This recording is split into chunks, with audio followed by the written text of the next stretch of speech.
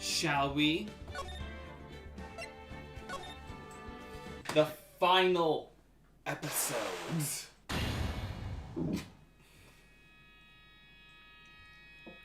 Shichishito, the treasured Korean village heirloom, whose name means seven-branched sword.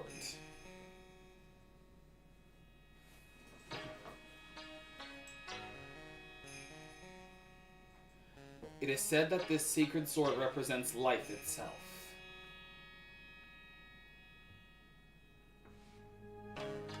Though the branches may appear to be infinite, the choice is limitless.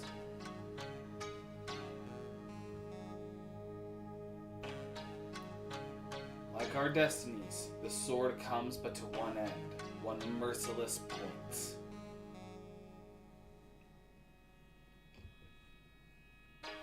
And when the silver cord, the fragile thread that binds us to this world, is severed,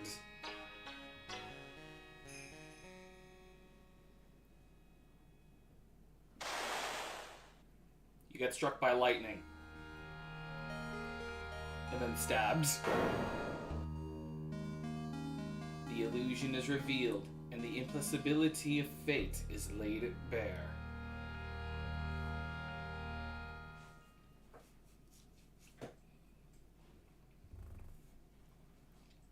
Anywho, back to the office. You know, I've got all these, files I've gotta make sure that our budget is correct, and of course I gotta clean the toilet, you know. Grossberg keeps having those hemorrhoids, and he keeps coming over to our place because he destroyed his own toilet, you know. Let's forget that whole essentially a butterfly effect kind of storytelling device, and hey, let's just go back. Welcome to the stream. What is going on, world of YouTube? My name is Grandmaster Scott, and welcome back to Phoenix Wright Ace Attorney Trilogy. Where we last left off, we had finished two cases at once. The worst case and then a flashback case. And now we are on the final case of the game. February 6th, I forgot the time. Hey Nick, yeah, what is this? You know how I've got spiritual powers unlike you? Way to rub that in, Maya. I know I'm not a Jujutsu sorcerer. Sure, you are a spirit medium after all.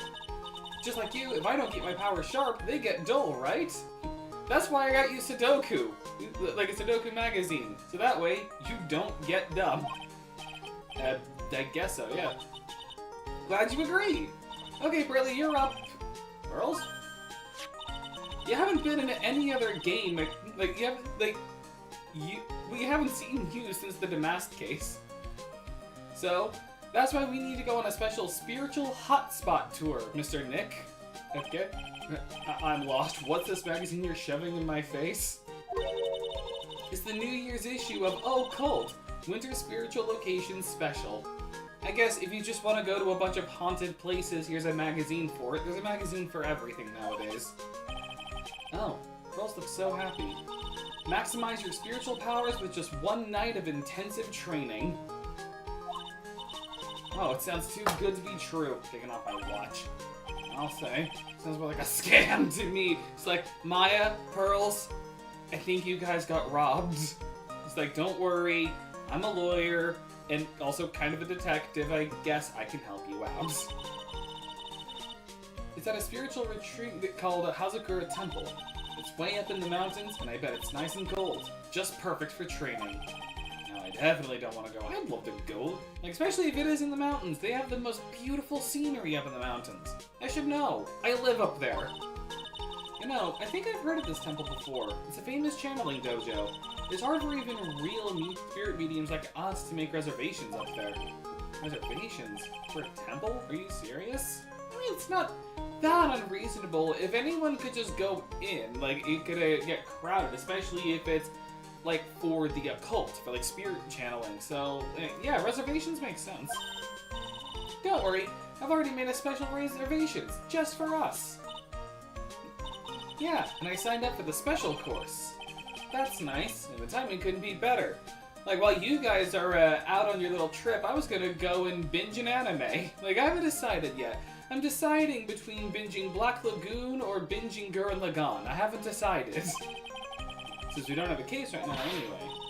Alrighty then, it's settled. Well, come on, don't just stand there. Start packing your stuff. Yes, Mr. Nick, you better start packing your stuff. Me? Where do I have to go? I wanted to binge Gurren Lagann. Yeah, I decided just right there. Well, we have to be accompanied by someone over 20 years old. Hey, I don't have anything to do with spirit power. The only thing I can channel is a TV. I don't know why my first thought, because the idea of channeling is to, like, bring forth an energy. Yeah, so, like, my thought is just, like, TV channeling just throws a CRT TV at someone. Like, imagine that being someone's superpower. I can shoot CRT TVs at people. Only CRT TVs. I can't throw, like, flat screens. It's just only just the big boxy ones. So, is there a heated pool at this Asagura temple? Like, if I'm gonna be in the snowy mountains, can there at least be a hot spring? No, but you can't stand under a freezing waterfall. That's the opposite of what I wanted, Pearl. Sorry, but I think I'll pass. I hate cold places. So, he's not me. He's not me.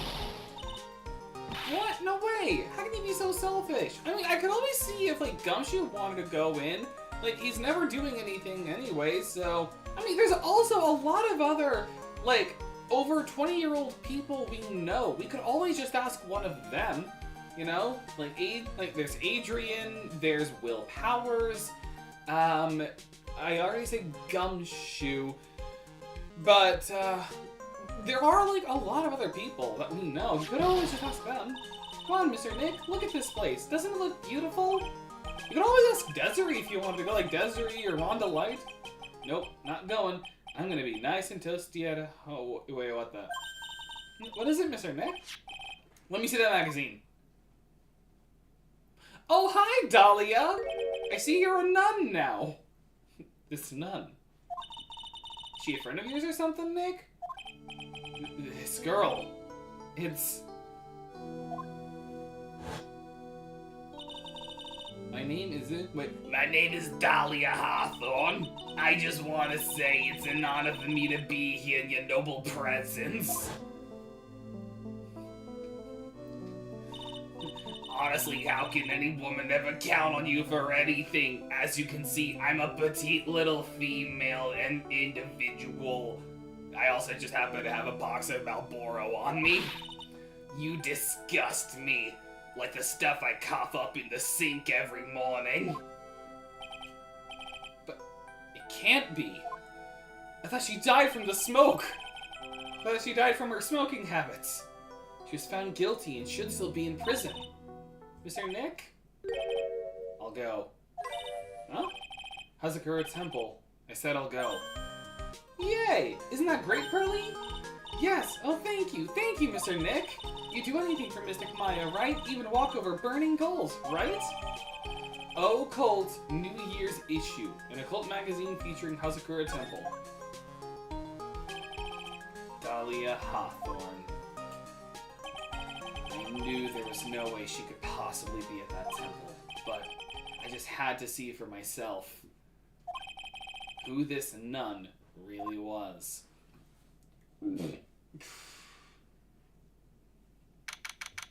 February 7th, 3:24 p.m., Hazakura Temple, main gate. It's so cold here, Nick. Maybe you should put on something warmer for a change. Like, I know this is your, like, spirit channeling uniform. Can't you wear, like, a coat over it, though? Oh, well, it's supposed to be cold. It's training. Death! Teeth are chattering so loudly, it's all I can do to make out what she's saying. Wow, Mystic Maya, this is the famous Hazakura Temple. Pearly. Well. How nice to see you here. Welcome to our temple. Oh, thank you. Oh, my. Thank you for coming all this way. Come now. You must have been good. What's with the past tense? We're freezing into human particles. Well, we are high up in the mountains after all. In any case, we shouldn't speak here. Please follow me inside. Thank you. I was starting to think of it. Oh, yes, I almost forgot to introduce myself.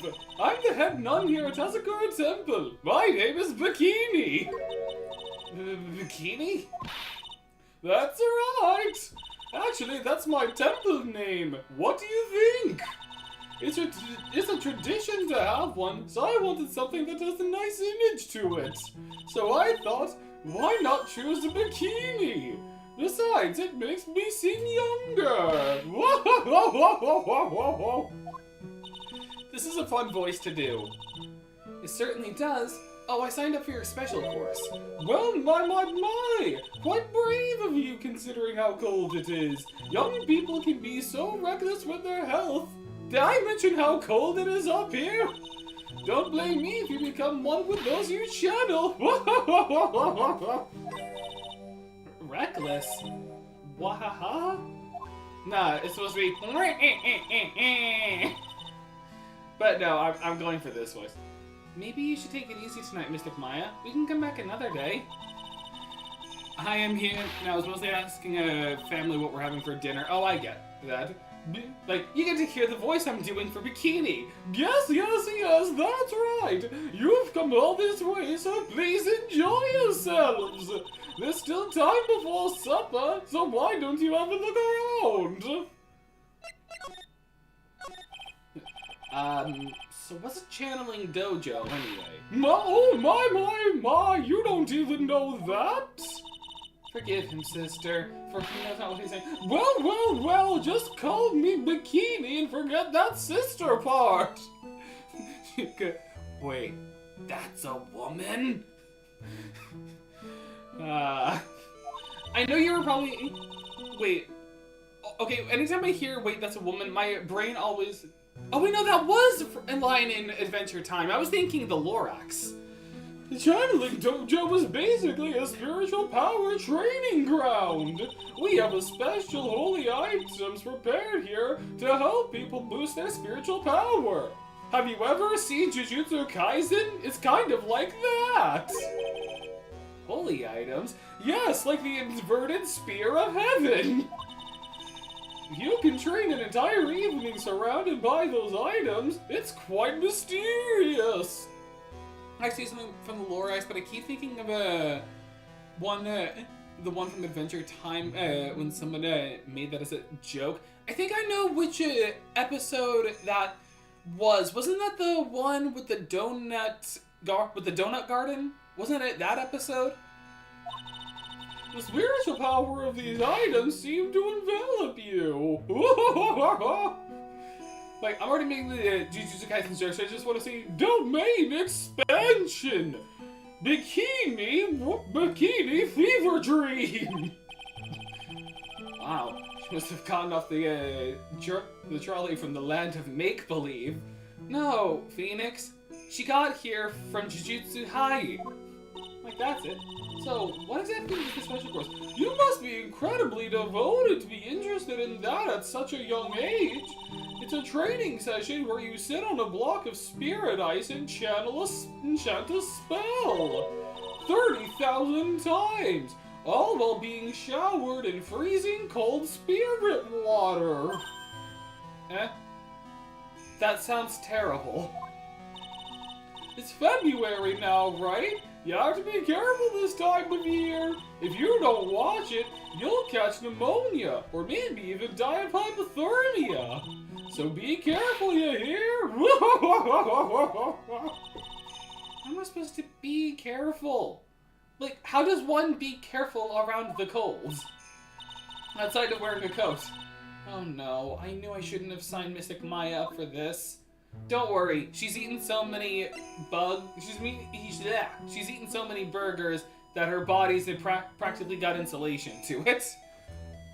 Hornet, domain expansion, gone too deep. Suddenly, the silken memories emerge from the abyss of Silk Grandmother and Hornet, and Silk Grandmother Hornet emerge. That is that I could definitely see. I do like Jujutsu Kaisen. I do like the anime, and I do like the power system. It's just so hard to keep track of sometimes. Like all the different rules to the different powers. Sister, about this woman who should be in prison. Well, look at that! I must say I look rather divine here, don't you think? Oh, yeah, unforgettable in every way.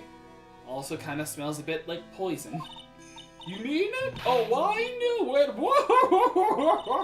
The makeup was pretty tough, but Iris helped me out. Iris? The cute little girl in the photo. She looks just like me, doesn't she? I mean, that depends. Take your hood off. We're just a small temple here, so she and I run the entire place. Really? This sounds kind of a... Sorry to cut in, but this Iris, where is she right now? Oh, just listen to you. You haven't come all the way up here just to find a girlfriend, have you? Well, I mean, technically she's an ex-girlfriend. Oh, no. No. That's not what I had in mind at all. Anyway, Iris is in the inner temple preparing for this evening. Inner temple? Yes, that's right. Iris will be back this evening. Why don't you go have a look at the main hall for now? I got a kiosk up there for different tchotchkes. So she's in the inner temple, huh? Well, I have, like, nothing to present outside of the Magatama and my badge, and technically we already presented this, so I guess we just move. That's a big Magatama. It's also made of wood. Very clearly it's made of wood. The main hall, I think it's even colder in here. Goes, domain expansion, howling void. Why does that actually sound like that could be a domain expansion? Howling void. Suddenly a duplicate of the knight appears that has a claws in their manuscript part with the jaw wide open. Oh, so Nosk. Ah, Mr. Nick, do you smell that? It smells like meat and gravy. Yeah, you're right. I guess it's pot roast for tonight. Yum. Weird. I thought they would serve something a little more, well, traditional. What are you talking about, Nick? You think monks and nuns just sit around eating rice gruel all the time? It's like, you go to, like, a Buddhist temple, and they've just got, like, a Chick-fil-A. Well, actually, no, Chick-fil-A. I don't think they'd, oh, Nowling, not Howling. Still sounds like a domain expansion, Nowling Void. But,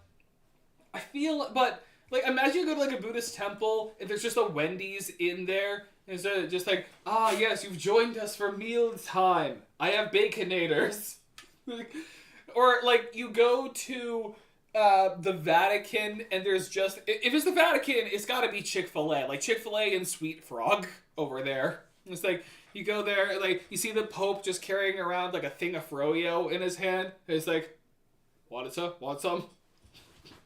I haven't been to a Sweet Frog in forever. I want to, though. Mystic Maya is right. Oh, I hope there's mashed potatoes, too. I love mashed potatoes. I do, too. But you gotta prepare them properly, because you can't have them too watery, but you also can't have them too lumpy, you know? Mashed potatoes can be the kind of meal that you really gotta be careful when making. Kind of like sushi. What a cute little acolyte, man. And here's where I was saving up the stoner voice. I had to take it off of Larry so I could use it for this person. You like my Snuggie? Greetings to all of you. Like, dude. Oh, hello. Wow, Sadie Mix Maya looked like a 6.8 out of 10 on the weirdness scale. Like, why? Just because she has a staff? Is it the staff, then? Your outfit. Did you come here for the special course, too? Nah, actually, Ah! You're Miss Elise Dunham! Yeah, that's right. You know me? Do you follow my blog? I have a blog called The Best Blunts. My name is Pearl Faye. I'm your biggest fan! Who is she, Nick? I see it now. Zari! A fortune teller! You know, I still haven't looked that up. I keep putting it off. I'm gonna do that now. What the heck does Zvari mean? Alright, Zvari. It's just a word they made made up by Capcom for Phoenix Wright Ace Attorney, derived from the Japanese word zubari, which means to put it bluntly. Huh. They literally made up their own word. Like Capcom just decided, this is the third game of this series, let's just make crap up. It goes, reverse domain expansion, liberating vessel. Okay, suddenly armor appears on the knight and the pale nail is infused with the into the arms like claws, and the mask is made of void. That sounds sick. It's like Zvadi, suddenly Doofenshmirtz in prison. Did someone just steal my mojo? I got all your books, Miss Donham. What a sweet thing to say. Please, call me Elise. Books? I'm a mangaka, you see. Mr. Nick, don't you know anything? Don't you even know who this is? Sorry, I don't follow stoner blogs. Well, an author, maybe? Yeah, and an illustrator of picture books. She is a mangaka. It's like, we're calling them picture books here. Elise is probably just like a mangaka. Like, I could see, and it's like, you ever read some of my works? Like Explosive Mercenary Jack, or Soul Eater, or Gachi Akuda? I know those were all written by completely different people, but still. Picture books, huh? Oh, now I get it. Pearl's a weeb. I'm sorry I didn't know who you are. I don't get a lot of chances to really enjoy picture books. Do you know how long it's been since I've read a manga? It's alright. Like, it's fine, man. I take no offense to that. Books are nothing but simple stories for kids. Also, like, you can still make the manga joke because she specializes in Kodama. Like, yeah, Beyblade, Bakugan, Yu-Gi-Oh!, Pokemon, that's just what she specializes in. Let's imagine in the liberated vessel, the head is immune from damage because Void doesn't have a form unless given one, and the knight was keeping his form. That makes sense, actually. Like, really beautiful pictures too, Miss Elise. Your books always make me feel as if my heart has been purified. Sweet. That must be all the ashes I keep poking onto the pages. Makes me feel very happy to hear that you say that. You have to admit, she certainly seems like a kind, sensitive lady. Miss Elise won an award last year for her book, The Magic Bottle. Yeah, a friend of mine secretly submitted a story I had written to a publisher. They liked it so much they asked if it was alright to make it into a book. Wow, it must have been a really great story. Maybe I should try to write a children's book too. I mean, go ahead, why not? Like, that's a good, like, if you're gonna go into, like, the writing industry, that's not a bad place to get your start. Damn, frick! Oh my god! Oh my god!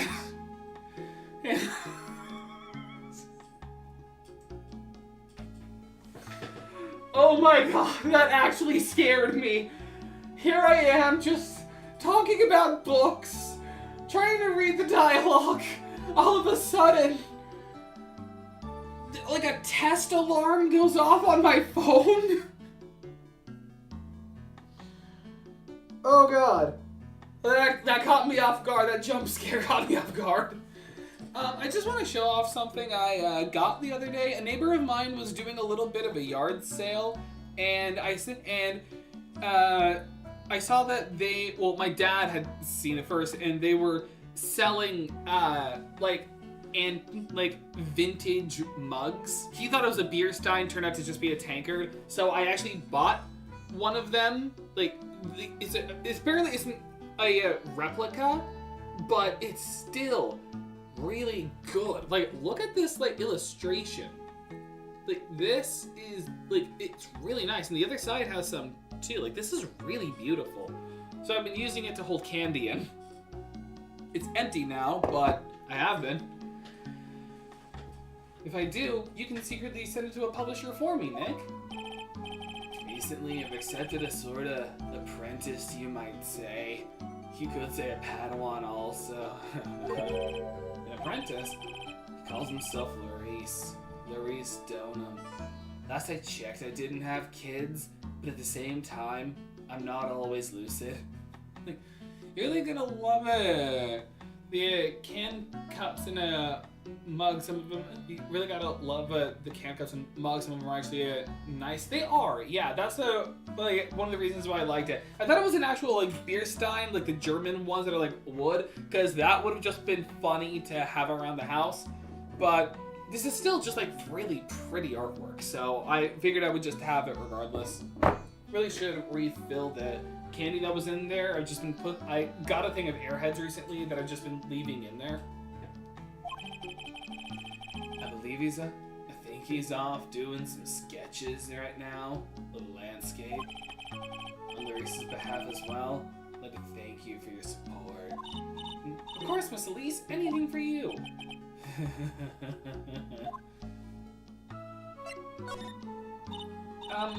Why did you come to Hazakura Temple, Miss Elise? Are you here to do some spiritual training? Nah.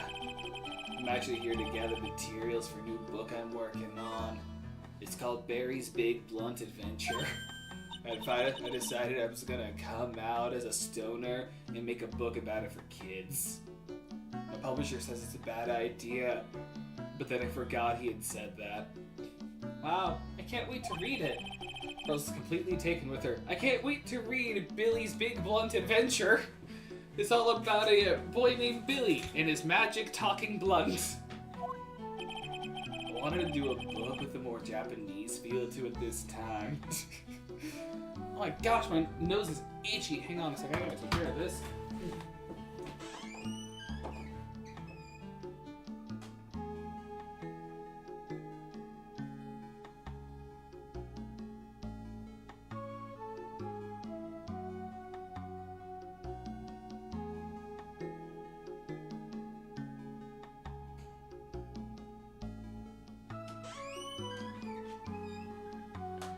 Alright, down back. Can't wait to read about the journeys of Larry Butts and how he went to Five Nights at Freddy's and saved Shaggy. Somehow, even though he's an omnipotent being, it's like Ultra Instinct Shaggy just felt like being saved. He wanted to give someone else the spotlight for a change. That's why. So Larry Butts had to go and save him from Freddy Fazbear. And it all ended with him burning a restaurant down. I want to do a book with a more Japanese feel to it this time.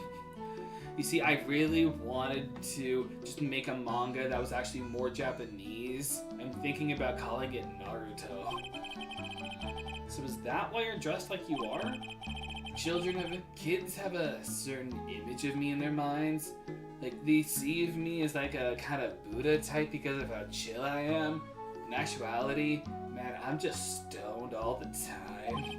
I don't want to disappoint the kids. Actually, apparently, it'll all end because Larry gave them blunts, funny enough. It's like, Larry said just like, don't worry, don't worry, children possessing the animatronics. I know how to save you. And he's wearing, and then he opens the coat and it's just like blunts lining it. And it's like, let's get lit. And then suddenly you just see him. It's like that scene from the first Five Nights at Freddy's movie when they're all laying on the floor, like the humans laying on their backs on the floor alongside the animatronics, but they're all just like stoned. It's just like, you ever think about how the FNAF lore would be easier to understand if they gave us more dates? They're just like, dude. Just like all simultaneously, all the animatronics just go, dude. What can I say? She's really a sweet lady. Wow, Miss Elise, you're dressed up like a mountain nun. Yeah. The good people here were kind enough to let me borrow this. Apparently they were actually out of official robes, so they just gave me a snuggie. I'm wearing training clothes underneath my robe as well. I want a staff like that. You like the crystal sphere? It's real amethyst, you know. I got it off of eBay. took it. Cost a little bit, but you know the seller was nice. British Springtrap, hand me one of those. He's like, then Springtrap suddenly on the floor, and then that's when the Springtrap, like, he takes a puff, and then all of a sudden the spring blocks finally finish killing him, and that's just when he dies. He's like, this is how we kill Springtrap forever. Go! Blonde! Just like he's like, throws a roll, like a weed just right into his mouth, like, and then he just dies. Because it was just enough to relax his body and let the spring locks finish skewering him. Maybe we'll find one like that up here on this mountain. Maybe it'll be like that scene in Star Wars when we go on a drugged up quest from because of a lizard and find a cool stick. Good luck, Nick. I know you'll find me one. What does this look like? Minecraft? Like, I mean, it is an amethyst, so maybe I'll find an amethyst geode. Well, if you'll excuse me now, I got a date with a bong. I have to go help with the dinner preparations. And by that I mean I'm just gonna sit in the corner of the kitchen and smoke a bong. Wow, you mean you're cooking dinner tonight? Yeah. I'm just gonna cook stoned if you don't mind. Would you like to help too, Pearl? Yes, I want to help however I can. Pearl looks like she just won the lottery. Ooh, I'll help too then. Nah, it's fine. I don't want to. I'm already about to expose a kid to secondhand smoke. I don't want to expose another one. Don't worry about it, man. Feel free to relax and explore the area with your friends. Huh? But I wanted to learn how to cook. Oh, right. Here, take this. I think it'll be of help to you. Ah! So now we know that that's Dusky Bridge. So now we know that this is the same place, excuse me, from the Terry Falls case. So, remember the outcrop, remember that cliff face, and don't forget about the bedrock. It's a map of the area. We wouldn't want you to get lost now, would we? I'm like, oh, thanks. Why does it smell like weed? The inner temple. There it is, on the other side of the bridge. I like to imagine the people that ran the restaurant come back and they just see Michael Afton dead in the Springtrap suit with a blunt in his mouth, and they notice like all the animatronics have one. It's just like they just see the corpse and it's like, okay, spread out, see if we can find any evidence of this. We gotta clean it up so the police don't come. It's like, right. And they go to the animatronics like, hey, Jerry? Like, yeah, Mark? Why do the animatronics have blunts in their mouths? And why do they smell like Doritos? It's like, I don't know. Shouldn't they smell like blood, mucus, and mold? Yeah, normally. They smell like Doritos. Cool Ranch, I think.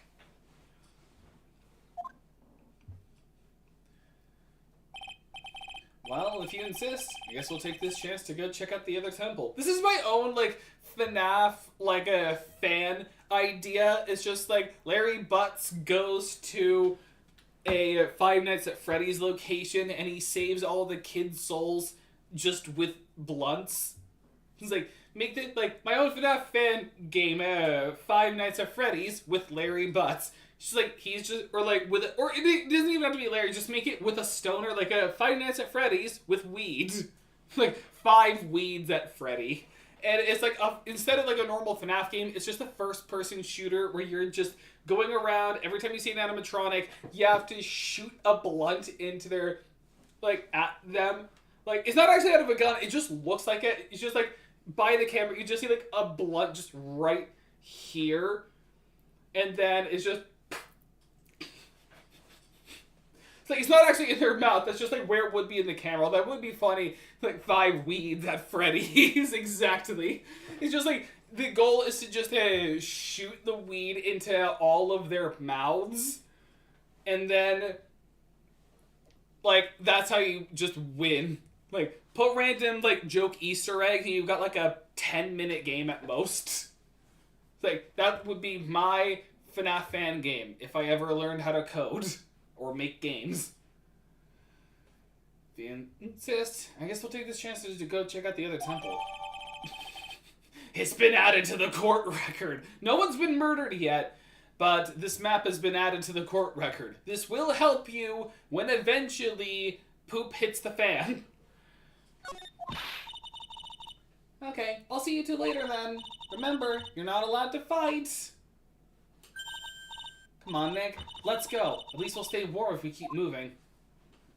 Oh, look! They even have blunts all over the, shrine. And an incense burner. It is just weed.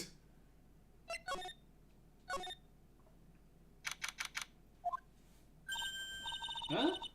Where did Sister Bikini go? I guess she went to the inner temple to go help that other nun out. Oh, right. I think her name is Iris? Yeah, that was it. I want to find out who Iris really is, but I'm scared of what I'll find.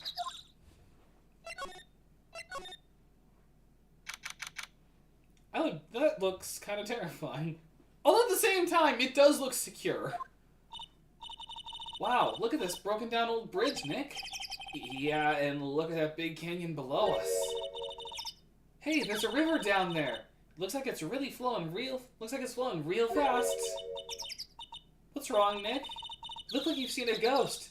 There's a wet spot around your crotch. Your legs are shaking so hard they're actually knocking together. What's more, you've lost all the color in your face. I'm just not very good with heights. Oh. Hey, I've got it. Maybe you should face your fear and try hurling yourself off the...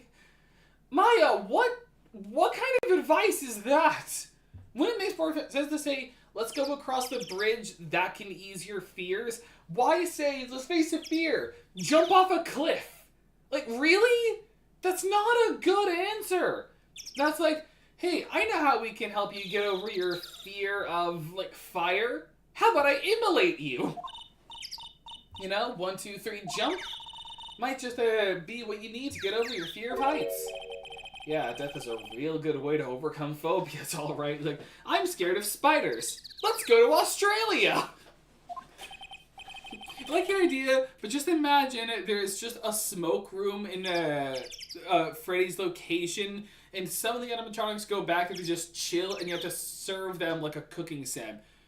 Wait, why would that also actually work? A, cooking simulator, like those, cooking flash games where it's just, present the same meal to the correct person, but it's instead more, overcooked, or, what's that other, Too Many Cooks? And it's just, so it's just, a top-down cooking game where you're just, preparing all the meals in the kitchen. You have to keep navigating the area to serve the food to the animatronics. Why would that work? And then you can have, a secret level that's the happiest day minigame. And it's just the puppet serving gifts and cake to all of the, animatronics to free their souls. Why would that game actually work? Why would that actually work? The blunt jokes aside, I feel like that would be a FNAF fan game that I could see potential in. If only I knew how to code a game. If only I was a programmer. Anyway, it sure looks like a rickety bridge. Can't argue there. It's probably why it's called Dusty Bridge. Read it again, Maya. It says Dusky Bridge. Well, it's practically the same thing. No, it's not. Well, I guess kind of. I mean, it's dusty with, snow, it looks more like. Anyway, the inner temple is just up ahead, right? So let's go and check it out. Oh, why isn't there another way across? If I was a programmer, I probably would have made Fossil Fighters Lost Ages just a Fossil Fighter spiritual sequel that just takes place, before any of the 3 main games. I could see that. And maybe it's maybe just like with Frontiers, it's got, a time travel element to it. I could see it. Alright. Whoa, that bridge was shaking like jello in an earthquake. And so am I. And at least half of the wood on that rickety bridge was rotting, I bet. Well, there go my bowels. Not to mention the last part only had 1 board left on it. My bowels have already left, Maya. Please don't make the intestines come out. What's wrong with you? Your face is all green. Can you not pick on me for a second? I'm still trying to get over the shock that we made it safely across that death trap. Yeah, I guess I'm a bit surprised, too. Yikes. That temple is in bad shape. Looks like it could collapse at any minute. At any time. I guess people don't use it too often. Okay, I'm sorry. I just saw the sign. I thought that was a basketball hoop for a second. Just like off, like below me, like right below me. Actually, exactly right there. Is this really where you're going to train tonight? That has to be it. It's kind of creepy around here. Like a ghost might jump out at you or something. Spirit medium afraid of ghosts? Isn't it ironic, don't you think? Well, speaking of like, if you were a programmer, what would you do? I've actually thought on this. I've had like game design aspirations in the past. Probably something I'd like if I were to go to college. It's probably something I'd work on. But at the same time, I'd also kind of wonder like, would it like if I were to learn RPG Maker? Because I assume it's a bit simpler than just actual coding and programming. And it's kind of more like Foundry. Like, if RPG Maker is that simple and still works today, I'd probably make a game using that. Lost Ages. The idea was simply you could pick out any of the mini races and just play the game as normal so you don't necessarily just be human. So you could be like a Dinurian. That'd be cool. February 7th, Inner Temple, the Training Hall. Isn't this a location in Firewatch? Isn't there a whole thing where it's like a metal gate in a cave? I'm pretty sure this is an area in in Firewatch. Also, this is absolutely like a game, the entrance to a dungeon. In any RPG you play, if you see a metal gate at the entrance of a cave, that is one of two things. That is either a secret boss arena, or that is a secret treasure trove. It's like, that's always what it's going to be. Man, look at this place. It's just a tiny, freezing cold room. So this is where you'll both be training, huh? Huh? What do you mean, both? I'm the only one.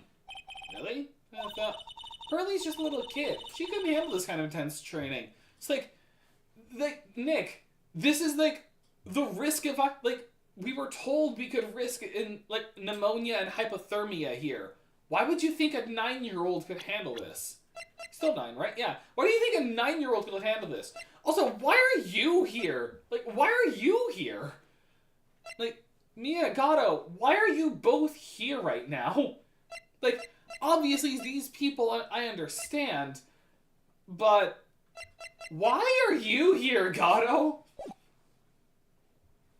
It's just random. But yeah, remember, it's sit on a block of ice, chant a spell 30,000 times, all while freezing cold water pours on you. So this is the girl who I can barely hear over her chattering teeth. Anyway, the real training room must be behind that door over there. Yep, definitely getting the feelings back there. Even I can sense that there's something supernatural about that cavern behind that door. It's like, you open the door, and then all of a sudden, there's a fog wall that appears behind you. She's like, ah, frick. You look down below, and there's like a red health bar with like a boss name right there. It's like, ah, frick. And then you look above, and instead of a giant monster, it's just like a normal-sized human with armor. It's just like, ah, frick. It's like, those are the enemies you gotta worry about in Dark Souls games. Like, those are the bosses. Don't worry about, like, the monstrous-looking bosses. No. Worry about the humans. Just, like, the normal-looking humanoids. It's like, those are the ones who will F you up. Pulse Fighter Frontier is not that great of a game, but the idea was that you can have all three of the fighting menus to choose from, so you can play, like, Champions or the original. Honestly, I liked Frontier. I liked a lot of the, like, ideas they had. I definitely liked the vehicle system. I just honestly think I wish they could have done more with it. Like, again, like, we've talked on this before, and even the whole, like dinosaurs attacking you out in the open, making you have a chance of losing rare fossils. I didn't even mind that when I played it when I was younger, because it was kind of a risk-reward, stealth kind of thing. So I didn't mind it that much. I just wish they did more with the cars. Because, like, really think about it. Like, you did a game with cars, and you don't even allow races or that much, like, time attack sections. At most, you have those, like, high-level Vivisaur areas in certain maps, but you don't let us race? I also wish that they allowed us to have some of the, like, more unique Vivisaurs, like the dragon or like the final boss. I wish we could have those as Vivisaurs instead of just everything plus nibbles. So that's my thought to False Fighters Frontiers. It's like a good idea in concept with some good ideas, but also a lot of missed opportunities.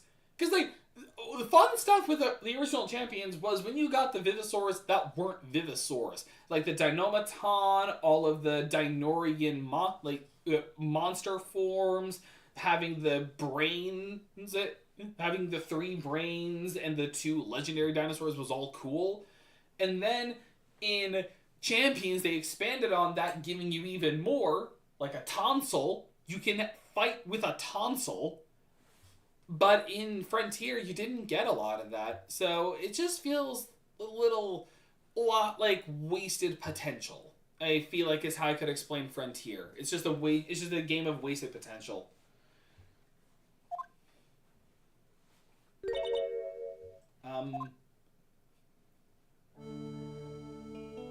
So, I know that her name is Iris, but still, excuse me, but who are you? Hang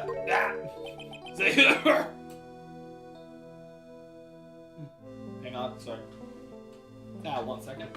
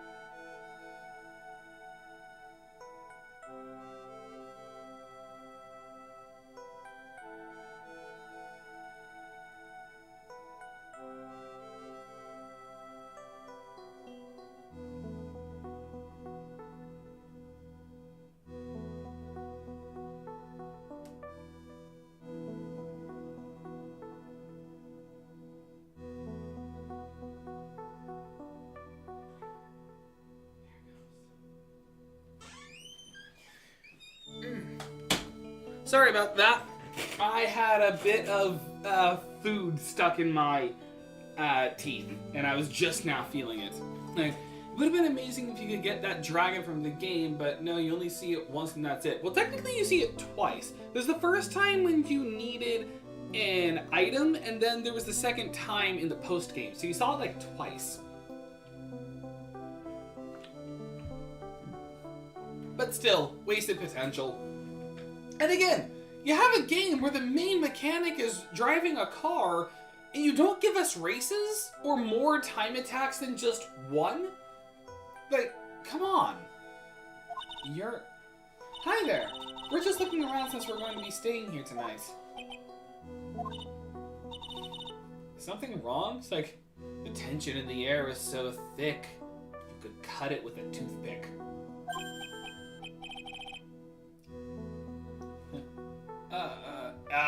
Nah, it's nothing. Like, we got a stoner and a smoker. I wonder why she spaced out like that. Don't you, Nick? Did you say something, Maya? Not you too, Nick. Sorry, I got a bit of secondhand smoke from Elise. My name is Iris. I'm one of the nuns here at the temple. I'm Maya Fey. It's a pleasure to meet you. The pleasure is mine. Oh, excuse me. I have some chores to attend to. Where did I lose my pack of Super Kings?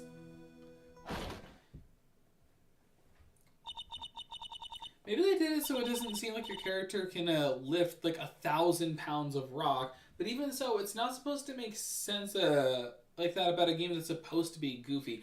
True. Like, that actually kind of makes sense. Like, they aim for a little bit more realism. But what's funny is, none of the other games have been normal like that. Honestly, another thing is, Frontier probably has the most normal plot of them, which I feel like also kind of hurts it a bit. They went a lot more anime with it, whereas the other games were a lot more weird. Because, like, yeah, the first game that dealt with an entire anthropomorphic dinosaur race, and that were also aliens and your ancestors, and like a planet-eating monster. And then you go to Champions, which was all about a necromancer and his cults. Like, the main villain was a necromancer, which was also just awesome. She sure is beautiful, and a bit spacey, I guess.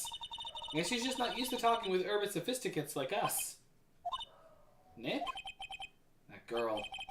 It can't be, but...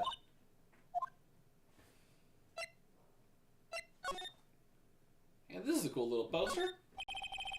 A hanging scroll. Doesn't look like... What? What is it? Why did you just scream like that?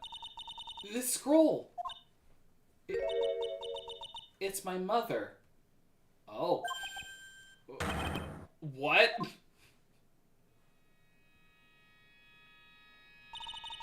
It's Missy Fey, the master of the Korean School of Channeling. Are you sure? Yes. That crest at the top of the scroll. That's the special mark of the master of our tradition. So that's what the mark means. What is it? Nothing. It's just that the last time I saw her was over 50 years ago.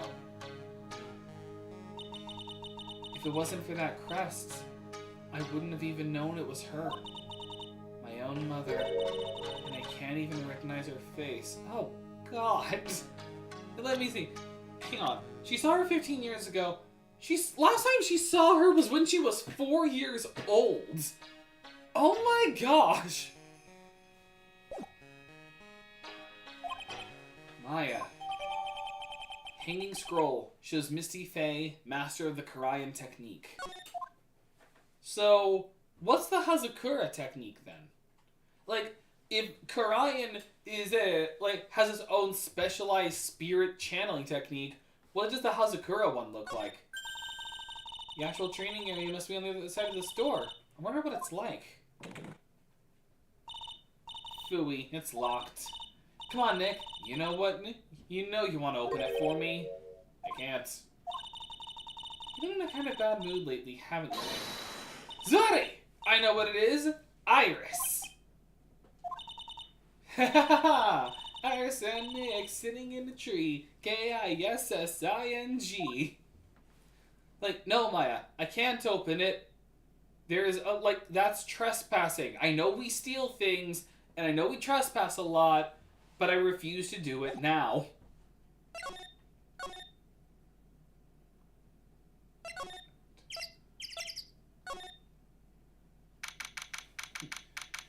Wait, were the bars supposed to be completely metal? I think so. What's supposed to... what's the word supposed to be like a metal complete... Yeah, metal, not like a... Bars? I'm not sure. Bars supposed to be completely metal? Like, it kind of makes sense if it's in a cave. You want something like structurally stable. Like, in case of the risk of a cave-in. February 7th, Dusky Bridge. Phew, we managed to make it across Dusty Bridge. Once again, Phoenix has voided his bowels. Hey, you look green. Are you feeling alright? Hey, what's wrong with you? Ever since we met Sister Iris at the training hall, you've been really quiet.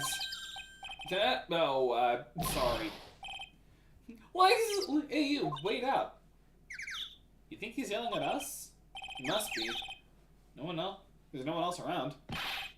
Would you mind moving your center right in my way? Larry! Hey, I know you. You're Shaggy from Scooby-Doo. Like, Zoink, sorry, gotta run! There's a wicked ghoul chasing after me, and I'm out of Scooby Snacks, man! See ya! Hey, wait a minute! Nice to meet you. Like, Zoink's nice to meet you. I'm Larry Stoneham. Well, you can just call me Larry. Liar, you're Larry. Your clothes may change, but you're still the Butts. Hey, like, Zoinks! I'm Maurice! And I'm just here to do a sketch of Dusky Bridge. So, it really is our Larry. Not that I get why he's pretending to be someone else. Hello, Butts. Coincidentally, when you said that, I immediately started doing the accent as you did the accent. Like, Zoinks! Like, you got, like, it's always fun to do the Larry, to do, like, the Shaggy voice. So, what are you doing with the last name Donut? Well, I wanted to start over again with a clean slate. Ever since Fred sold the van and Scoob got sent to the pound, I had to reevaluate my life, man. A clean slate? You remember, don't you, last time? Mask-to-mask case. After that, I started to realize I didn't like this guy known as Norville Shaggy. Or, like, whatever, like, Shaggy's, like, last name. It was, like, Shagford, wasn't it? I think Scooby-Doo was a lawyer at one point. I don't think he needs to go to the pound. I didn't know that. I am not the kind of person who knows about all the random ins and outs of Scooby-Doo. Like, it took me until the other day to learn that he even had a sister. Like, I'm not that knowledgeable about, like, the inner lore of Scooby-Doo. Like, I know Shaggy's real name is, like, Norville, and I know that both him and Daphne are, like, weirdly rich. And that's when I came across it, the Book of Destiny! Like, the Dark Prognosticus! The Book of Destiny? Do you mean The Magic Bottle by Miss Elise Donham? Like, man, when I was reading that over a hoagie, I was like, oh, bro, I need to get into manga! It's so beautiful, so moving, so gentle. Apparently he has a brother, a sister, a cousin, a younger brother, and I think like a couple of more hard to remember. Apparently, Scooby-Doo is a chef, was a lawyer, and many types of actors. I knew about the cousin, like, we're talking about Scrappy-Doo. Like, Scrappy-Doo was the little cousin, he had a sister named Ruby. I didn't know he had a brother. Like, Scooby-Doo lore is weirdly deep. Like, it's not FNAF deep. I'd say at the very least, it's Bendy and the Ink Machine deep. Like so many people are connected to so many people. My heart felt cleansed, I was saved! Hallelujah, I've been baptized by the Holy Spirit, man! Maybe I should buy a copy of the Magic Bottle that's able to move people this much. Just like gets a book, like, how good can this book be? Like, it's like, suddenly his eyes start glowing, he's like, huh, I now understand the secrets of the universe. Wow, Larry would make a great book salesman. Really want to get that book now, too. I really should finish writing the script for my book. She's the most wonderful person I've ever met, man. I'd follow her anywhere. I started a cult in her name. I call it donism. Wait, that sounds really dirty. He had a brother because that weird Scooby-Doo looking creature that was like gray blue. Oh, wait, I think I know which one you're talking about. Like Marvin and Wendy, I think it was. Like that kind of weird side adventure thing. Isn't that it?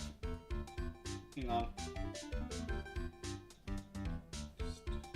Okay, just as I found it, those notifications matter too much. Well, she certainly is an elegant lady. You see? Here's a photo I took of her in secret, man. That's really creepy, Larry. Like, why would you take a picture of like?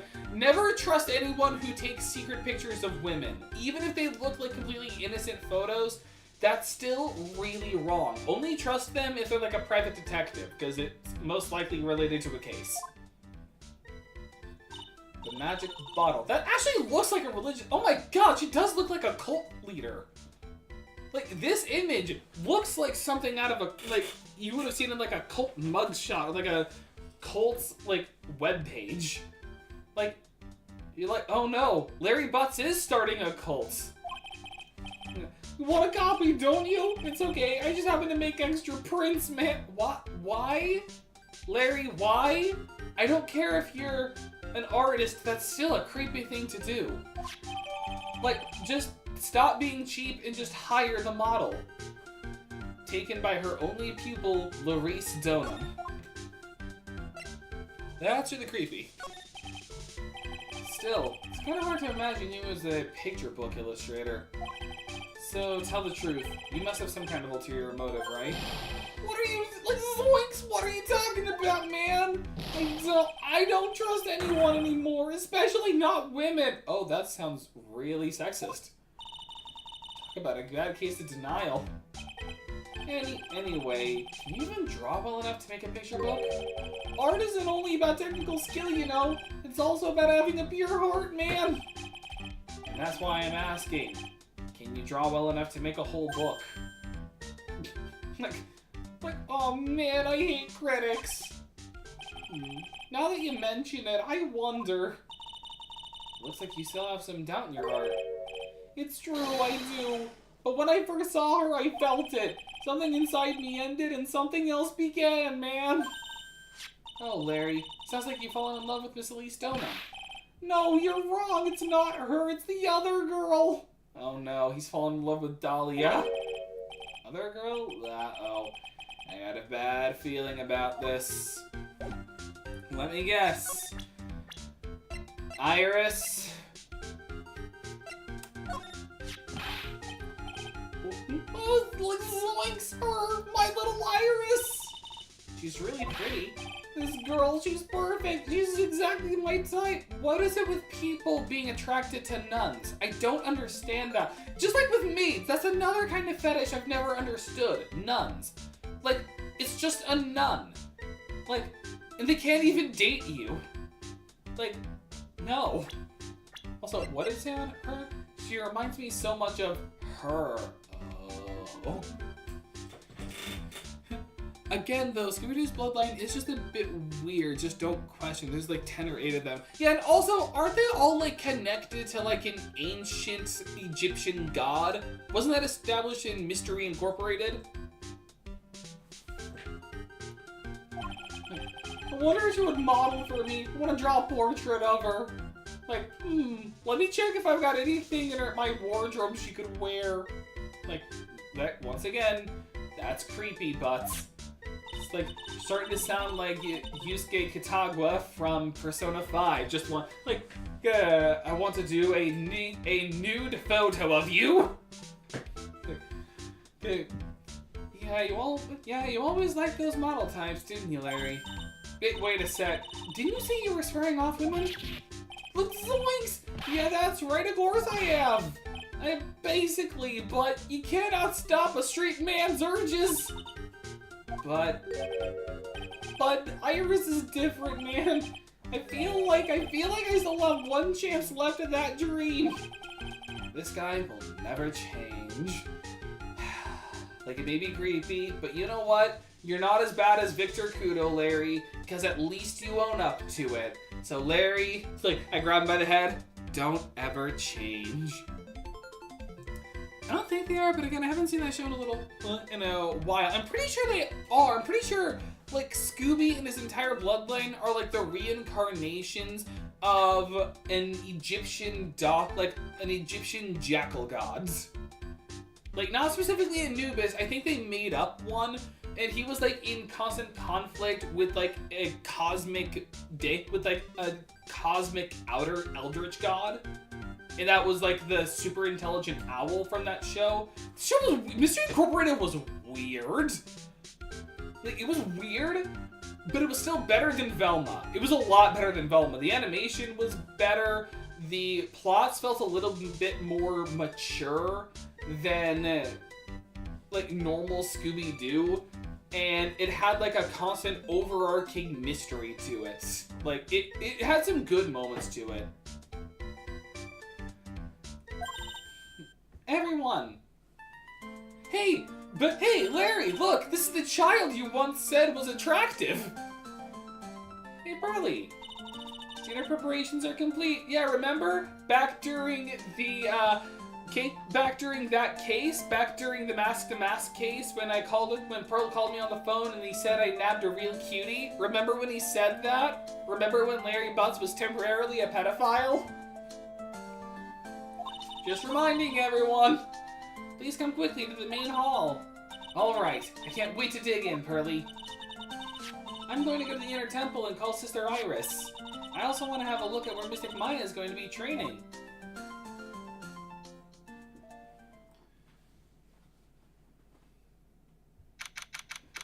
February 7th, 7:46 p.m., Hazakura Temple, main hall. Boy, am I stuffed. You sure it's alright to eat that much before your training? Like, Nick, it's called insulation. Well, this kind of training is a battle of endurance. Mystic Maya, please don't do anything that might put your health at risk. No pain, no gain, I guess. Don't worry, Pearl. I lost the will to live a long time ago. Didn't you know how many times I've been kidnapped and framed for murder? Like, yeah, I have nothing left to lose anymore. Like, I would say you, but honestly, like, you could, like, just work for, Nick and it'd be fine. I'm still worried about you. Well, let's not dilly-dally shilly-shally. You must get ready for tonight. This voice is perfect with that, line. Let's not dilly-dally shilly-shally. Good luck, Maya. Alright, here I go. I'll see you all tomorrow, I guess. Iris, please ring the bell at 10 for lights out, alright? Yes, Sister Bikini. All these voices I have to juggle. I have to juggle the voice. I have to juggle that voice. I have to juggle the smoker voice. I have to juggle the stoner voice. Like, all these different voices. What's next? I gotta throw in Doofenshmirtz's the guy. Iris the Nun. How completely unexpected of you. Unexpected? I mean, really unexpected. Shouldn't you be in prison? And then, after you ring the bell, I want you to come join us at the training hall. She sounds like a Muppet, I'm just not realizing. This is like this is like my Muppet OC. Well, hi everyone! My name is Bikini. I'm a Buddhist nun! Well, technically that'd be priestess. Nun is a Catholic thing, but still. I understand, Sister Bikini. And while I'm out, I'm gonna hit up 7-Eleven to get some Super Kings. You want anything? Oh, please get me an icy Coca-Cola flavor, please. Maya and Bikini really seem excited about this training thing tonight. Well, hey Pearl, what are you gonna do tonight? I know you're 9 years old, but want me to introduce you to a bong? Well, if you'd like, you can come to my room. Oh no. Maybe we could read books together. Like, I got some manga we could read. I accidentally ended up purchasing 2 of the same volume we could read together. Really? I'd love to. I'm not very good at reading. Illiteracy. Well then, would you like to practice reading with me? I'd love to. Girl's absolutely smitten with Miss Donum. Saying it like that makes it sound like she's fallen in love with an adult. Which, I mean, like every kid at some point of their life has all had to fallen in love with someone older than them. I feel like it's just always something that'll happen to you. So Larry, what are you gonna... Oh, here's another voice I gotta juggle. I gotta juggle the Scooby voice. So Larry, what are you going to do? Me? Like, zoinks, me? Like, zoinks, me? Well, I'm just gonna hang out in my room. I can't stand the cold at all. It's like, I've still got all those pictures of Elise and Iris, and I've got my... And it's cold tonight. I gotta keep myself warm, if you know what I mean. I totally hear you there. Miss Elise, so for example, how do you read this? It says gravely. Kind of a tough word. Oh, okay. What about this word? That's another tough one. It says roast. Gravely roast. What kind of book is she reading anyway? It's like, Pearl, are you reading Dororo right now? Like, it sounds like something they would say in that anime. Or manga. Like, it's probably what I'm gonna watch next. I haven't decided. Well, I'm gonna help wash dishes and help clean up. Well, I'll go visit you when I'm done, Miss Elise. Well, not much to do except head to my room and huddle under the covers, I guess. It's like, time to become a cocoon. February 7th, 9:12 p.m., Hazakura Temple, Main Hall. Ugh, it's a whole different type of cold up here in the mountains. Oh, trust me, I know. It's like, it can be like, you can have like a good cold breeze when it's supposed to be summer. Like, why couldn't the nearest bathroom just be a little closer to my room? Mr. Wright? It's like, yeah! Oh, I was wrong. Hey, Miss Stoneham, are you going to use the bathroom too? Nah, I was just in the hallway with my blunts. Have you seen Pearl, by the way? No, not since after dinner. I thought she said she was going to your room. I know, she never showed up. Well, the 9-year-old has died of hypothermia. I'm going to look for her. Excuse me, man. By the way, join my cult. Miss Elise Stoneham, a woman as mysterious as in origin as her last name. Stoneham? Like, is there like a thing? Is there like an etymology thing I'm missing? But the real mysterious one is. Sister Iris. Good evening. The real mysterious one is this girl. Are you on your way to the bathroom too, Mr. Wright? Can't let this chance pass me by. I should try to talk with her and maybe get some answers. Hello, Dahlia. Well, not exactly Dahlia. Like, Dahlia had red hair. This woman has brown hair. So, it's not Dahlia. I still want to do the smoker voice, though, because imagine a smoking nun. That'd be funny. Unless someone else has another voice they'd like me to try. Like, I'm just gonna do just the smoker voice. Your sister Iris, right? Yeah. So, when did you come to Hazakura Temple? I don't remember. Ever since I was a small child, the temple's been my home. So you've never left?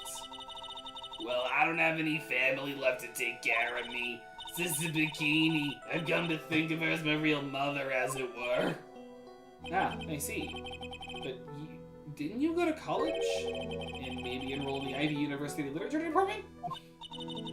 No, I never had an interest in going to a big university like that. My training is all the education I need. Who needs to know fractions when I can learn a domain expansion? I see. But once in a while, when I get the chance, I make a trip to the nearby town.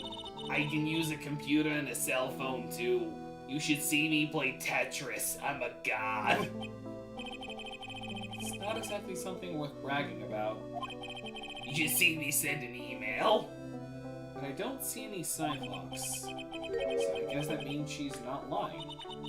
Please don't stare at me like that. Like, Oh, you're making me blush like a schoolgirl, Phoenix. what kind of place is this anyway? I heard it's for training to increase your spiritual power or something like that. It must seem awfully crazy to normal people like you. I have to admit, it's a whole different world up here. A whole new world! I can't think of a good way to tie it in with like Jujutsu Kaisen, but you get the joke. I'm glad to hear you say that. Huh?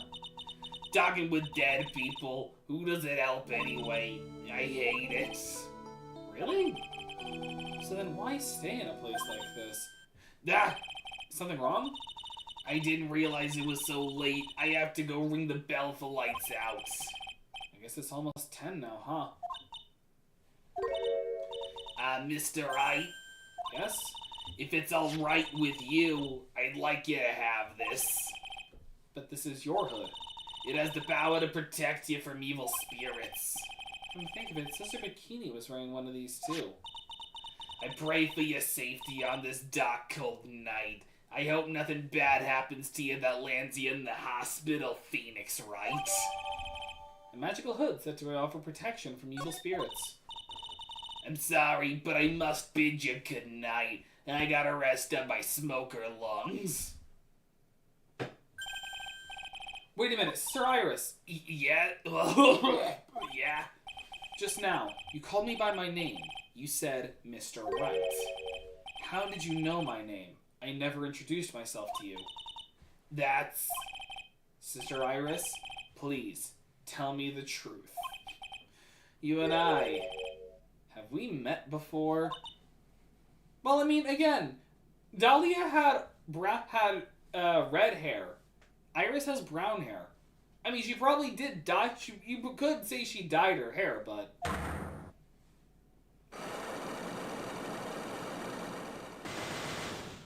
Well, now, Iris. Like, 4 locks. That's a lot of locks there. It's almost 10 o'clock. Perhaps we can speak again tomorrow? Sure, while, Maya's suffering from hypothermia, you and I can gong. Well, no, that's not it. Wait, actually, I don't have to use that voice. I can go. You get 3 bells. So my hunch was correct. She does know me. I'll have to try to talk with her again tomorrow.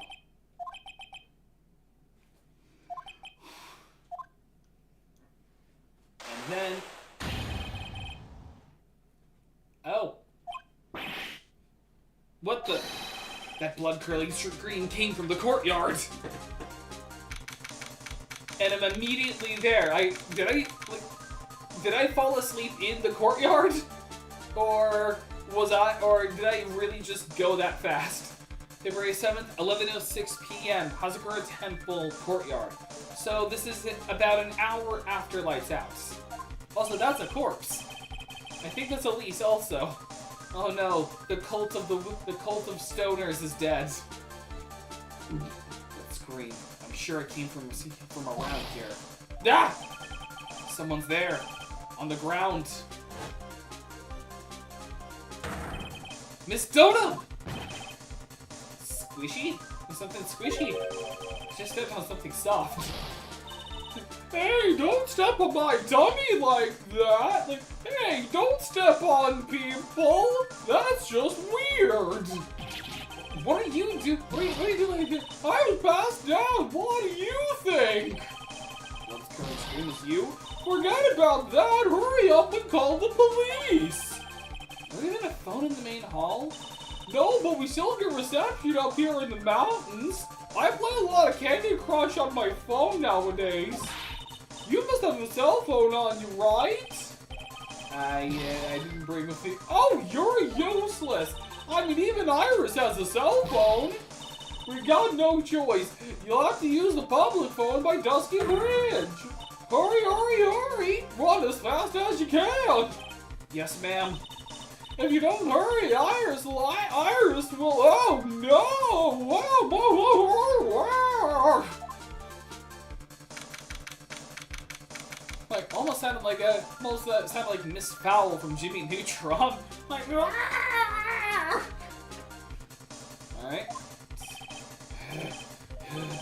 Oh no, I contracted secondhand smoking. That's farther than I thought.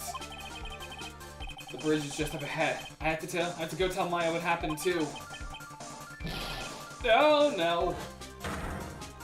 Oh god! Dusky Bridge is burning down! No, this isn't Dusky Bridge, it's London Bridge! Like, what the heck happens?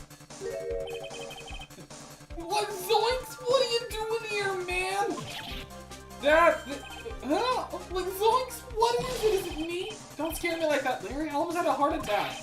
My name isn't Larry, it's Laurice! Like, man! Larry, hurry up and go call the police. I'm going to the inner temple. Zoinks, don't be stupid, man! That bridge is nothing but a burning wreck by now! Like, listen to me. There's been a murder here at Hazakura Temple. What? Zoinks, man! I have to keep doing the zoinks thing, otherwise I lose it. Like, zoinks, Scoob! Like, where are the Scooby snacks, man? The murderer might have fled across the bridge. I have to make sure Maya is safe. What? Please, call the police. I have to go. Out of my way, Larry. Like, Larry, shut up. Go call the police. It's too dangerous, Nick. Wait. At least take a Scooby snack with you for the road. Even though it is technically just dog food. That must have been crazy. I knew how dangerous it was, but I still went for it. Well, Nick! Well, at least I'm over my fear of heights. Weakened even more by the fire, the rickety old bridge's planks snapped and gave way. As I was swallowed by the eternal darkness that surrounded me, a final, terrified scream rose up to pierce the frozen air of that harrowing night. Zoinks! To be continued. Well now, my throat hurts a lot. Let me take a cough drop real quick.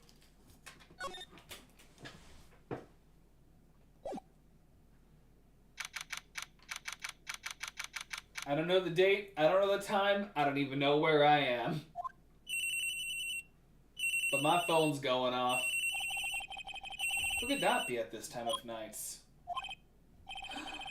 Edgeworth! Yes, Edgeworth speaking. Zoinks, Edgy, get up, man! It's an emergency! Someone stole my hoagie! Larry, do you know what time it is? Cause I don't. Could you actually help me? I like the fact that you say that, but it sounds like you just say Larry police, Laurice. Larry called the police Laurice. Like, it works. Like, Larry police. Like, it's the police that we just call whenever Butts is involved with a murder. It's not Larry, it's Shaggy! Norville Shagford! I think that's it. What was his last name again? It's like, I know his first name was Norville. What was his last name again? Was it like a Shagford or Shaggington? I don't remember.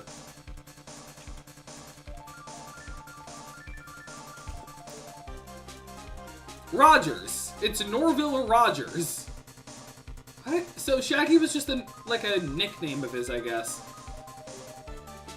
Still, I already did. Like, it's not Larry, it's Norville. Norville and Rogers, man. This is nothing more than a terrible nightmare. I'll just roll over and go back to my dream where I watched my father get gunned down in an elevator. Wait, don't hang up. It's an emergency for real, man.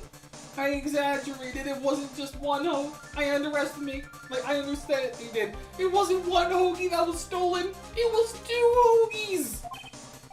It's Nicky. He took a real nasty spill. He slipped in his own vomit. It wouldn't be the first time, so... I'm not joking, his life's in danger, man! What happened? Tell me. Talk about a guy with bad luck, he may already be dead! As we speak, his soul could be leaving to Nirvana! Anyway, you gotta come back, you're the only one that can help! My Iris, my beautiful Iris, she needs help! That's what I called my hoagie! Alright, I don't know what's going on, but I'll be there as soon as I can. I'm at the detention center. Please hurry, man! I have to imagine Edgy's just Fred. He just dyed his hair black. This is like, I just wanted to get away from the mystery gang. I wanted to actually be an adult for once in my life. All I've ever done is just make traps to catch people. I wanted to actually have a character for once. So I'm going, I'm faking my death. I'm quitting. I'm disbanding the game. Not in that order. And I'm going to make something of myself. And that's when he became Miles Edgeworth. It's been 1 year since I left that country. I thought I wouldn't have to see him again for a while. Sounds like it won't be a pretty reunion, as if I expected anything to change. Hello, security guard. This will be one of the last times we see each other. February 8th, 2:19 p.m. Detention Center Visitors Room. You're late, Edgy! What took you so long? I don't want to hear it. I chartered a private jet to come as quickly as I could. Well, you should have chartered a faster one! It's like, what do you think? I have a Black Hawk just on hand at all times? I mean, when you say that, it kind of adds up. Instead of catching people in traps, he's trapping people in cases. Wait, why does that actually kind of make sense? Like, at the end of the Scooby-Doo canon, Fred's just a lawyer because he just wanted to change how he would trap people. Like, either that, or he starts a security firm that just sets up traps in people's homes. Both kind of make sense.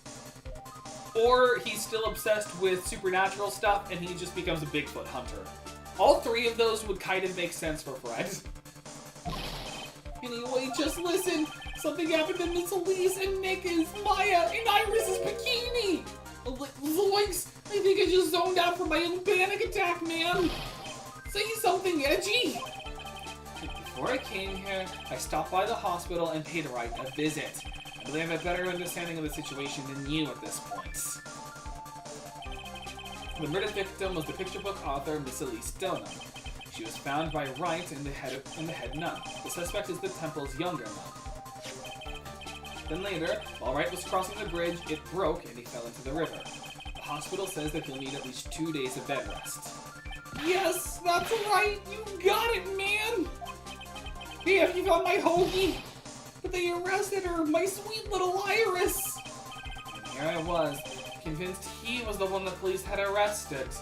I mean, it would have been funny if it was like, because like the game started with Larry on trial for murder, and so the trilogy ends with Larry on trial for murder. That would have been kind of funny. However, I still don't understand what these two items are for. What are you talking about? The things Wright gave me out when I was leaving his room. This was the first, Maya's Magatama. He said some nonsense about being able to see into people's hearts with this. I think he's been playing too much Kingdom Hearts. And the other, he couldn't possibly be asking what I think he is, could he? Like, yes, this is my badge. It proves I'm a lawyer. I'm begging you, Iris' trial starts today. With Nick out of the picture, you're all I've got left. You're the only one that can represent her. What did you just say? You know, represent, defend. What were you expecting? Why do you think I called you anyway? I'm a prosecutor, Larry. A prosecutor. Do you understand what I'm saying? Because apparently prosecution and defense are two things that are not interchangeable. Even though a lawyer can either prosecute or defend depending on how they're hired for the case. Like, you're not just only a prosecutor or only a defense attorney. They can be changed. Don't talk to me like a kid. I graduated from junior high, you know. Don't worry about it. I promise I won't tell. Besides, I heard a baby... No, don't remind us of Recipe for Turnabout! You know what, just for that, I gotta take a break to just refresh myself on something. Just...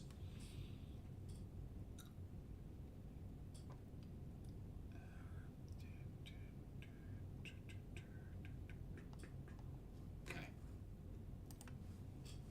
Yeah, I just had to do a little bit of... I actually wasn't done. I just remembered one other thing to check.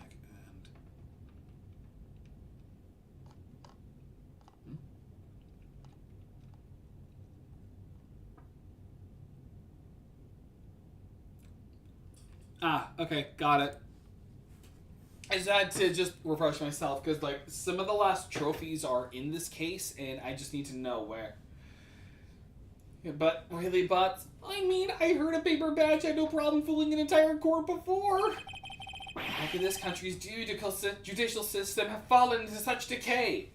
I ask myself the same thing anytime I'm reminded about the paper badge, Edgeworth. Please, Edgy, at least listen to her. Listen to Iris' side of the story. So Wright wasn't joking when he gave me this badge after all.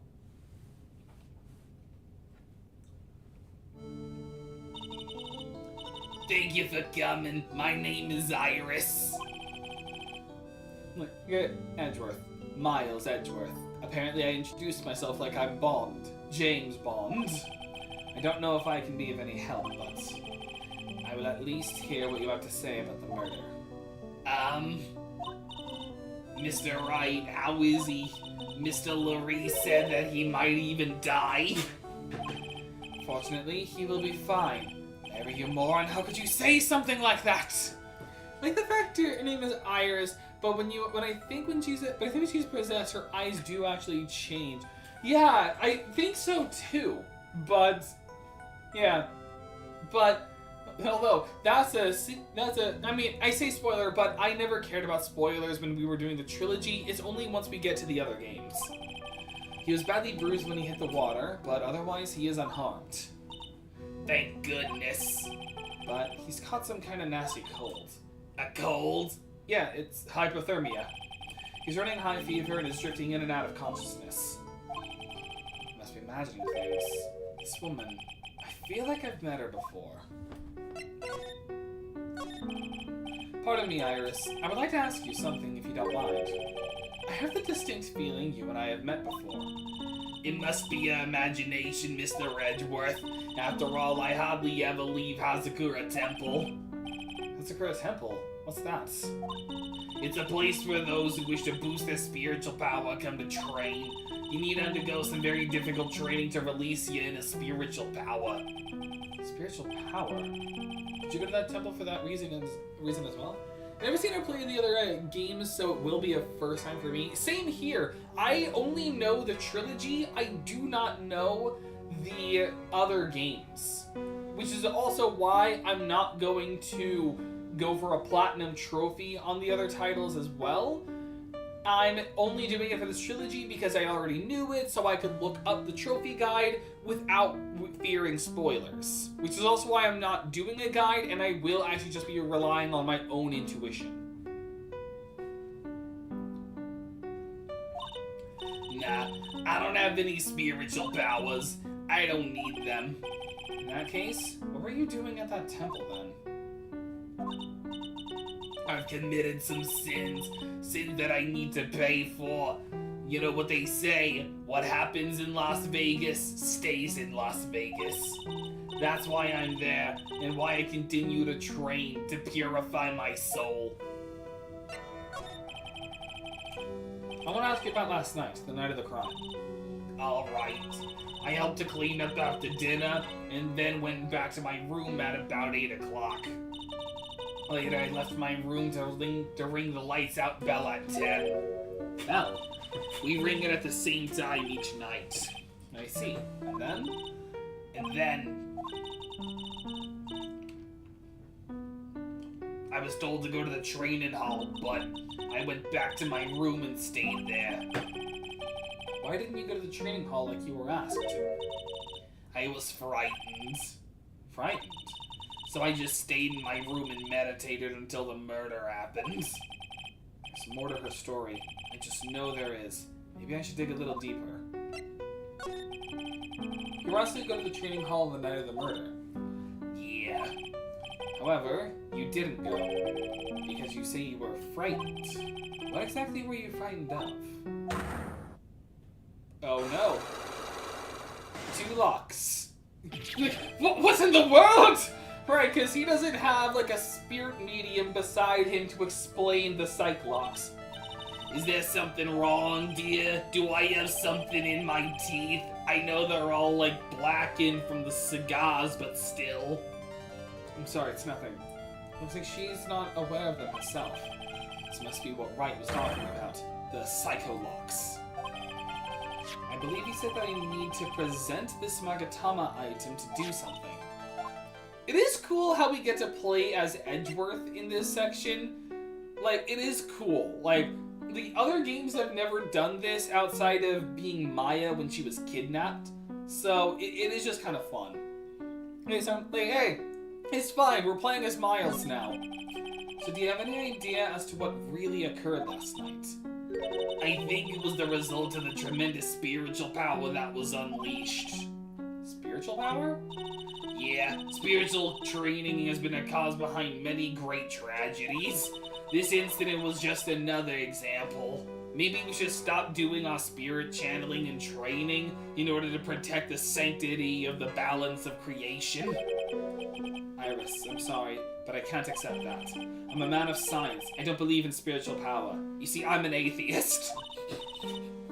But, like, I'm one of the absurd atheists who just denies Christianity altogether. Like, not me, that's just Edgeworth, that's just a joke. Yeah, I understand, most people don't. I'm certain that the thing that killed the victim was a human. So please, answer me this simple question. Were you the one who killed Miss Elise Stoneham? No, I'm not the one who took a life. I'm just the one who supplied the murder weapon. The psychological things aren't appearing. I suppose that means I can believe that she's not lying. What's wrong? Oh, I just remembered a joke I heard a while ago. I can't believe what I'm thinking. And here I just finished saying that I don't believe in spiritual power. Miracles may be real after all. It appears that's about all you can tell me. Thank you very much for listening to my story. I visited Wright to the hospital before coming here. He asked me to take care of you. Of me? Of little old me? Yes, at the trial tomorrow. He asked me to defend you. If Mr. Wright had that much faith in you, Mr. Edgeworth, then I will gladly entrust my fate to your capable hands. But before that, I have one question. Yeah? Yeah? Do you know Wright? Why would you ask that? Whenever you came up in a conversation, he would begin to act a little strange. I love this case. This is a fantastic case. It's like, the stuff beforehand is alright, but it's like very ridiculous. You get to this case, there's like one bit of it that's ridiculous, but it's such a good case. Mr. Edgeworth, what is Mr. Wright to you? Well, I tried to look that up on Tumblr, and then I had to go bleach my eyeballs. He's a very dear and indispensable friend, and I'm not gonna go any further into it, lest I risk the PTSD flashbacks. He's just like, he just missed us talking about Shaggy running a blunt shop and how Fred is secretly Edgeworth. That sounds so out of context, but it does, but, like, just trust me, it makes sense in context. And also out of context. That's not what I heard on Tumblr. It was 5 years ago. That's when I deceived him. You deceived him? I heard that he was in a lot of pain afterwards because of what happened. You see, it was just a prank that went too wrong. I was just gonna jump scare him, but he ended up falling on his keys. I know what a weak person I am. That's why I thought it was best if he never saw me again. I wanted him to just forget about me without learning the truth. Well, if you ask me, Wright is still suffering. And until he learns the truth, I don't think he will ever be able to truly recover. Iris, it's not too late. You should go to him. Tell him the truth. I'll defend you, but only if you agree to that one condition. Alright, Mr. Edgeworth. I promise. Very well. I'll do everything in my power to get you an acquittal. Gotta say, the Chainsmoker voice for Iris kind of fits. It makes her seem even more weary. Technically, it was originally for Dahlia, but considering her connection to Iris, it just makes sense for them both to have the Smoker voice. Yeah. We were talking about fossil fighters, then we moved to Shaggy giving the animatronics blunts, and then we went to Larry doing a cooking sim for FNAF, then back to fossil fighters, and then Edgeworth. We also talked about Scooby-Doo's bloodline, but like I said, it got weird. Like, it still fit, like, the voice still fits. It does still fit, yeah. It's enough information gathering for now. I should head to the crime scene.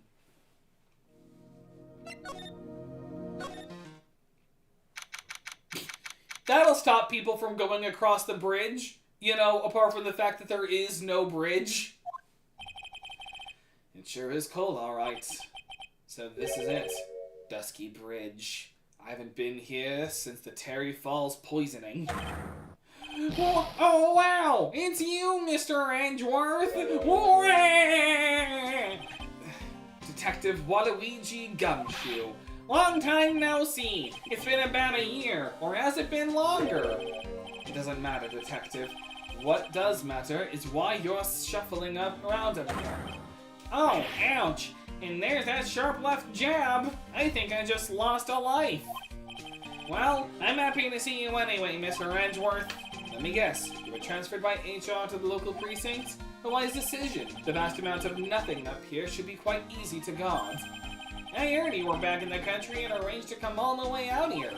Everybody was real nice. They even let me take charge of the investigation, sir. Gumshoe indeed. Like gum on your shoe is impossible to get rid of. No one likes Gumshoe. I think we're the only ones who like Gumshoe.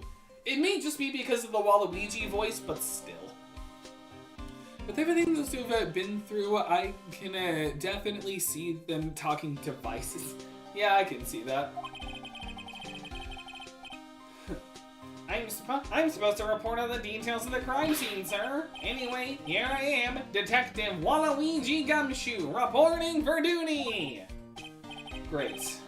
Thank you, Waluigi. I do like Gumshoe too.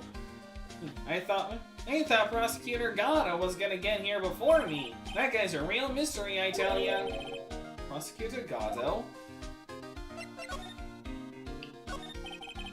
I just got back into the country, so I don't really know much about the case. It's simple. Well, simple as simple does, as they say. Oh, you've got no idea how much I've missed that biting sarcasm of yours, sir. Oh, that was him saying simple. I forgot his name was Detective Dick Gumshoe. Yeah, it's supposed to be a joke off of, like, because Dick is also another term for a detective, and Gumshoe is an old word for detective. So, he's detective, detective, detective. And also, fun fact, in Russian, his name is Dick-tective.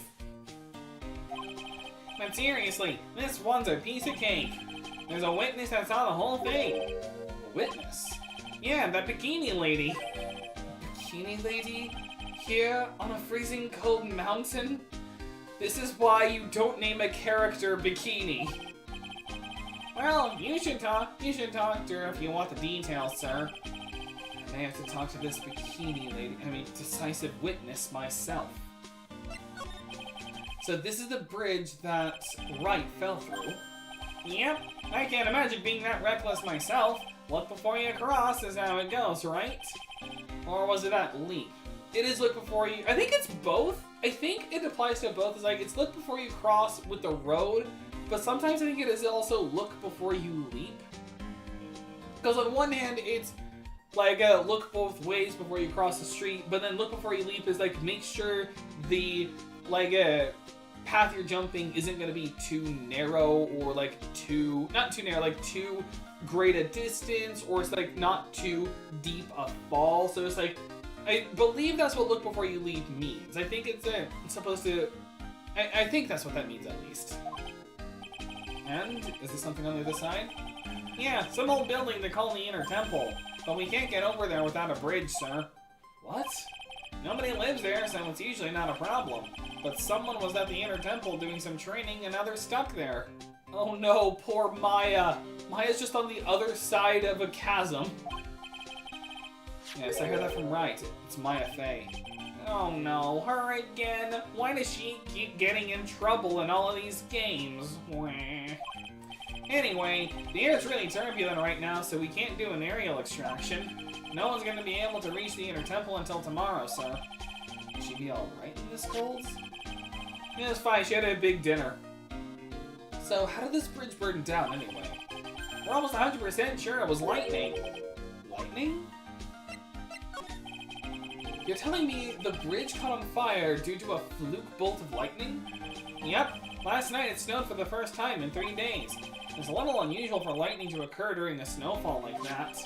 But according to the weather data, lightning definitely struck. A regional weather report for the night of the crime. Okay. I see. This is a very detailed weather report. Almost too detailed. Even as the exact time the lightning struck the bridge. Oh, Matt, we got that information from the witness's testimony. Someone actually saw the lightning hit the bridge. Who is this witness? Sorry, I'll go ask one of the local cops later, sir. Gumshoe. So, who's this prosecutor Gatto? I've never heard of him. Yeah, he's a new guy. Showed up after he left the country. He's a complete rookie, but nobody can say a bad word about the guy. What kind of man is he? He just became a prosecutor recently, but he's good, sir. Real good. He's so good, how is it that I've never heard of him? Is he the lead prosecutor on this case? You bet he is! After all, you know who was right in the middle of this. You know who? Phoenix Wright, of course. For some reason, Gatto's really got it in for Mr. Wright. Oh? Yeah, he seems to have some kind of grudge. And what would be the cause of this grudge? I don't know. Maybe he made fun of his mask or something. None of this is making any sense. I better look into this Gatto myself. Alright, so... Sorry. Just finishing off a cough drop. Snow with occasional lightning strikes. From 7 to approximately 10:50 p.m. Lightning, 10 to approximately 11 p.m. Okay. Lightning struck Dusky Bridge at 10:45. Around 30 minutes passed between the fire starting and going out. And we don't have... For some reason we have Iris's hood, but... Whatever. Received from Wright, something about reading people's hearts. What utter nonsense. Received from Wright, he wasn't serious when he gave this to me, was he? That is kind of fun. Okay, I don't have anything I can present. Well, I mean, not entirely true. I could always present, like, these people. I feel like I've seen this girl somewhere before. She wasn't from the prior case, was she? Nope, can't be. We did a database search with her fingerprints and came up with nothing. I see. Just can't shake this nagging feeling. Well, everyone knows that you were quite popular with the ladies, sir. Maybe she's an old girlfriend that you sent to Dumpsville when you were younger? Detective! Where did you hear such nonsense from? I didn't hear from anyone. It's just sort of how I imagine you to be, sir. Do I really inspire this sort of frothing desire from the female masses? Edgeworth, who talks like that? Who says frothing desire of the female masses? That is such a weird way to say, do I really turn women on? Like, who wouldn't want laser vision? Quite literally, the guy's like, who wouldn't want to, you know, shoot punches from the punch dimension from their eyes? I usually hear about promising young prosecutor candidates while they're still in school, but I've never seen or heard of this person. I gotta admit, he's puzzling, alright. He just appeared one day, big mug of steaming coffee in his hand. Sounds like an interesting man. Yeah, the whole prosecutor's office is really into double espresso macchiatos lately. I guess it makes sense. Sounds like it's a good source of caffeine. Main gate. Oh! Oh wait, no, the snowmobile is still there. Yeah. Like zoinks, Angie! What took you so long? I'm so cold, my brain's turned into sherbet! I knew it was a mistake to race back to this country. What do you mean? Wright is going to be fine, and the case itself isn't anything unusual. And I find myself taking a request to defend a woman accused of murder. Hey, wait a sec! Hold it! Objection! What's going on here, Mr. Edgeworth? It's hard to explain, but one thing led to another, and... What kind of lame excuse is that? And you call yourself a defense attorney? Prosecutor Edgeworth is a prosecutor. That's why he's Prosecutor Edgeworth. Prosecutor Edgeworth defense attorney just sounds plain old weird, pal. Right, Prosecutor Edgeworth? Yes, because again, apparently in this world, if you're a lawyer, you're either a defense attorney or a prosecuting attorney. Instead of, you know, it changing depending on who's hired and who's called on.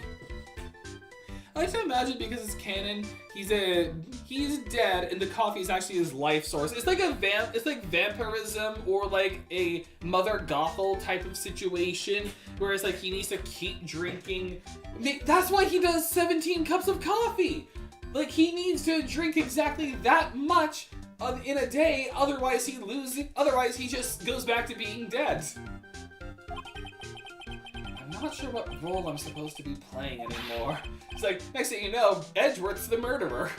It's like, Prosecutor Edgeworth, murderous defense attorney. Zoinks, dude, Edgy, I don't see you for a couple of years and your heart turns to sherbet.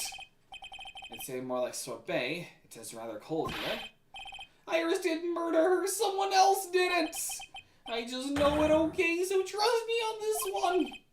Ever the romantic, aren't you, Larry? Nevertheless, I'll do whatever I can to prove her innocence. At least until I pass the baton on to Wright, that is. Man, I'm telling you, Iris is so cute! Right, Edgy? You think so too, don't you? Larry, I'm gay. What's wrong? Why are you so quiet? To put it simply, your comment has me highly concerned. Like, Larry, why are you so horny? Could it be that the reason you think she's innocent... Come on, man, a girl that cute can't possibly be a murderer? Like, dude, that is not a good reason to say that someone's innocent. Maybe it's not his stomach is gone, more like his stomach is a battery and the coffee is his fuel. That also makes sense, like a coffee-fueled vehicle. I was right after all. I should never have come back. No, don't worry. I see things for how they really are this time, honest. Not a penny for every time he said that. I'd be broke. It's just that, well, Iris is a delicate flower. You can't force things too much, you know what I mean? Huh? I have no idea what you're talking about, Larry. Oh, forget it. I didn't say anything. Sometimes you just can't shove that hoagie down the throat. Sometimes you gotta just take it in small bites. Anywho, you want some paint?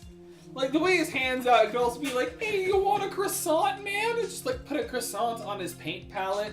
He's like, and he's suddenly a waiter. POV, when the coffee is getting lukewarm and your vehicle's slowing down, goes to the diner and asks for the strongest cup of coffee. And it's like, give me the blackest cup you got. The more expired, the better. Larry, where were you and what were you doing on the night of the crime? Larry, why do you look like you're about to choke me out? What? Don't tell me! You think I might have done it? Well... What? Get lost, go back on your charter jet, and get out of my sight, you creep! And I hope your plane crashes and you die! I hope it's the final destination death for you, man! I'll ask just one more time. On the night of the murder, where were you and what were you doing? Larry, why? As I suspected, Psycho-Lux. I'm sorry, man, you know me. I just don't remember. My short-term memories are wrecked, dude. Well then, think about here. I suppose this type of thing is necessary up here in the mountains. Say, this just gave me a great idea. Tim tells me he's going to tell me what's on his mind, whether I like it or not. I've got an idea for a brand new invention. It might even make me rich. An invention? Yeah, a car that can travel on snow. I'll call it a snow car. That's just any car. So what do you think, sir? Would you go for a ride on something like that? Only after you take the first 1,000 test rides. Well, he didn't say no.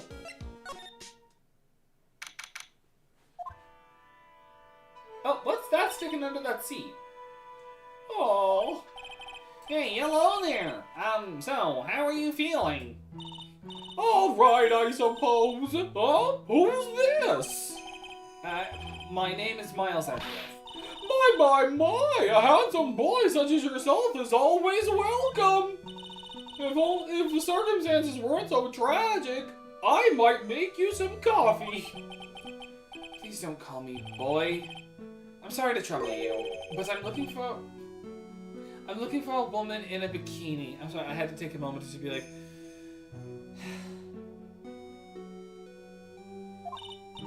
well, you have found her. Now, what can I do for you?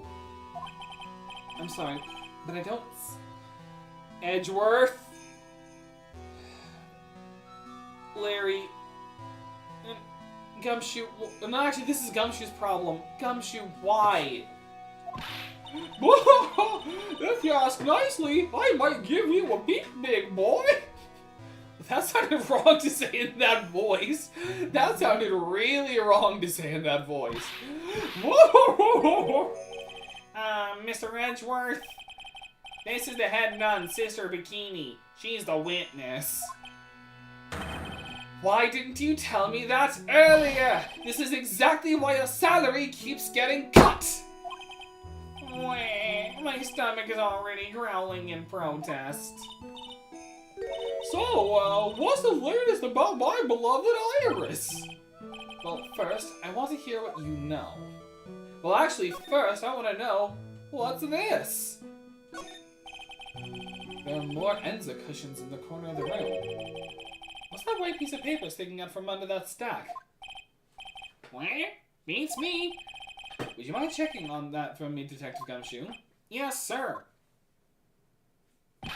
Here you are, Mr. Edgeworth. You don't have to be so violent about it. It looks like an old manila envelope.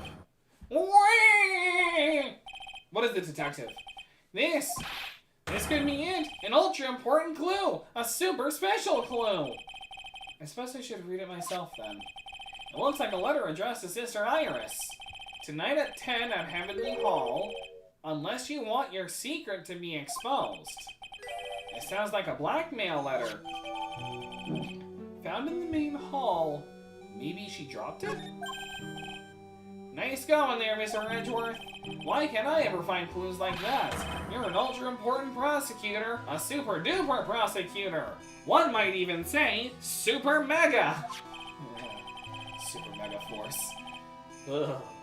Sorry, sometimes I have to cringe whenever I remember that exists. Well, I suppose it takes a super-duper kind of dumb to miss a clue like this.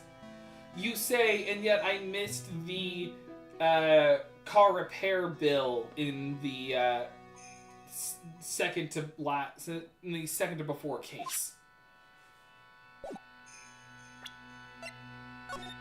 Alright. To Sister of Hazakura Temple, salutations here. There's something I must talk to you about. I'll be waiting for you at 10 at Heavenly Hall. Unless you want, make sure you come, unless you want your secret to be exposed. Okay then. It sounds like something a villain would send. So, bikini. Which, just so I can make you seem more respectable, despite your voice, I'm just gonna call you Key. I'm gonna call you Keenie. Just Keenie. First, I'd like to ask you about last night's. Well, last night we had an acolyte here for training. After dinner, the two of us went to the training hall in the inner temple. Must be talking about Maya. Approximately what time was that? I suppose it was about 9 o'clock when we left here. Training lasts all night long. It's extremely exhausting. The channeling dojo's head nun must be in attendance at all times to keep watch. Wow, you're right. That does sound exhausting. Detective, this is no time for flattery. Sorry. Sometime around 11 o'clock, you witnessed the incident in the courtyard, but your duty was in the inner temple. Why did you come back here? The way you're staring at me, I'm starting to get goosebumps. I'm starting to get goosebumps myself, but for a decidedly different reason. You get the chills pretty easy, don't you, Mr. Edgeworth? What you saw. Alright then, I'd like you to tell me exactly what you saw in the courtyard. It must have been past 11. Ah, no, I can't say it. It's too much for my poor hearts. Hey, calm down, lady. Let go of my tie. Oh no, I'm being strangled.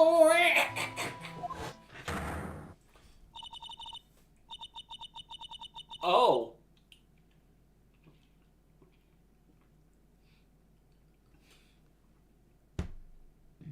Well, that doesn't look good. I saw two people. One of them was lying on the ground. The other one was stabbing her from the back with a sword. That doesn't look like stabbing. That looks more like she's trying to pull it out. Because, like, the way her face is going, and that does not look like a stab angle. That looks more like a pull the sword out angle. Did you see this criminal with your own eyes? I didn't want to believe what I was seeing, but it was Iris.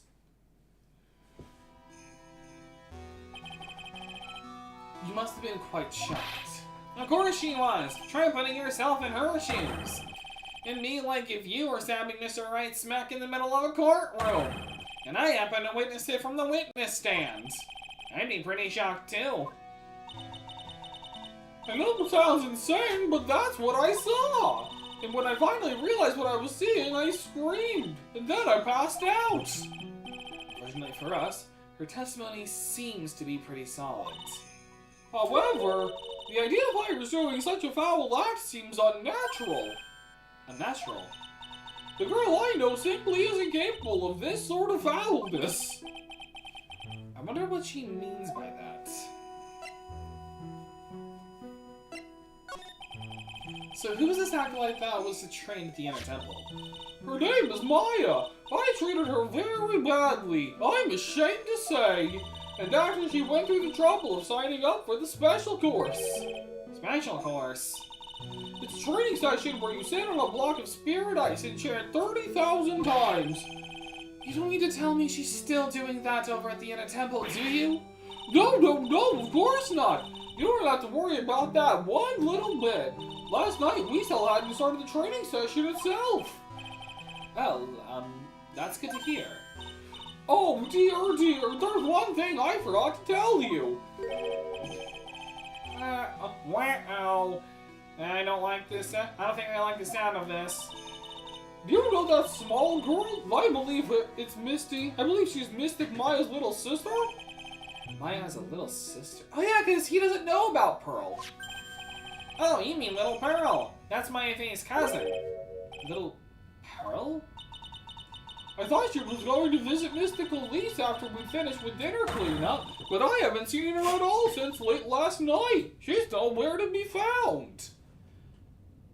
Well, Pearl, let's hope Pearl isn't dead. You mean she was with the victim? It's all my fault. It's all the fault of my stupid, creaky old back. The little girl who was with the victim on the night of the murder is gone. We lost the 9-year-old child! It's like, everyone calm down. Someone put out an Amber Alert. We're missing a 9-year-old spirit medium. As they say, the plot thickens. So why did you return? As the head nun, it's your duty to stay with the acolyte at all times, correct? Yes, that's correct. I know it may look strong, but the truth is, I got a bad lower back. A bad lower back? Yes, it's especially bad in the winter. So bad I can't even lift a bucket. Do you remember how cold it was last night? My bad back felt as stiff as frozen glass. I just wanted to take a nice hot bath to ease my aching back. If you don't want to see me in a bikini, you can see me in the bathtub if you wanted to at least. That's why I returned to the main hall. A small medium at large. Nice. Nice. As the cyborg always says, the plot thickens. Coffee joke? It's like, I call this brew the plot. I call it that because this brew in particular is quite thick, you see. The trick is honey. Gato, I'm pretty sure coffee isn't supposed to be thick. Huh? Oh god, you're right, that's molasses! So you left the disciple all alone? Don't be ridiculous! I would never do that! That's why I ordered Iris to the inner temple after she had rung the bell for lights out. Yes, but she never went to the inner temple, did she? Coffee, smoothie? I mean, I do oftentimes get like a coffee shake. Like there's this ice cream place near where I live, and they have a and you can choose to make certain ice cream flavors a shake instead. So my regular there is a coffee shake, and I never do whipped cream, but I always keep a cherry because I'm not that big of a fan of whipped cream, unless it's Cool Whip. Cool Whip is different. Cool Whip is not whipped cream. Cool Whip is Cool Whip. Coffee sludge. Coffee candy. Yeah. Yeah, like Cool Whip is yes, Cool Whip and whipped cream are not the same thing. Like especially on pumpkin pie, that is one of my favorite things to do.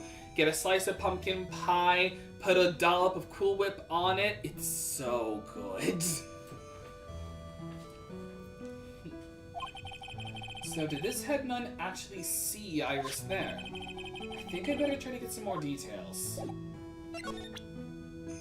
About what specifically? Maya's cousin was apparently with the victim at the time of the crime, currently missing. That's not good. You said you went with Maya to the training hall in the inner temple last night. Did you happen to see Iris while you were there? Of course I saw her! I told her to meet us after ringing the 10 o'clock bell for the lights out! So you're saying Iris came to the inner temple then? Of course she did! Iris had always been a good, obedient girl! After all, I had Iris help Mystic Maya begin her training! But that doesn't fit with Iris' story at all. She said that she never went to the inner temple. As they say, the plot thickens! Like, takes another sip. Plot, that's still molasses! Like, that's just kind of funny, as a thought to me. Whoa! How could such a terrible thing have happened? It's all my fault! Well, come on, lady. I don't think you need to move. Quiet! What do you know anyway? You're scary. with that stupid 5 o'clock shadow and that stupid old coat of yours, it's too bad that you weren't the one that disappeared. Oh, God. It's like, you're too bad you didn't die that night. Sometimes I just eat the Cool Whip frozen. I've never tried that, but I may in the future.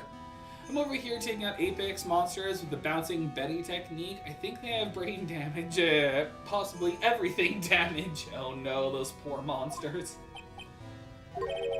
Why does she have to take it all out on me? Her anger does seem a little manufactured.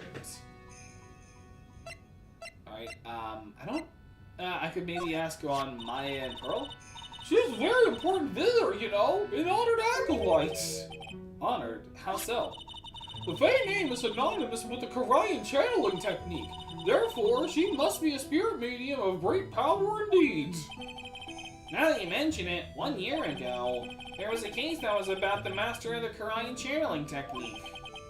Detective, I detest talk of supernatural drivel. I suppose you'll now say that she has midichlorians.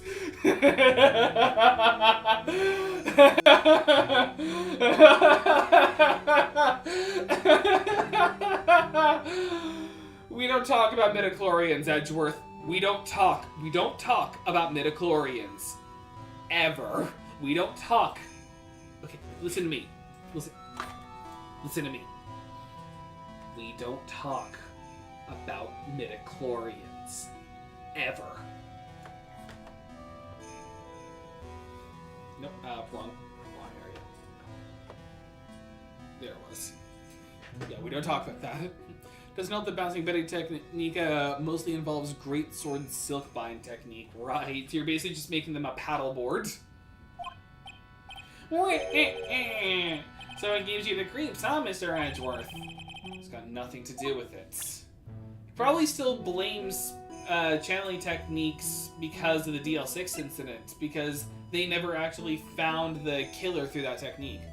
I have no idea what those are, but I'm too afraid to ask. Okay, in Star Wars, specifically in the prequels, and more specifically in the Phantom Menace, they expanded on a bit of the lore about the Force, saying that people who have the Force have it because they have a bacteria strain on their body called midichlorian. Essentially, it's a bunch of little bacteria that makes people Force sensitive.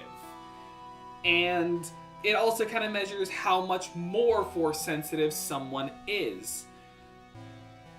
And it's also implied, and well, actually, it's also canon that midichlorians are what helped with the conception of Anakin Skywalker, which is why he's the chosen one. He's a child born of the Force. So basically, a bunch of bacteria borked a woman and knocked up a woman and got her pregnant. It's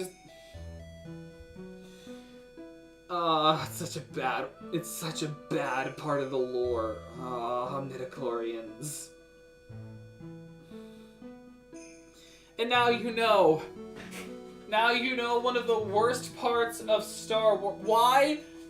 I don't know! George Lucas is on some stuff that I want away from me, from my family, from any future children I have. Yeah, so a virus infected a woman, and made her have a child, and that's what Anakin Skywalker is. A walking virus, baby. That's a good way to explain it.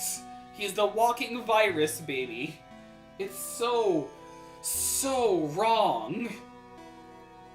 Kind of reminds me of how Rose Winters... Is that why he's evil? No, he's evil because everyone around him is an idiot. So it doesn't help he's evil. Yeah, no, the evil was just kind of a separate thing. He's evil because everyone around him is a moron. Because he wasn't accepted into the Jedi Council, and felt resentment towards it, and then but how it should have ended had a good explanation for that. there's like I have the Chancellor's recommendation to join the council. Like, no, like, request denied. Like, why? Because we elect our own council members, and he already said that like there was a Sith in the Senate, so we can't trust any recommendations of the Senate. I was like, oh, right. I don't know anything about Star Wars besides the Lego stuff. Most of what I know about Star Wars comes from the main movies, plus the Clone Wars. That's pretty much where a lot of my Star Wars knowledge comes from. I also watched Star Wars Rebels. That was a good show, but I kind of phased out of it eventually. The funny part is, he joined the dark side, but was never told how to force heal, even though everyone has supposedly been doing it without telling him. Force healing is such a stupid thing. I was talking about this the other day, and because like I had finally understood why people didn't like the sequel trilogy, and I hate how they just kept adding new elements of the Force that could have been helpful in older like movies, you know, like force healing, force feint, holding blaster shots in mid-air and then redirecting them back at someone, astral projection. What was another dumb force thing? Being able to call down lightning from the heavens, teleporting, transmigration as an actual power. That was always kind of dumb that they just added. Like, it's just so stupid. And then, like, I've also just kind of been, again, we're gonna force heal the burns away, but nope. It's like, and now granted, they do explain force healing as you sacrifice a part of your own life force to heal the wound, so you can't just heal yourself. But it's still stupid, because there's so many times when they could have saved someone else, but just chose not to do it. It's just... And then as I've gotten older, I've just been like, the Force is just really a stupid power system. Because let's just be honest with ourselves for a second. Whenever someone says they want to be a Jedi, you don't want the Force. You want a lightsaber, and that's it. You don't want the Force. The Force is a terrible power system. Because think about it. Like, yes, you get a lot of good powers out of the Force. Like, it's not just simply telekinesis. You also can get precognition, you can get energy manipulation, that's kind of it. It's just, like, you get, like, there's also mind control, and that's kind of it. And then you also get to be, like, a Force ghost, but there's the catch of, you have to be, like depending on your emotions, is like kind of differs on what you get. It's like, if you let yourself give into your emotions, the Force amplifies that even more, and that's why you're evil. Like, Darksiders are simply people who gave into their emotions, and then the Force just made it worse. Excuse me. Because the Force amplifies your own internal, like, emotion and desires. So to get the power of electricity, you have to be a full-on villain with, like, little to no chance of redemption. And then to, like, stay on the good side, you have to completely disconnect yourself from all emotion and attachment. So the Force is the true villain of Star Wars. I mean, there's probably some random Star Wars fan that'll correct me otherwise, but yeah, basically. I don't want the Force powers because precognition sounds terrifying. Precognition can be a good power if you have control over it. Because, like, if it's like That's So Raven, where you get, like, visions of the future, but you can't control when you get them, and they're always out of context, that's stupid. But if it's the kind of... last message. Sure, I can take a break from it. It's like the Death Note having stupid rules. It is not a joke. There are a lot of rules in the Death Note from Death Note. Oh, I know a lot of the rules of a Death Note. Not all of the rules are stupid. It's a good way to limit how the Death Note works. And I like how they explain the rules, because at the intermission bits of every episode, they have here's a rule from the Death Notes. They do like 2 Death Note rules at intermission, which is kind of a neat bit. But yeah, so like precognition is good if you can control it and know the context, and the Force honestly kind of sucks because it's either you have no emotions or attachments or connections at all, or you're just full on evil, and it's really, really stupid. It's just. And again, it's probably some Star Wars fanatic, some like random George Lucas stan who's just like, actually, if you read the novels and the comics, you would know otherwise, and just don't do that. You can, you can correct someone. For one, you can correct someone without sounding like a smart aleck, and 2, just don't. Like, sometimes no one wants to be corrected. It's good to correct people, but sometimes no one does. At that point, just get the Dragon Ball abilities. You get precognition, Super Saiyan, laser beams, and so much more. True, because think about it. You become a Saiyan, and then all you have to do is just get past the tail, and then you're just good for a lot of your life. Because you get stronger as you die. I just want to be a Meganium. You just want to be the fully evolved grass type starter, just chilling in nature. I get it. Oh, this poor girl, where could she have gone? Also, back to the game. Well, we checked out her home and she's not there. And she's nowhere in the vicinity of the temple either. Which means only a few other possibilities as to where she could be. Do you think that maybe she fell off the bridge and was carried downstream? Gumshoe, did you just suggest that the 9-year-old drowned? Why do you have to be such a pessimist, detective? I'm just trying to think like you, Mr. Edgeworth. Ironic, I became a pessimist only after I had the pleasure of working with you. Well, alright then. And then, doesn't look like anything else. I don't see anything here to examine. Oh? I don't see Larry anywhere. Maybe we scared the poor kid away. The start was shut tight with the number of psycho locks. I guess I'll have to look for him now. What's a thorn in my sides?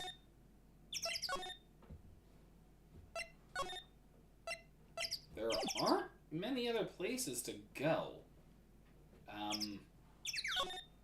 Maybe go to here? Talk to Iris? Not here. This place certainly brings back memories. Oh yeah, come to think of it, you got thrown in here once too, didn't you, sir? But you know what? I've never been in jail a single time. I should think it's hard to land in jail when you're so harmless. Yes, well, if you're in jail, you don't have to pay for your own meals, you know. What? Don't get any funny ideas, detective. Too late, I already did. I already have a list of people I want to kill. In any case, I guess I'll have to come back here later. Okay. Not many places I'm able to go at all. There's a little shack down that way called Heavenly Hall. A shack. It's like a rundown doghouse for losers that can't bear the freezing drafts of wind. It kind of reminds me of my apartment, sir. The name Heavenly Hall makes it sound like a palace. Giving a hovel a great name is a crime itself. I'd like to call it false advertising. By the way, the name of my apartment complex is Compton Castles. That's not such a great name, if you ask me. No, it's not. Like, Super Saiyan Meganium suddenly fires a laser the size of a mountain. Oh, that's just Solar Beam. That's just a Meganium using Solar Beam. Well, it's not such a great apartment either, sir. I mean, it actually does make sense. Like, and my joke makes sense on that because of Mega Meganium and Champions.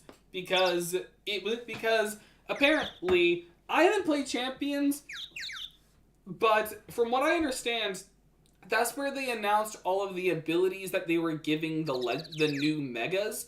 And apparently, Mega Meganium has an original ability called Mega Soul, which means that any moves will always cap will always work as if though there's harsh sunlight out.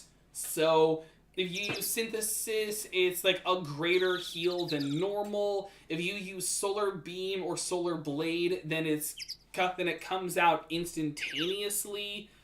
What was another move like that? But there's weather ball will always be a fire type move. So it's just kind of interesting. There really should be a move called Cosmic Beam for like a psychic move. The closest I can think of is Photon Geyser in the sense of like a sense of like a space laser. Well, actually no, there's Meteor Beam. Yeah, right, like Cosmic Beam. Like, who knows? Maybe we'll get something like that in Pokemon Void, Pokedex Filler's Pokemon fan game. There's already a demo of it out, but I want to wait until the full game comes out before streaming it on the channel, because it just looks really good. Well, it's not such a great apartment either, sir. Okay, can I go to Heavenly Hall now? No? Okay, where did Larry go? There aren't a lot of places around here. I mean, maybe I can examine the phone? Hey, it's a public phone. You don't see a lot of these anymore. It's true. Since we got one here, why don't we take a photo as a memento? Sure, why not? Oh, darn it, I don't have a camera with me. I'm gonna go buy a disposable camera. I'll be right back, sir. What's so special about public phones? Why is he so fascinated by them? You don't see him that much. No, he's in more. Oh, he's apparently back. Okay. Was there something in the main hall I may have missed? Like, something I could have talked to her about? Phoenix, maybe? This man! His face betrays a life of suffering and great weariness of the world. Sure. But even so, I can't believe this guy actually jumped into the river. Think of all the fun things he might have enjoyed if he had just lived. Relentless spiritual training alone is no way to lead a complete life, huh? Sounds like she's got some major regrets she's dealing with. Perhaps I should let Gumshoe explain the right situation to her for me. Hey, don't look at me like that. You do your own dirty work, sir. Okay. What do you know about Larry? This is Mystic Elise's apprentice, is it not?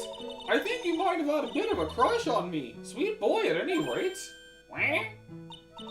Oh, I don't blame him. Sister Bikini understands the temptations of young men. Sure.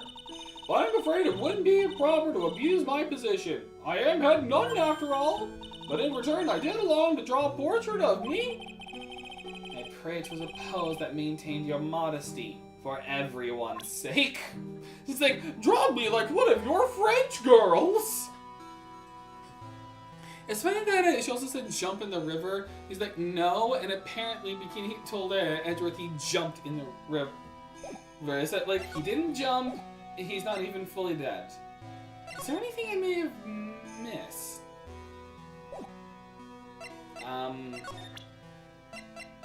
The hood? Well, that's a demon warding hood. Acolytes are highly susceptible to possession by evil spirits, you know. That's why we always wear these for protection.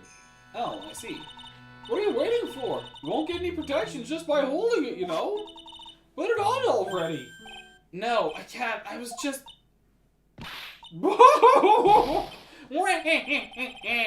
It's like it was just made for you, Edgeworth. What do you mean by that, detective? It looks absolutely marvelous. You just gotta keep it on for a while. Is this some sort of divine retribution? I really don't know what else. Maybe this? Well, I don't want this to go on for too long. It's only funny because Maya said it. True. Like, this is why I have this up. Alright, I haven't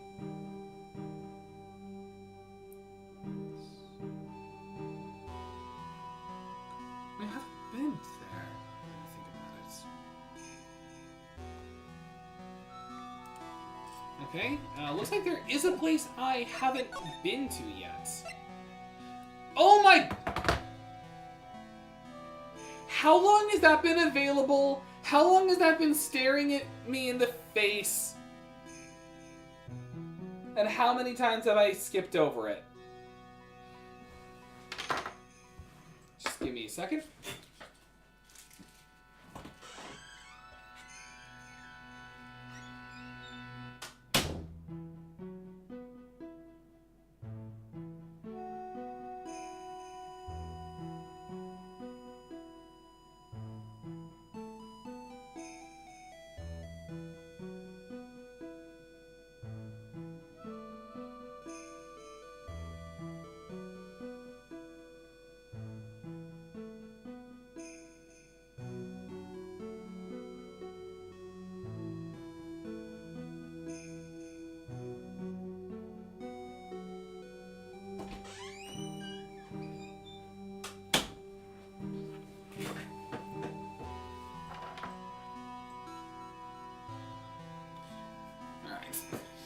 I like the fact this actually is skit as somebody did where she simply sneezed and caused war. I saw a similar one where Phoenix kept her in a cage. Like, come on, let me out, Maya. Every time I let you out of there, you're always being convicted of some kind of murder. And it's like he lets her out one time. It's like she started a war, like Billions does. Like, oh yeah, I think I have a problem. Like, I have to find it again, but that was a funny one. Okay. Well, that's a bloody sword, all right. And this is where the murder took place, sir. Took you long enough to get here. Other than removing the body, we left everything else untouched. Thanks, detective. I'll just have a look around. Looks like the police are still investigating. Oh yeah, by the way, I thought it'd be better to ask just to be sure. Are you really going to defend that non-Iris at the trial tomorrow? Yes, I will. I give her my word, and now I must follow through with my commitments. Well, in that case, I gotta be careful. Gotta make sure I don't leak the prosecution's whole investigation. Excuse me. Oh, excuse me. Don't worry about it, detective.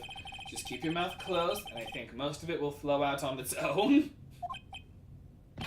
You got it, sir. I'll make sure it flows out like water from a tap. Yes. You do that, detective. Just how much has your runny spout leaked over the years? Okay, let's take a look around. Well, first of all, blood. So the sword from this gold statue was actually the murder weapon? It sure is. It's called a Shichichito, by the way. Nasty piece of work, sir. There's still blood on it. I suppose this is the victim's blood? Yep, it's all over the blade. And speaking of all over the blade, there are fingerprints all over the hilt of the Shichichito, too. Fingerprints. Naturally, they match the prints we got from the younger nun, the defendant. Her fingerprints are on the murder weapon? What's wrong? You're looking really solemn. Is this how it is for Wright? Is this what it's like to be a defense attorney? Yeah, I figure it doesn't feel really good. To be honest, it feels more like it's detrimental to your health. It's like, I feel ill now. Yeah. You know, I accidentally sent it too early. Alright, Shichichito, the apparent murder weapon, has the victim's blood on the suspect's fingerprint, and the suspect's fingerprints on it. Well, first thing I can already, kind of, see the contradiction of the blade is only to the tip of the sword, but according to Bikini, she saw Iris pulling the sword out of her. I like the fact that you say that because I've also seen it, and funny enough, Edgeworth was sentenced to death. Oh no. Alright. Is that just a bear trap right there? There's just a bear trap right here. This courtyard's a death trap. Also, why does it look like there's just a person laying against this rock? Ooh, it's time for a trophy. The main gate must be just over that stone wall. Ah, stone walls. I jumped over a few of those in my time. Most of them are good memories, but not all. Detective, perhaps someone should introduce you to the concept of paucity of words. I don't even know what the word paucity means. Hang on. Time for, a word of the day.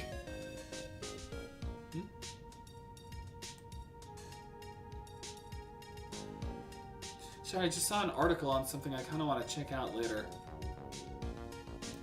So that's why I'm going to do this. So, paucity. What the frick is paucity? The presence of something only in small or insufficient qualities or amounts. Scarcity. Oh! So because he just gave no... Like, just because... Oh, basically he just said TMI. Too much information.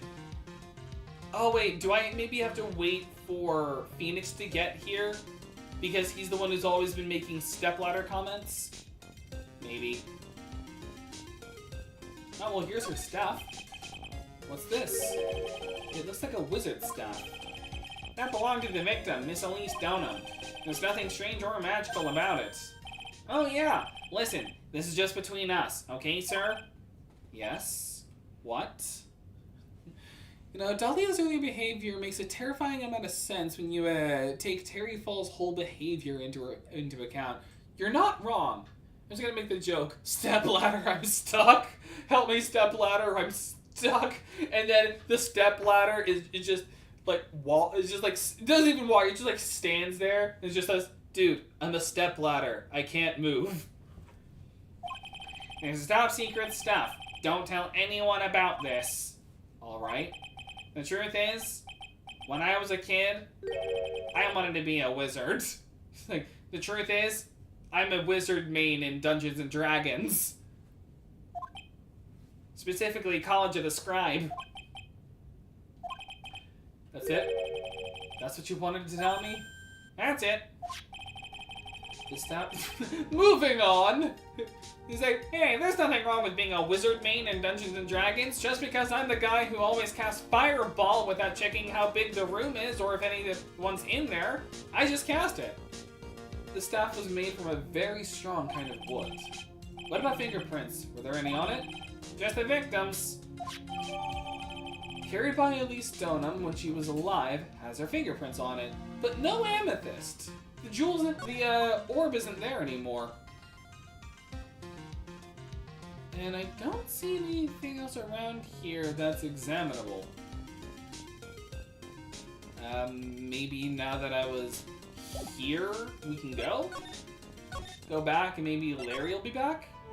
Now that I've examined it? No. Will Iris be back? No. The only people to talk to are just Gumshoe and Iris. The only new things we got were her staff. Although wait, no, he would know about the amethyst. Maybe if I talk to her and I present with her the staff.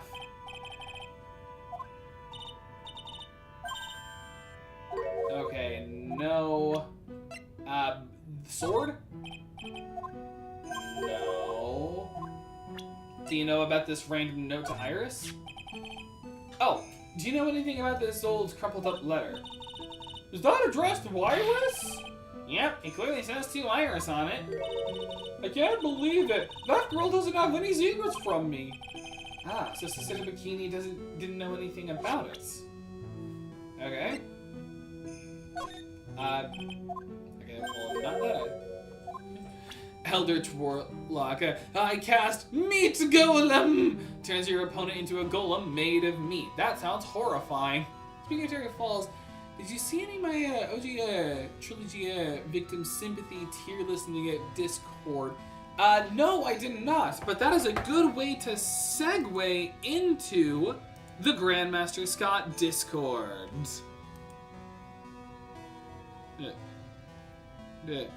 Alright. I mean, it's spoiler, but, I mean, we've already seen the last victim, so let's just click to see. So, let's see. First of all, did nothing wrong. Like, yeah, I agree with these ones that here. At first I thought that was Turner Gray, but no, that was Turner Gray. Oh, wait, no, that's, Miles' dad. Yeah, so these people did nothing wrong. Like, okay, she was just killed trying to solve her mother's basically disgrace. He just passed out in an elevator. He was just trying to stop a serial killer and save a kid. she was just overworked a ton just because her boss was basically a slave driver, and she just makes me depressed. Not perfect, but who is? Let's see, we have Cindy Stone, yeah, the girl who cheated on Larry, but honestly, yeah, I can definitely see it, yeah. Bruce Goodman, yeah, once again, like, not perfect, but he was trying. Same with Doug Swallow, like, they did try. Made some mistakes, like, I don't know if I'd put Glenn here. He did make a computer virus to sell on the black market, so I don't think I'd put him on made some mistakes. Like, you know, some people gamble, some people take out loans, some people, you know, make deals with terrorists on the black market, you know? And then this guy, like, I don't think, like, yes, he didn't make a mistake, but his was a mistake of coincidence. Like, he just happened, like, Dustin Prince just happened to go on a date immediately after work, and just so happened to be in his police uniform. And then Acro was just sad. Morally questionable. Put this man in Had It Coming. This man in Had It Coming. This man made a paralyzed man live on the top floor of a building without wheelchair access or even an elevator. Put this man in Had It Coming. Put him up there with Terry Falls, the pedophile, and Kane Bullard, the blackmailer. Anywho, Hammond being in morally questionable makes sense. The dude was shady. Same with Valerie Hawthorne. Elise, I don't know if I'd put Elise Donham here, because I guess spoiler alert for anyone that hasn't played it yet, she's actually Maya's mother, and she only came out here, she did some stuff just so she could protect Maya. So yes, it is kind of sad that she did abandon her family, but I think I'd rather put that in. Well, no, I guess that actually does kind of make sense in morally questionable. Yeah, okay, that's fine. This, like, Russell Berry still deserves to be in Had It Coming. Jack Hammer, not great, yeah. I mean, he was mostly being blackmailed for a lot of the horrible stuff he did, but he also did try to pin the murder on Will, so yeah, not great. These two definitely had it coming, and no sympathy, absolutely no sympathy for these two. Like, this guy was willing to kill someone in a channeling, and this dude drove a woman to seppuku. As to my opinion to a lot of this, it's like, should be in morally questionable, should be in Had It Coming, is how I would, like, change it, but overall, pretty accurate tier list of, victims. And then I didn't want to show this yet, but because I didn't want to risk copyright since this is an animation channel, but if Deltarune characters had Minecraft 2, like something to check out on my Discord. The only wrong opinion for me, nice score, pretty much. I really forgot that about Glenn. Yeah, but it is still true. As a reminder, he did make a computer virus for the black market. And that word means fund themselves. It means fund themselves. Yes, it does. Okay, was there something in the courtyard I missed? Oh, wait. Oh, wow, okay. I could still talk to him. The victim is the famous picture book author, Miss Elise Donham. Her entire past up until she won that writing award last year is a total mystery. It's hard to believe in this day and age you can still find people like that. The estimated time of death of the victim was between 10 and 11 p.m. on February 7th. Cause of death was blood loss resulting from a stab to the back by the murder weapon. The murder weapon? The victim was found skewered with a giant sword, sir. That's terrible. Yeah, but there's still one strange thing. Yes? The victim's entire body was covered with bruises. The bruises are consistent with falling from the height of a 2-story building.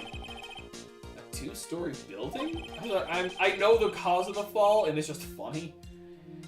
That would be about the same height as that room in front of us, correct? That would be the same height as the room in front of us, correct? Hey, you're right. Way to go, Mr. Edgeworth. That just happens to be the room that Miss Elise Dunham was staying in. Maybe she was pushed out of the window after she was stabbed by the sword? But that doesn't make sense, because when we saw her as Phoenix, she fell from 10 feet, yeah, but she was, the sword was still in the exact same place it was here. They could have just been, specific, but still. Could have just been when Iris just put it back, but still. That doesn't fully work. Now then, Detective, let's see if we can summarize what we've learned so far. Okay, let's take a look at the map. According to the testimony of Sister Bikini, the head nun, right after they'd finished dinner, she and Maya Fey headed for the inner temple. Look at the balls go.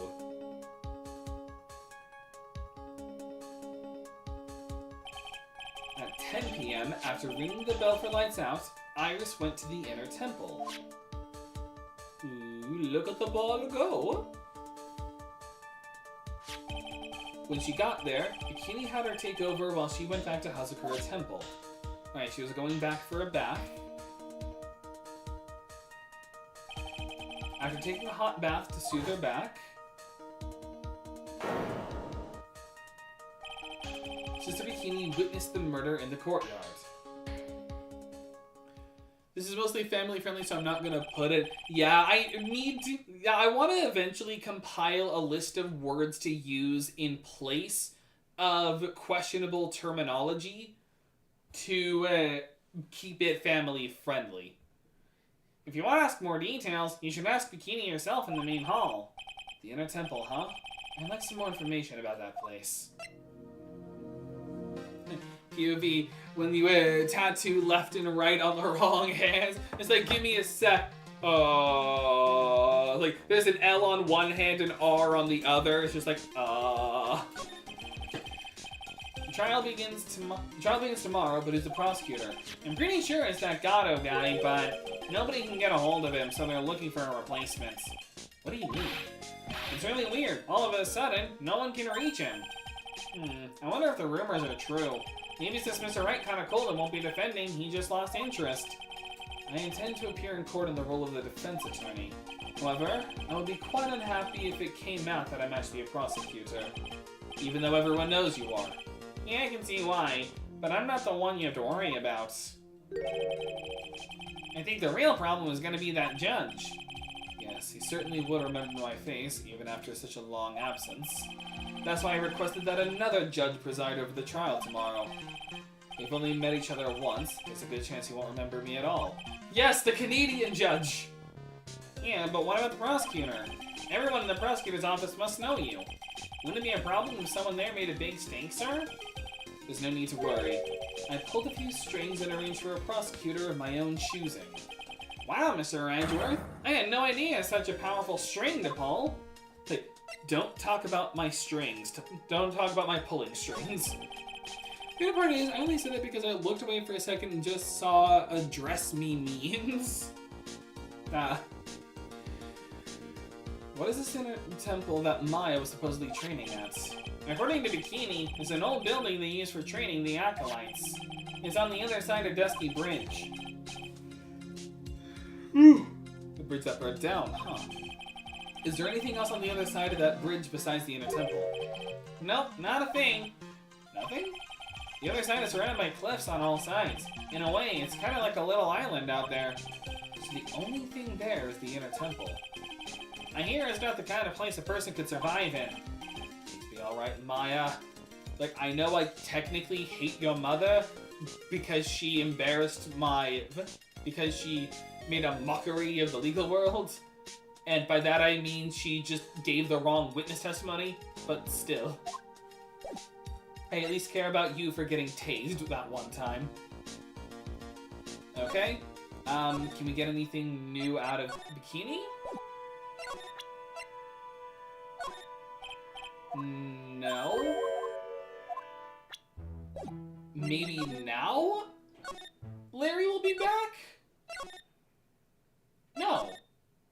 Iris? Yes. Okay. Ah, Mr. Edgeworth. I came back because I need to ask you a few more questions, if you don't mind. But I've already told you everything that I...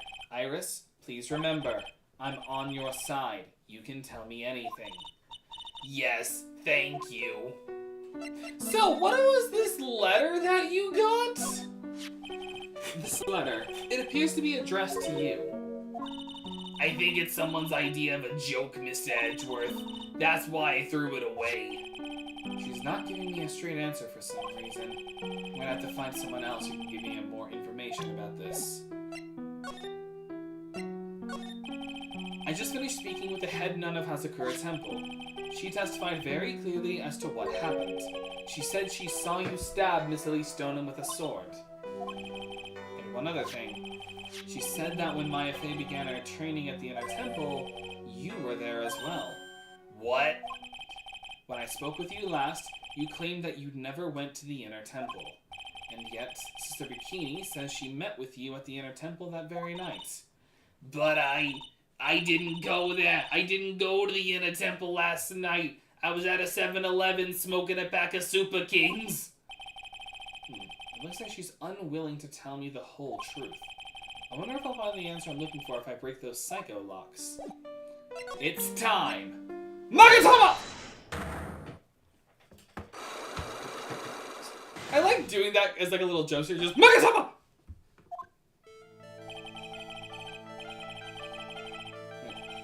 Since I've been handling this case, it is my duty. Since I've been handed this case, it is my duty to dig up all the answers. Understand? Yes, sir. The smallest flame can sometimes bathe a case in a whole new light. In my years in court, I've seen it happen over and over again. That's why I'm committed to searching until I have those answers. Now then, is it really true that you didn't go to the Inner Temple last night? Yes, I swear. I already told you that. Yes, you said you didn't go there because you were frightened. That's right. If that's the case, then the obvious question is, what were you so afraid of? Iris, I wonder, is what frightened you so much, is this what frightened you so much that you couldn't even leave your own room? The letter? I found this in the main hall. It is addressed to you. That's... Well, Iris? Why are you glaring at me like that? You were scared of the blackmailer who wrote this to you. Isn't that correct? Ah! Was it the evidence or the power of my glare that broke that lock? Oh well, I don't suppose it matters either way. But, Mr. Edgeworth... Yes? I thought that letter was just someone playing a prank on me. A prank? Well, yes. After all, even if I did have a secret, there's no one to tell it to that would cause me any grief. Oh, look at the tears welling up in my eyes. I wonder about that. Sister Bikini is like a mother to me. I would never hide anything from her. No, you may not have anything to hide under normal circumstances. However, last night was different. Unfortunately, I don't know the exact nature of your secret yet. However, whatever it is, there is one person you didn't want your secret told to. Phoenix. Take that! Phoenix Wright. Dah! You mean something to Wright, it seems.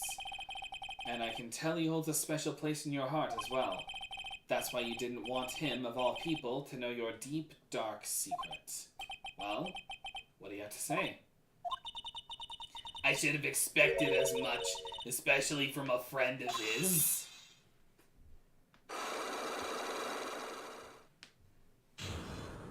Unlock successful.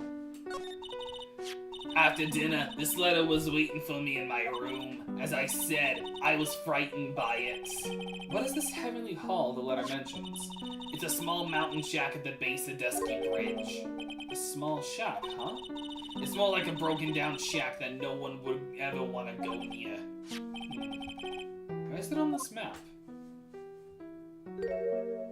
Apparently we had to build upon the map.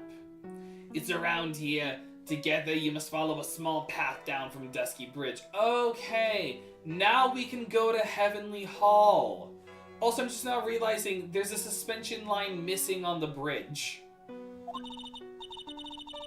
The reality is, to get to the inner temple, I had no choice but to cross that bridge. But the thought that such a terrible criminal could be lurking at Heavenly Hall. I was so scared about the whole affair that I didn't even want to think about it. So this is the secret that you locked away in your heart? Yes. Looks as though I may have to visit this Heavenly Hall now. Maybe I'll find some sign of our mystery blackmailer. In any case, you still claim to have never left your room that last night? Yes, that's exactly right. Iris's testimony rang lights out bell at 10 p.m. and then was in her room until the murder was discovered. The trial starts tomorrow. I promise you, I will win. I'm going to win so that you and Phoenix Wright can see each other again. If I can't have him, I'll at least let him be happy with another woman. But when I do, you must promise me that you will tell him your secret. But it's pointless. Why would you say that?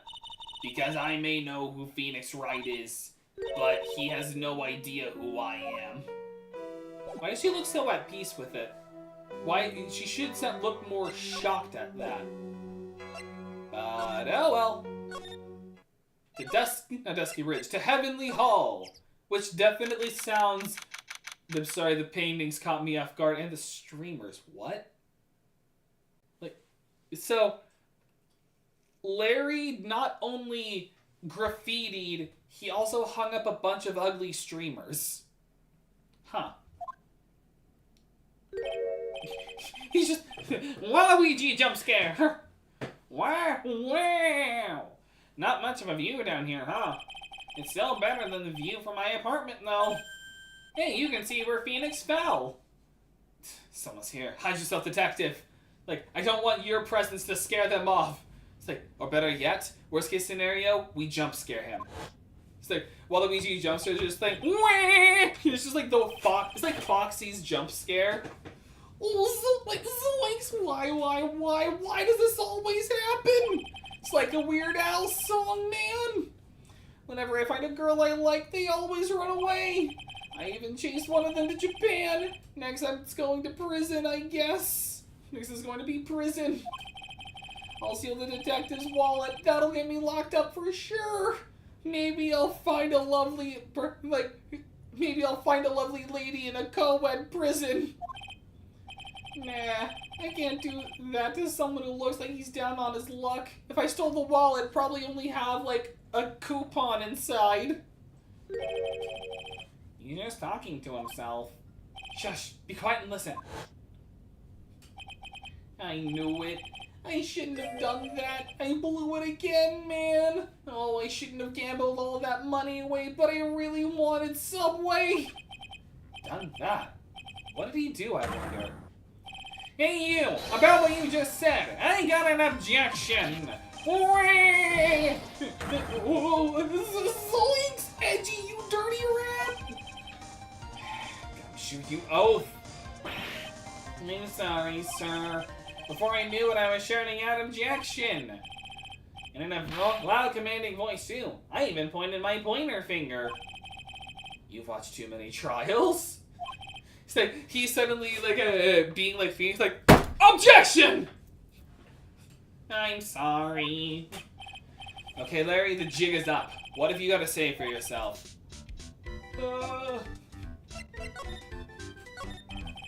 What is this little shack, anyway? Well, I just discovered it myself yesterday. And why were you down here in the first place? Come on, I'm an artist. I was looking for a good place to sketch, man. This is a great little place. It's artistic.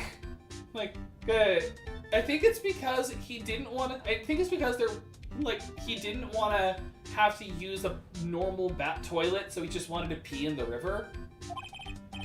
It's quiet, it's cold, it's got no power, and it looks like it's gonna collapse. Sounds a lot like my apartment there, pal. Like, oh no. One thing's for sure, no one is likely to show up and disturb you here. So can I get you something to drink, like hot water, maybe? He's getting all buddy on us, sir. Listen to me, Edgy. You gotta do this. You've gotta save Iris. Why are you so sure she's innocent? Because she's cute? Watch your mouth, man. Anyway, I made up my mind about it. I'm gonna marry that girl. Larry, do you have any idea what a nun is? You can't marry a nun. Like, whether Buddhist or Catholic, you can't marry nuns. Otherwise, they wouldn't be a nun. Mr. Edgeworth is pretending he didn't hear you, so I'm gonna ask for him. Have you already asked this girl to marry you? No, not yet, but I can tell how she feels by the look in her eyes. She's got this, I really want this man to carry me over the threshold look. I'm sure Nick would be surprised. He'd never imagined that I could marry such a beautiful girl like that. Something tells me he would be shocked indeed. That's why I didn't want her to do anything dangerous. I mean, what am I gonna do if she gets hurt? What is this guy trying to say? He lost me about a mile back. If we really want to know the answer to that, we're going to have to drag him onto the witness stand. Just like literally drag him, we just like grab him by the sweater, just like, alright, come on. Just like, come on, Larry. Just like throw him literally at the witness stand. It's like, okay, just to be honest, why do you have a nun fetish? I've never understood that. Come to think of it, you still haven't answered my question. Where were you and what were you doing last night?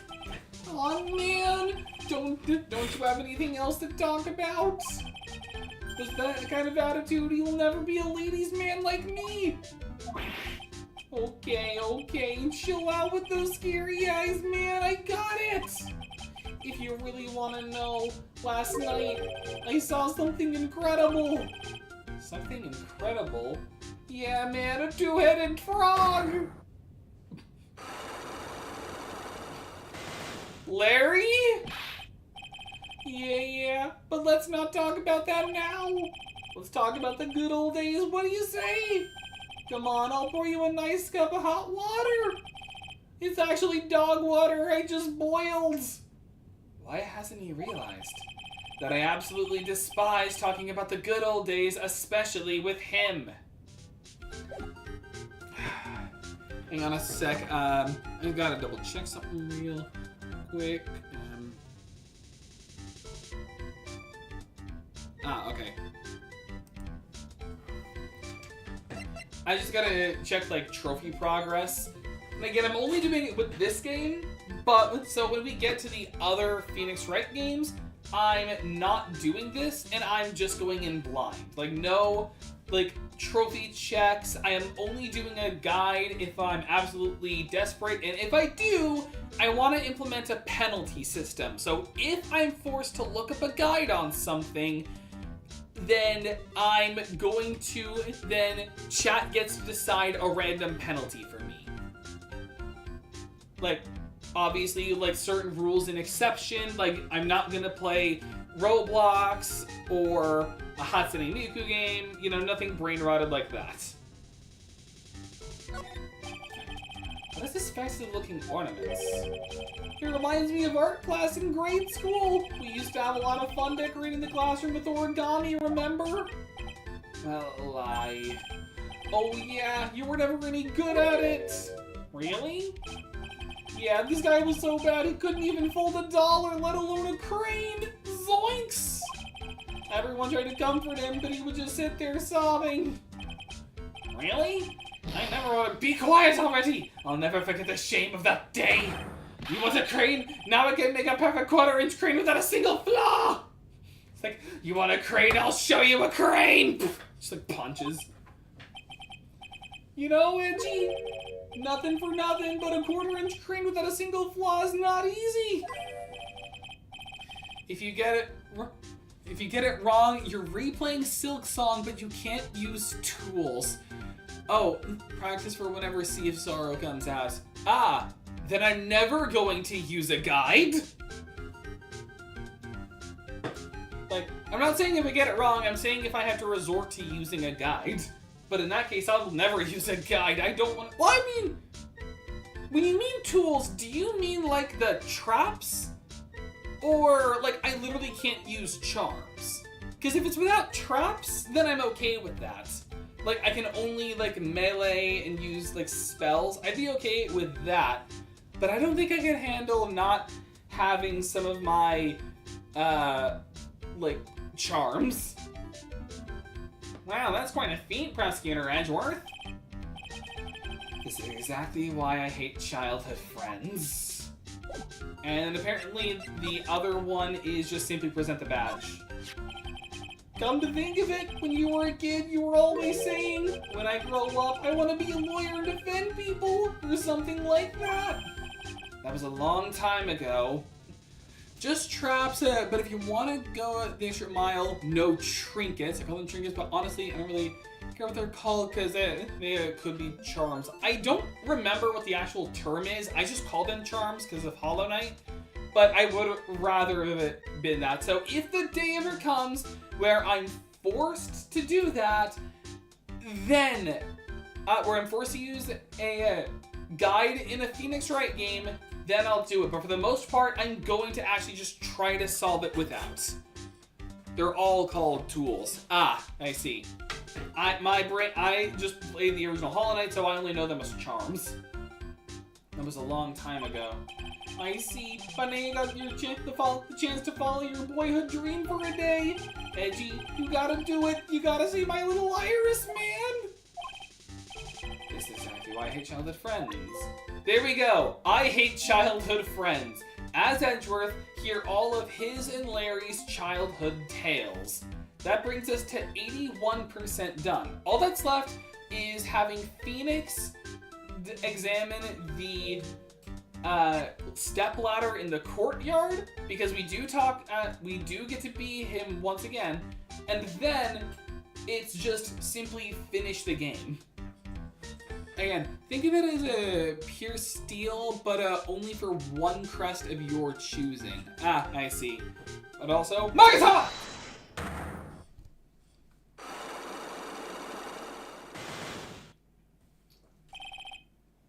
The night of the crime. Alright, now you're going to tell me what you really saw last night. Whoa, you're really upset, aren't you, Edgy? Okay, I'll talk. That was a bit too easy. Yeah, anyway, it was awesome. Never seen anything like it. At around 10 o'clock last night, it started thundering. I'd been sleeping, not sure for how long. Suddenly, zing! The world in front of me went white, like zoinks! Like I'd just been slapped in the face by my old girlfriend, Naomi. And then it was on fire. The bridge was on fire. Dusky Bridge caught on fire? Are you saying you saw it with your own eyes? Hey, why are you giving me the evil eye? I'm telling the truth. There's still 3 Psycho Locks remaining. I mean, when you look at the map, Heavenly Hall has a very clear view of the bridge. And we even saw it, you know, when we're not in the Cyclops space, so... Excuse me. So, it makes sense.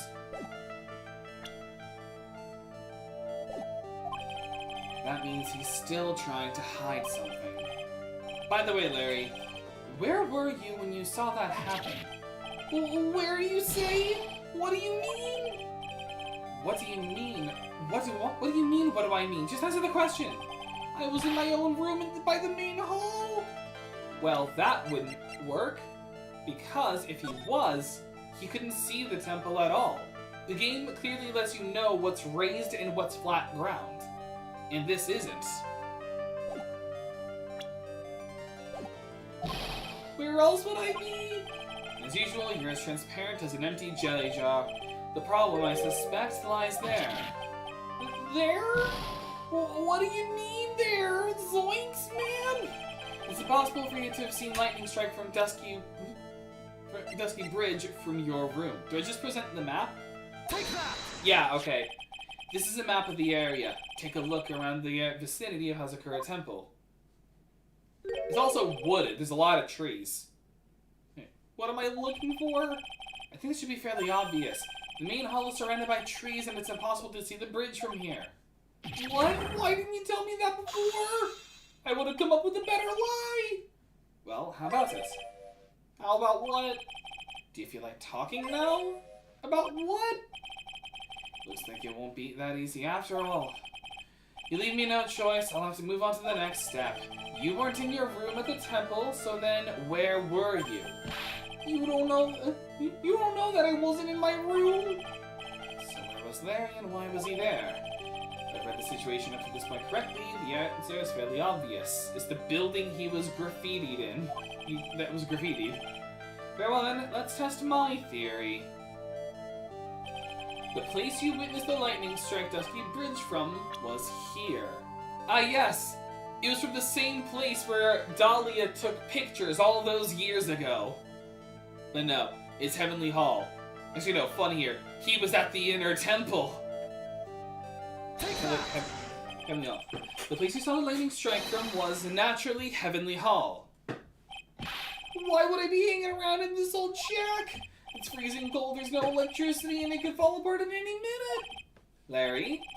How do you know that anyway? How do you know there's no electricity? After all, it's not that dark yet. Uh-oh! In other words, you've just provided evidence to prove my theory. My theory that you've at least once in your life visited Heavenly Hall after sunset. I have to admit I'm impressed, Edgy. You're in a totally different league from Nick. It's nice. Now tell me, what were you doing at this cold little shack last night? That's what you might call a faire de cour. I think you mean a faire de cour. Could it be you were waiting for someone? I have no clue what a faire de cour means. Hang on. Like, it's French, obviously, like coup de grace or coup d'etat. So, let's take a little moment to have a little French lesson. Affaire de cour. Matters of the heart. Okay, so he was saying he was waiting for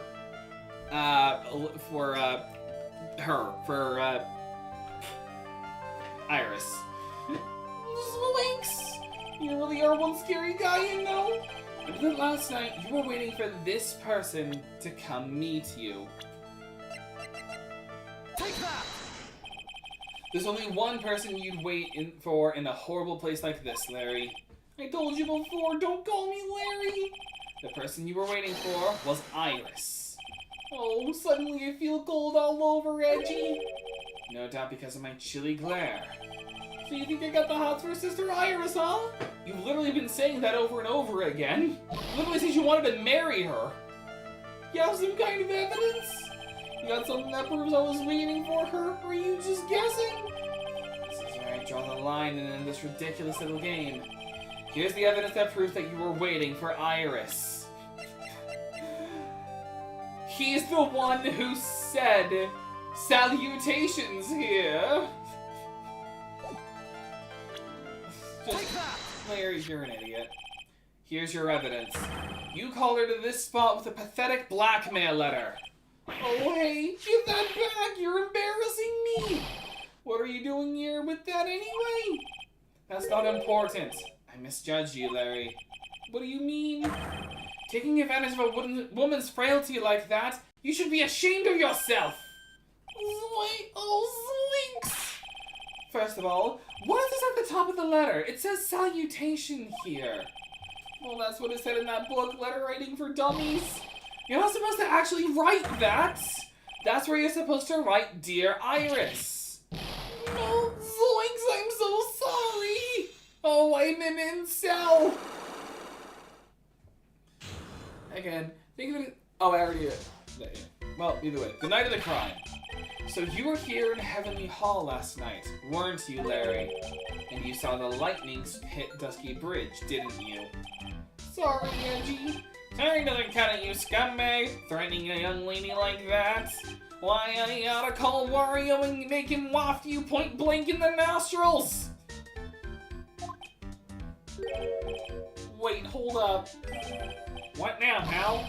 What are you talking about? What threatening stuff? I'll tell you what. You tried to scare Ice by threatening to expose her secret, pal. What do you mean threaten? When did I threaten her? Unless you want your secret to be exposed. That sure sounds like a threat to me, pal.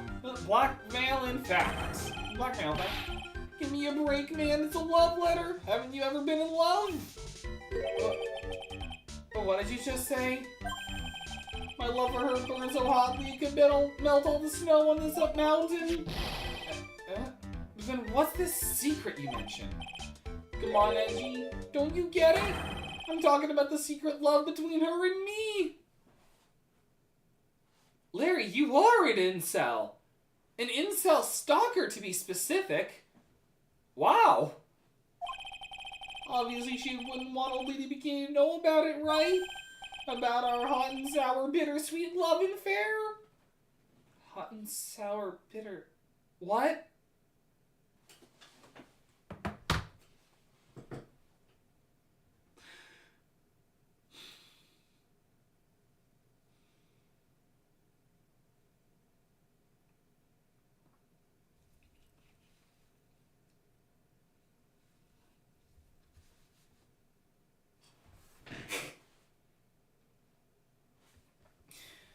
I mean, still not as bad as Victor Kudo.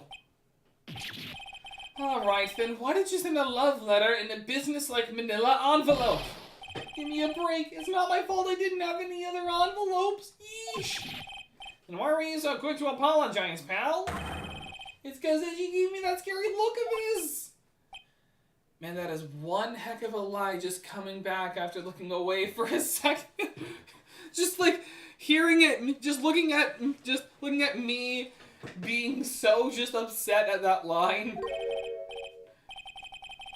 One heck of a line, indeed. What's wrong, Edgy? Why are you so quiet all of a sudden? That's it? That's what all those huge locks were about? I don't understand why you were so defensive. Well, I don't know either. I guess the thing is, you shouldn't expect too much from a guy like me. Hey, come on now. Don't let it get you down. But Mr. Edgeworth, this guy's still hiding something. I know it. What do you mean, detective? Don't forget what this guy said just a minute ago. I don't know. I saw something incredible. He's right. Larry. What? You're looking at me like a hungry dog that just found a bone. What was this something incredible you saw last night? You're going to tell me, Larry, one way or another, even if I have to shoot you. I already told you, didn't I? I saw lightning strike Dusty Bridge. Yes, and I believe it was the incredible sight you saw. But now that I think about it, something doesn't quite ring true. What doesn't? If that's all there is to your story, your heart wouldn't have had all those lumps. Therefore, Larry, I do believe you saw something last night. Something more incredible than lightning. What? When? Where? Why? How? Hey, what do you think you're doing? If you find anything from Mr. Edgeworth, I'll arrest you on the spot, pal. Zoinks! Zoinks, man! Again? Larry, what the frick? Why 5 locks for this? No! What's wrong, sir? Does this mean I have to do it all over again? Why are you glaring at me like I'm next to be hit by a bolt of lightning? I've just about had it with this Harlequin. If I really want to drag the truth out of him, I'll just have to drag him to the witness stand. To be continued. And I am going to continue it now, because I want to finish the... Because first of all, I've been spending a lot of the stream just talking random things. And second, I want to finish the Miles section, so that way next time for Wednesday, we can start on the Phoenix stuff. So we can get to the next half. February 9th, 9:47 a.m., District Court, Defendant Lobby number 1. So this stream may be a little longer. Oh my, Mr. Larice feels that way about me. Apparently, he isn't aware of your real secret at all. This is no time to be embarrassed. I'm sorry, I'm a fragile little female. I'm just hardly accustomed to that sort of thing. Worry not, and in any case, whatever it was that he saw on the night of the incident, mark my words, I will drag it out of him. Does that mean Mr. Larice is the witness today? No, I believe that none will be the first to take the stand. Sister Bikini. She claims to have seen the very instant in which you carried out the crime. I just want to ask you one last time. It really wasn't you who killed Miss Elise Stoneham, correct? That is correct. It wasn't me. Very well then. Mr. Edgeworth? Yes? You are a prosecutor, aren't you? Are you sure about this? If your true identity is revealed. Don't worry, I've made the necessary arrangements. I see. Iris, it is a prosecutor's job to doubt people. But right now, I am a defense attorney. A defense attorney's job is to believe in people, and to believe until the bitter end. That's not true. A defense attorney's job is to enforce the doubt in prosecutors until they can break through and find the truth about the case. That's what my friend once told me. He's not that responsible of a lawyer, you see. Mr. Edgeworth, I simply ask that you watch and decide for yourself whether or not I am fit to do the task I've been entrusted. Very well, sir. I leave my defense in your capable hands. So says I, meet Michael, youngest nun of the Hazakura Temple. Actually, I'm its founder. February 9th, 10 a.m., District Court, courtroom number 7. It is the Canadian judge! And no prosecutor. Court is now in session for the trial of Sister Iris of Hazakura Temple. The defense is ready, Your Honor. The defense does indeed appear to be ready. However, the same cannot be said for the prosecution in this case. Indeed. I'm not sure I like such a blatant waste of this court's time. An empty prosecutor's chair can only mean that the prosecutor has no confidence in their ability to prove their case, eh?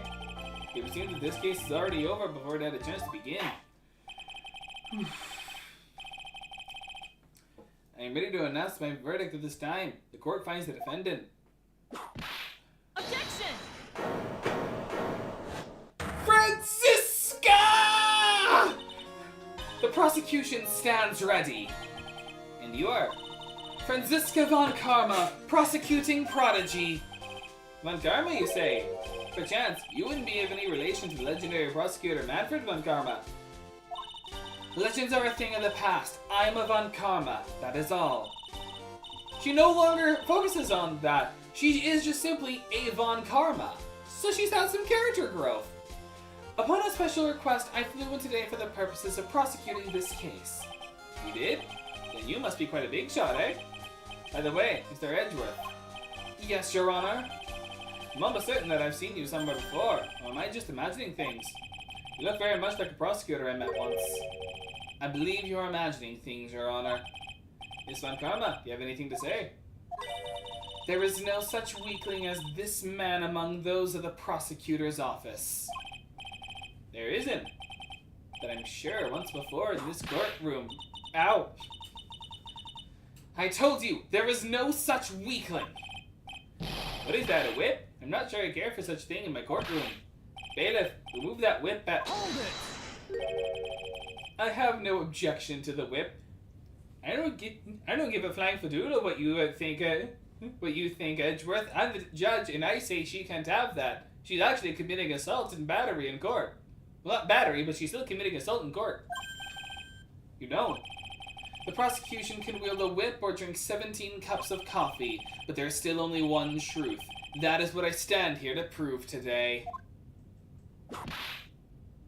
Franziska von Karma would like to have a battle. I don't know why, my first thought of a Pokemon she would send out is Wigglytuff. I don't know why that was my first thought of a Pokemon for her. Like Franziska Prosecutor Von Karma wishes to battle. Von Karma sends out Wigglytuff. I had expected to face Phoenix Wright here today, but looking at you now, maybe this is what I have been waiting for all this time. Miles Edgeworth, I will not allow this chance to crush you slip through my fingers. I see you brought your flair for the histrionic. Allow me to add things I am not sure about. People acting bizarrely in my court. Wah! The stage is set. Now continue with the proceedings, Your Honor.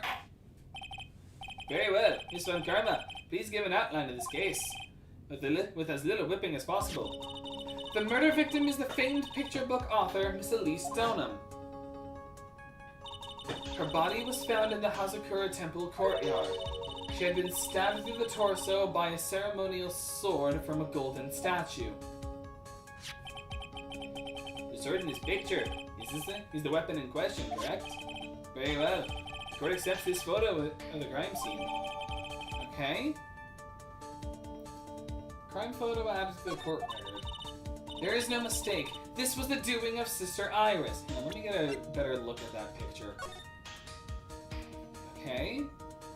There are footprints.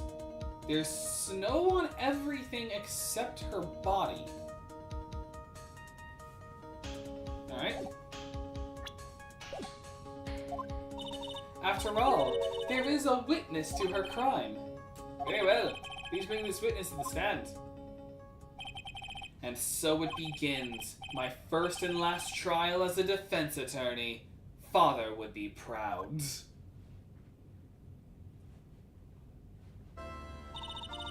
She's so little. Witness, state your name and occupation, please. Hold on there. I'm not sure about being not sure if I care for this case at all. But I'm not sure about being not sure if I care for this at all. Witness, please stand up nice and straight. Oh, she's short. If I recall correctly, there are a few milk crates in the defendant's lobby for a back pain plagued witness. Poor Bikini. Bailiff, fetch your crate for this poor lady, please. Could you get me some too? I'm actually gonna, did you see there's still some milk in those crates? I'm a little thirsty. There we go. Once again, your name and occupation, please. Little old me? Well, I'm the head nun of Hazakura Temple on Eagle Mountain. My name is Bikini. You got it, Bikini. Nice to meet everyone. You don't appear to be wearing a bikini right now, eh? What? The courtroom is a garden of holy judgment. Under the gaze of God, I will not allow any acts of lust. Those with lechery in their hearts should leave this sanctuary at once. Thank you, Franziska. Thank you. I wish you were there when we were with Kudo. I would have loved to see you whip him. You want me to leave? No need to get your bikinis in a twist. Let me tell you, I'm a Sergeant Behold in the summer. In any case, witness, I hear that you saw the crime take place on the night in question. That's right. I can still hardly believe it myself, to be honest. There's no way dear little Iris could do anything like that. Let's hear what you have to say then. First, tell us about your... He is Canadian! First, tell us about your own movements that night, eh? The night of the murder. He is Canadian! It is actually canon that he's Canadian! That night, I was holding an acolyte with the training in the Inner Temple, but, well, as you can see, my back likes to act up violently. So, I left Iris to help the acolyte and returned to the Hazakura Temple. There's no bath at the Inner Temple, you see, and I needed a long, hot soak. It was after I had finished that, just as I was heading back, that's when I saw it. So, simply coincidence that you found yourself returned to the Hazakura Temple. Yes, you could say that. If my back hadn't been in so much pain, I would have stayed at the inner temple. Sounds like a pretty important statement she just made. There is only one problem with this testimony that I can see. And you're not about to fall at the first hurdle now, are you, Miles Edgeworth? Mr. Edgeworth, please begin your cross-examination, eh? I mean, it makes sense he wouldn't have seen it. It's been about 9 years, I'd say, since that case.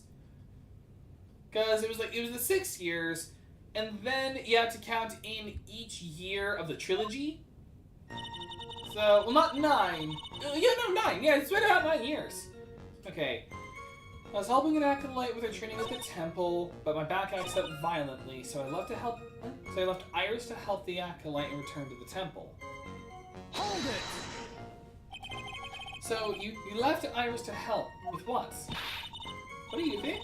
What do you think? With the acolyte's training, of course. It was just past 10 p.m., so we are starting to enter the training exercise. It was just past 10 p.m., so we were starting to enter into the training exercises proper. Wasn't it your place to remain with the disciple? Well, the job is simply to watch over the acolyte so they don't pass away. Just to confirm this point again, that night, you met Iris in the inner temple, correct? Yes, she's a gentle, honest girl. She's never once failed to follow my directions. Alright. Hold it! I saw it. The crime took place in the courtyard, correct? When you go from my room to the main hall, you have to take a winding hallway from which you can see the courtyard. That's right. In other words, it was pure coincidence that the witness saw the crime taking place before her eyes. There was no complicated setup in this case. As someone who knows this case, I beg to differ, Von Karma. That certainly seems to be true. There's indeed only one problem with this testimony. If I can clearly point out what it is, and then I can begin to quantify just how good this witness's memory and observation skills are. Alright, maybe I should start just pressing on everything that I didn't press on yet. What is this inner temple? Well, see, conversing with the spirits is what we train people to do, right? We'll be the ones asking the questions, madam. In order to do that, a place strong in spiritual power is required. It's a small temple across Dusky Bridge called the Inner Temple. Acolytes must spend an entire night there to undergo intense training. And how exactly do you help with this process? It's all quite exacting. It can't be performed without a non-supervising. Like a tutor watching to make sure a spoiled child studies. A tutor with a whip in your case. If that is the case, then why did you return to Hazakura Temple where the murder took place? The back acts up violently. Also, just want to double check some stuff we have. So, the victim's staff, that also doesn't have the sphere on it. The bloody Shichishito. The hanging scroll, which I don't know if which isn't helpful here at all. Same with Iris' hood. The note to Iris, which actually will be useful. The temple map, the weather data. This, I feel like, is just unnecessary. If we check it, it's literally just this. And then the photo of Elise that Larry took, that's kind of creepy. Iris' own testimony. She rang the lights out by like 10 p.m. and then was in her room until the murder was discovered. It may be this. Alright. I was helping at the inner temple. Acts up violently, so I left Iris at temple. In a long hot soak. Hold it! Violently. That's right! It's no laughing matter, especially in winter. I can't hold anything heavier than a knife and fork during the cold months. Just being alive is like strict training. I've been suffering. On the night of the murder, was this fabulous back of yours hurting again? That's right! Raging like a bull in a pig pen. I almost fainted once or twice. I just knew that unless I warmed it up, it was going to finally finish me off. That's kind of horrifying to think. You know about the inner temple, so you need a long so. How long? So you return to Hazakura Temple in order to take a bath. My back is to blame for everything. It's a do or be done in kind of world after all. How long were you in the bath for, if you don't mind me asking? My, what a filthy little rogue you are! I know what's on your mind! Bikini, please, stay on topic. I bet your next question is going to be, where exactly did you wash? This is why you have to watch the young one. What are you going... Ow! Pathetic Miles Edgeworth. Hello, hello. Is there some sort of kick-me sign stuck to the defense's bench? Anyway, I couldn't afford to be away from my post for too long, you understand, so? It was just after I finished, I was heading back. Ah, dang it, I didn't need to do that. Okay, hang on. Alright, I was training leader. Alright, last night I was helping an acolyte with a training leader temple.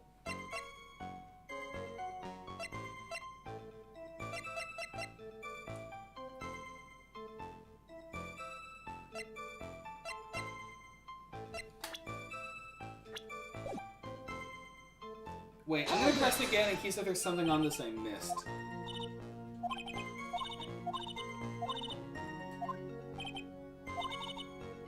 Alright, so just supervising. Hold it! To help training. It was just past 10 p.m., so we were starting to enter the training exercises proper. I was right to stick on that.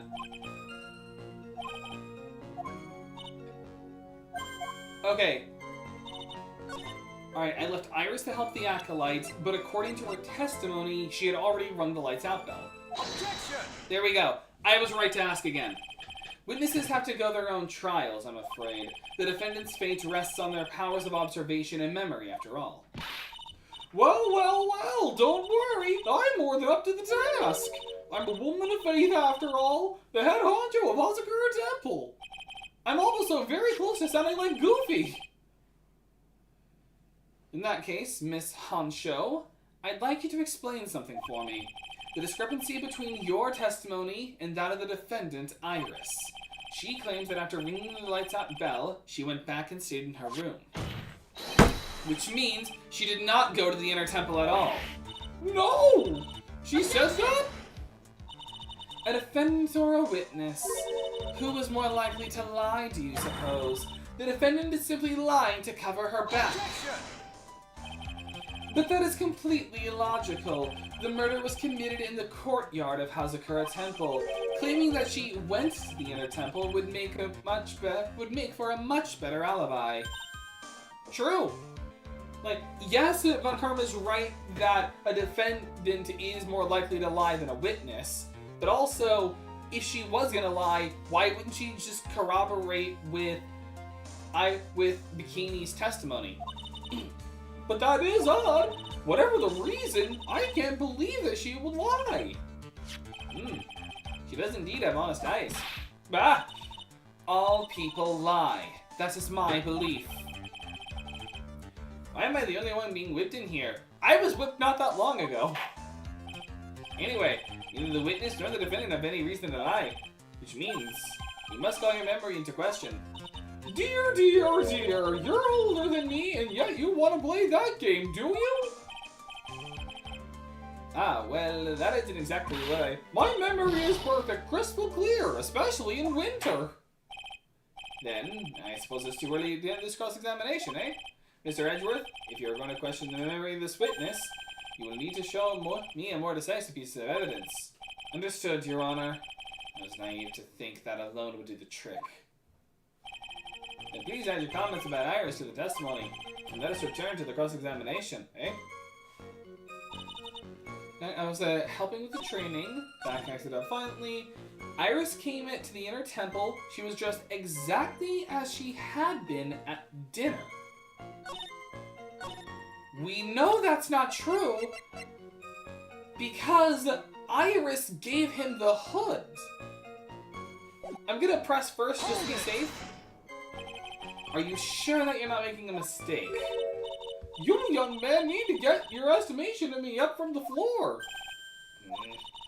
Iris always wears the same clothes. The smallest thing out of place would have stood out like a sore thumb to me. You're making a mistake thinking I made a mistake. Nicely finished there, witness. Still, I have to wonder. No, I know what it is. It's like she couldn't have been because her hood wasn't on. She gave her hood to Phoenix. Objection! Witness, let's get one thing straight. The defendant whom you claim to have met, she was wearing this demon-warding hood, correct? Of course! It's a very important piece of clothing alive, you know. Wait a minute. Objection! Hold it right there. Why do you have that?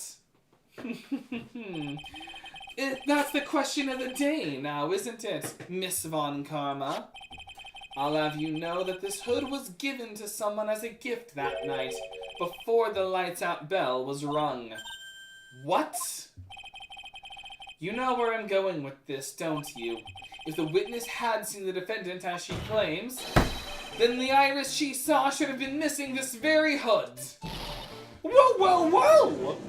Oh my god, see how many milk crates were stacked. That was like, what, 8 crates? It's not a bad feeling at all, exposing contradictions like this. Now I understand that happy look on Wright's face every time he does it. I get the rush now. Order in the court. What is it? Sister, this hood.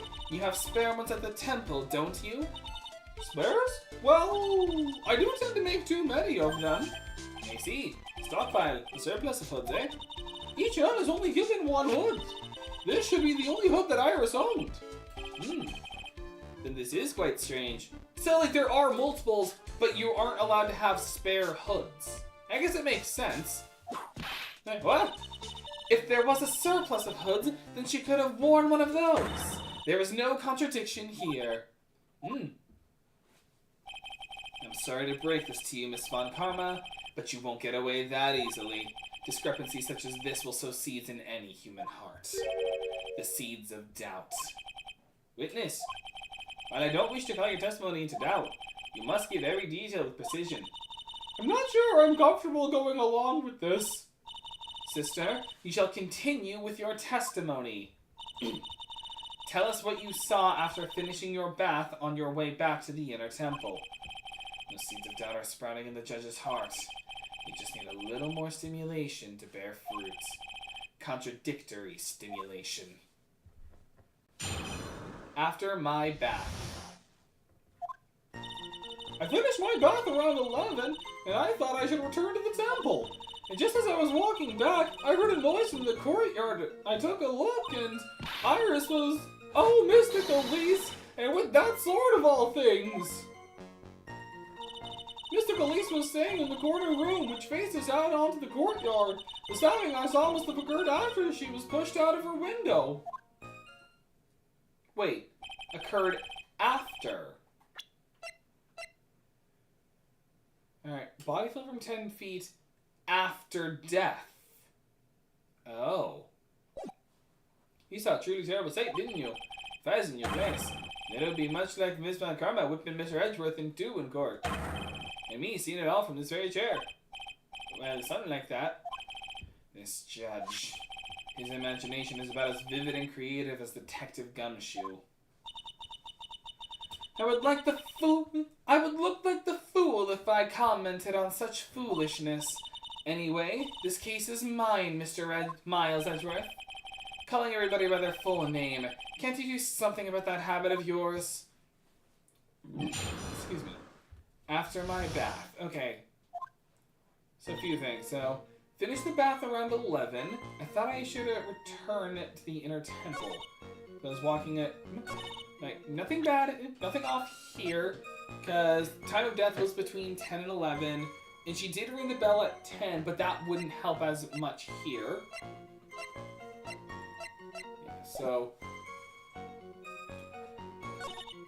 As I was walking back, I heard a noise from the courtyard. I took a look, and with that sort of all things, staying in the corner room which faces out onto the courtyard, which we already knew. The stabbing I saw must have occurred after she was pushed out of her window.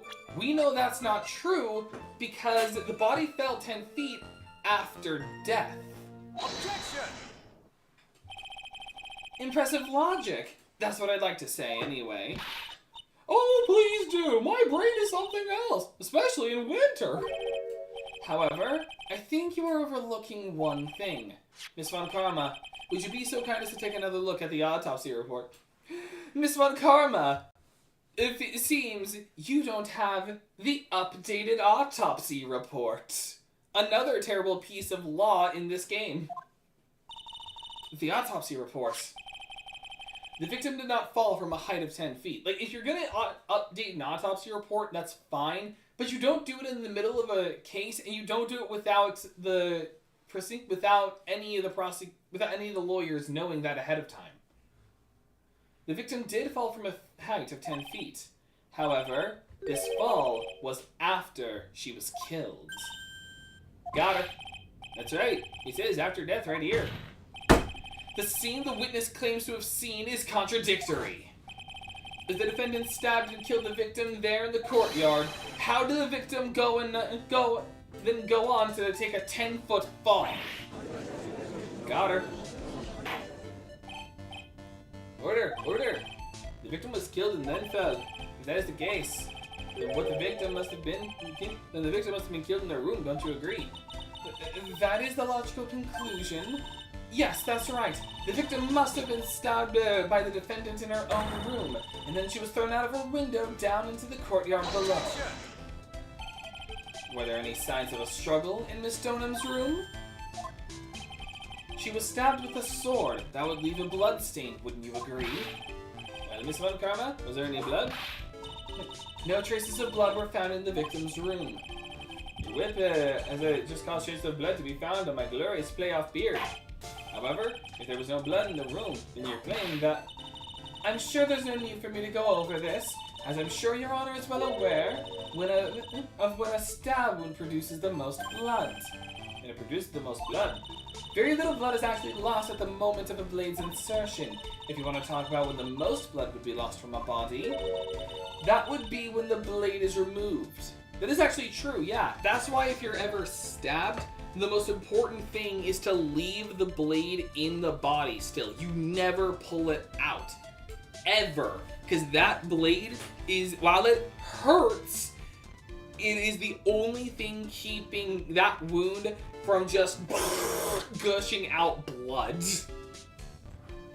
And that's just very important.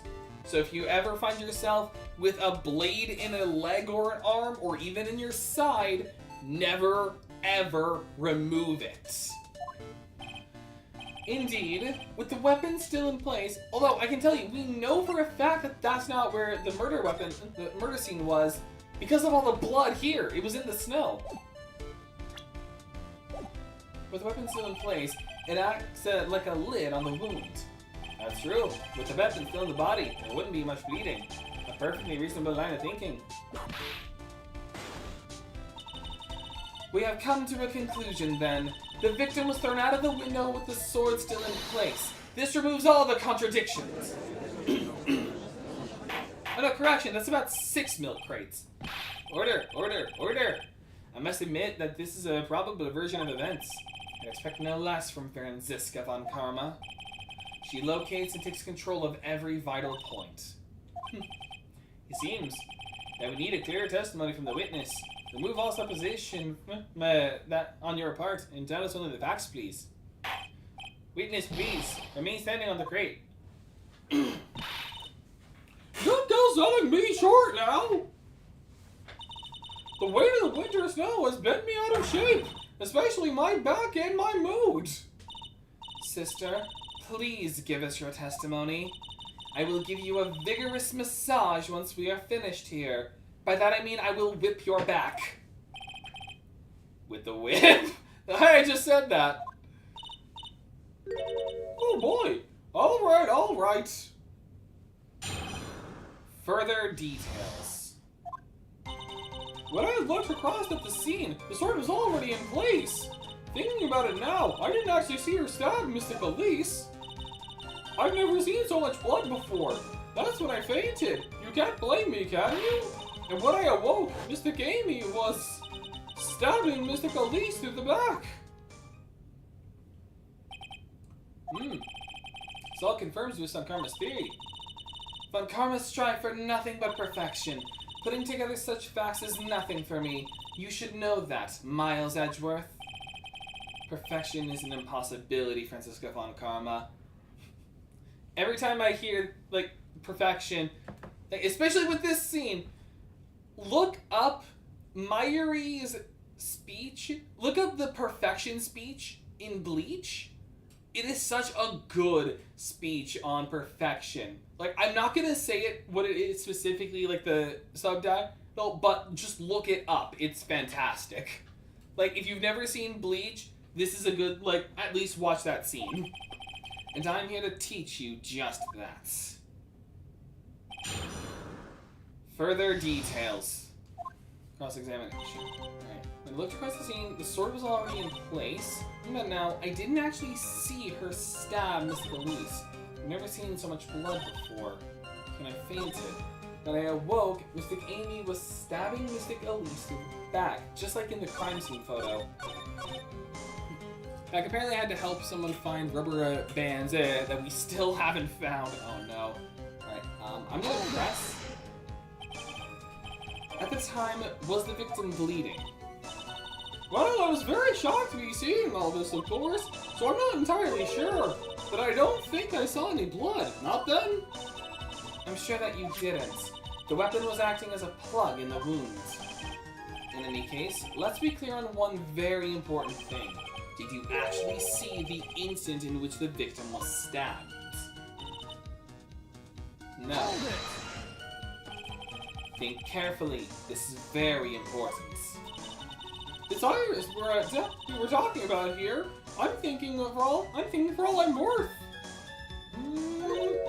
No, when I looked over, the sword was already in Mystic Elise's body.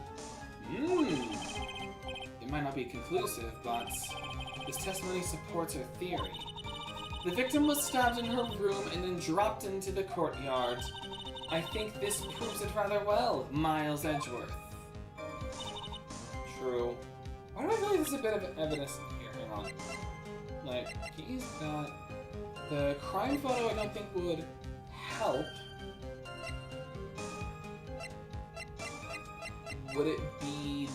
I don't think it'd be the staff. The staff I don't think would help at all.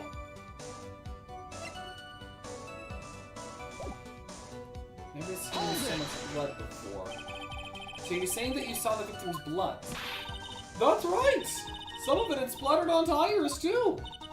When the defendant was arrested, she was meditating in her room, and her blood-flecked clothing was neatly folded in the corner. What? Her clothes were blood-flecked as well. Seems quite inconclusive to me. What should I do? Press this point further? Yes, always press further. Going back to your previous statement, you said that you saw little bleeding when the victim was stabbed, but now you say that you saw the victim bleeding. Well, I say that what I saw is what I saw. Did you see? Maybe I didn't see the poor woman get stabbed, but I saw the girl pull the sword out of her, plain as day. Pulling the sword out? Well, it wasn't exactly pulling. It was more like it came out. Witness, you will add this statement to your testimony. Oh, was that important? More important than you can imagine. I saw the instant in which the blade plunged into the hilt was smoothly drawn out. Okay, two things on that. First, there's no blood at the hilt, it's only at the top. The hilt is where it meets the crossguard. And second, there's no way you're pulling a sword like this out smoothly. Like, and it's heavy, too. It looks like it's made of bronze. Like, bronze is not a light metal. Objection! Sister Bikini, you're a reliable witness. At least, I'd like to think so. But there are too many contradictions here. What do you mean? You make it sound as though I'm a liar. But you're a handsome young man, so I'll forgive you. Such an extravagant sword. I mean, the Shishishito is actually a real-life sword, but it's meant specifically for ceremonies. So that's why it looks so extravagant. What contradictions are you talking about? It's also not supposed to be that big. It's actually supposed to be a bit smaller. It's kind of like a sword for knighting, in a sense, but more used for, like, ceremonies. So yeah, Shishishito is a real thing, but it's not as big as this. It does not look like an anime sword like this at all. At least I don't believe. I may be mixing it up with another weapon. Let me double check. Shishishito sword. Okay, yeah, okay, alright, I did find an image. Hang on a sec. And while it's not as large or extravagant, it is still kind of like that, but my point still stands. It's not meant to look like some kind of anime sword. It's more of like a ceremony type of thing. It's not meant to be practical in the slightest.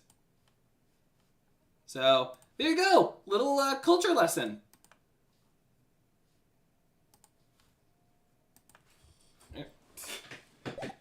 What contradictions are you talking about? In the scene that the witness claims to have seen, the weapon was thrust up to its hilt into the victim. Furthermore, the killer withdrew the weapon smoothly from the body. However, both of these are complete impossibilities. What do you mean? Please explain explain yourself. To start with, do you think it would be possible to stab someone with the hilt with this sword? No matter how I look at the defendant, she doesn't appear strong enough for that. Objection! Doesn't appear? What meaningless dribble. I too may appear to be weak and frail, but I can crush men under my heel and make them weep, so I should I so choose. Von Karma will just kill someone. The objection stands. I whipped a little pack there, I must admit. I may have also soiled myself real quick. If you'll excuse me, I need to go see Grossberg in the bathroom with his hemorrhoids. Objection! That isn't the only issue here. If this sword was truly stabbed up to the body, into the body up to the hilt, well, just look at the branches on it. It certainly wouldn't come out smoothly. We also have the problem of the amount of bleeding. It's true that when a blade is left in the body, it acts like a plug of sorts. However, when the weapon is shaped like this, it's an entirely different story. The wound would be too large for the blade to completely stop the bleeding. And also, there's only blood at the tip, not the hilt. That's nothing more than conjecture. In reality, the victim was stabbed with the Shishishito. Even a weapon of this nature may still sometimes slide out smoothly and may still sometimes stop the blood loss. I'm not finished. There is still one more conclusive contradiction. You still got more. This one is simple. If the sword really was thrust all the way up to the hilt, why is there only blood on the tip of it? Yeah, kinda silly of you to ignore that, Von Karma. If this witness is telling the truth, then there should be blood along the entire length of the swords. Yeah, kinda silly to overlook that. Order, Bravo, Miles Edgeworth, raising this many contradictions from a single piece of evidence. All the other attorneys I know could maybe manage one, if that. But what does this all mean? You have proven contradictions regarding the murder weapon, but having come this far, there can only be one answer. And that is, the weapon used to kill the victim was not the Shishishito. What? A foolishly foolish idea born from the foolish mind of a foolhardy, foolish fool. That was a lot of fools there. Let's examine this again. What was it that made us think of this sword was the murder weapon? Well, it's because Mr. Gamey was holding it. Exactly. However, if you reflect on this, that is the only basis we have to assume such a thing. The impression left by the scene was just too strong. That is what influenced us. It influenced us to believe that the Shichishito was the murder weapon.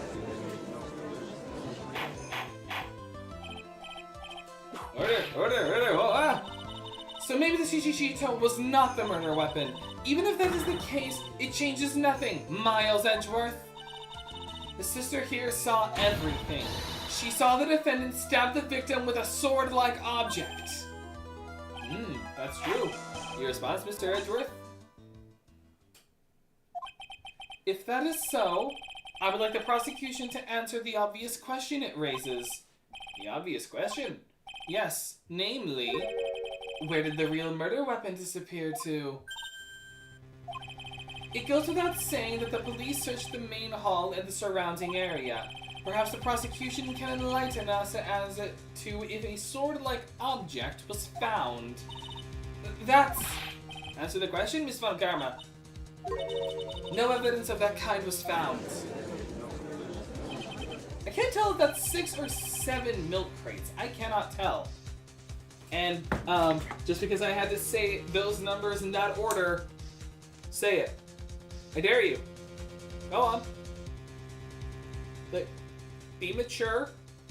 Like, if you want to say it, go ahead. 68, thank you. Another mystery to throw into the file. A child without a murder weapon is a tricky beast. Excuse me, could I say something? I just remembered something, actually. What is it, sister? I was just thinking, it's possible that just maybe what actually happened was, it was just over there. What exactly are you going on about here? The murder weapon, I mean. Maybe. I think I might know where the sword was disposed of. What? You what? I prefer the number 69. I prefer 420. Well then, I think we need to hear testimony from you one more time, sister. Impossible! What else? What else could this old woman have seen? Location of the weapon. I saw the murder at around 11 p.m. And after asking that it would be reported, I went out to the main gate. And there I saw tracks. Tracks that indicated the snowmobile had been used. It takes 15 minutes to walk to Dusky Bridge, but less than 5 using one of those. Maybe they threw the weapon into Eagle River and came back while I was knocked out. Iris could have done that. She can drive a snowmobile after all.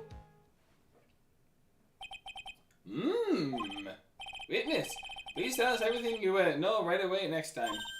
Well, I'm not in the best of shape. What with my back and my age, you know. Quite. There were indeed snowmobile tracks in front of the main gates. Here's a photograph. Yes, but there's also footprints. A snowmobile, eh? I see. And it certainly is an interesting theory. The tracks begin in front of Hazakura Temple and run all the way to Dusky Bridge. Alright? Tracks photo taken that night from main gate to Dusky Bridge. That solves your pesky little problem, yes? The Eagle River's current is quite swift, meaning that it doesn't freeze over in the winter, making it the perfect place to dispose of the murder weapon. Did she really go to the river to dispose of the murder weapon? Mr. Edgeworth, your cross-examination, please. Location of the weapon. Okay. I saw the murder at around 11. Okay, let me just double check something. Not that. The snow started at 7, but ended at 10:50. Meaning that the snow would have stopped. Which means we shouldn't have seen tracks. Because she saw the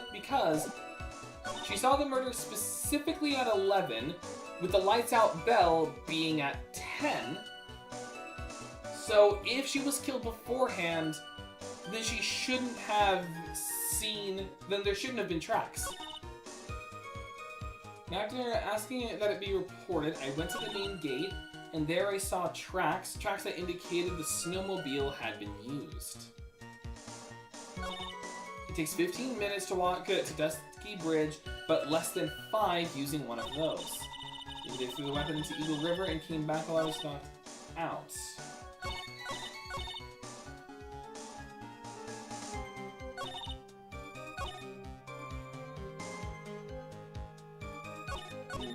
Hold it! I just need to make sure I know where to press.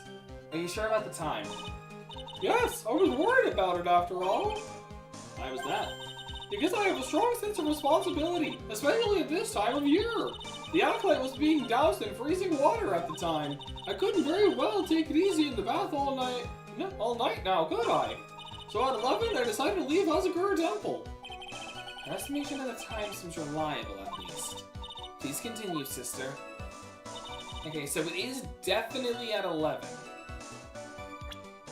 Okay, so just getting our facts straight. Like, the autopsy report was 10 to 11, and she saw the murder at 11. The lights out bell was rung at 10, and then she went back into her room. Which actually does make sense because they found Iris in her room. So they can't deny that. And then here, lightning struck at Dusky Bridge at 10:45, meaning by the time that this happened, then 30 minutes had passed between the fire starting and going out. So that means that the snow would have stopped. So there couldn't have been tracks. I went out to the main gates, and I saw tracks that indicated the snowmobile had been used. I just need to know... I think I just present the weather data here? Objection! No. Okay, that was wrong. Alright, maybe just start pressing things. Hold it! As I recall, there was a snowmobile outside the main gate when I visited. That's it. That's the only one we have. It'll run no matter how much snow falls. Now, you're certain the snowmobile was there at the main gate when you arrived? Yes, of course. It was parked in front of the main gates. So, she had already gone, discarded the murder weapon, and returned by that time. I'm not sure if this is relevant. Press further. I was right to start pressing. I need answers to every possible doubt. The snowmobile in question, was it still warm at that time? Oh, what do you mean? What do you mean? What do you mean, eh? What do you mean, Miles Edgeworth? I'm playing to a slow crowd here. It goes without saying that using a snowmobile will heat its engine. If it was still warm, then it means it was recently used. Oh, I see. I never thought of that. That's right. I overlooked that too. Of course you did. Then answer the question, please, witness. And? I don't often go around touching hot engines. However, now that you mention it, there wasn't any snow on it. Ah, haha! Snow. Yes, for some reason, only the snowmobile wasn't covered in snow. There wasn't any snow on it? Curses! Seems very likely that the killer did use the snowmobile then, eh? How long does it take to get to Dusky Bridge by snowmobile? Okay. So it was definitely used. Right. Takes 15 minutes to walk to Dusky Bridge, but less than 5 with one of those. Hold it! In that case, why didn't you use it yourself? You could have spared yourself some walking. Oh, there's a reason for that. Haven't we got a moment for me to explain? I think that's why the question we asked it. That's why we asked the question in the first place. It was about a month ago. I was driving my beloved little snowmobile, happy as can be. I fetched some water and was heading back when I went and crashed into a tree. The tree and my back both went crunch just like that. Crunch! Crunch. Captain Crunch cereal, eh? I haven't been able to find the courage to write anything since then. Anyway, the killer must have used it. and came back while you were knocked out.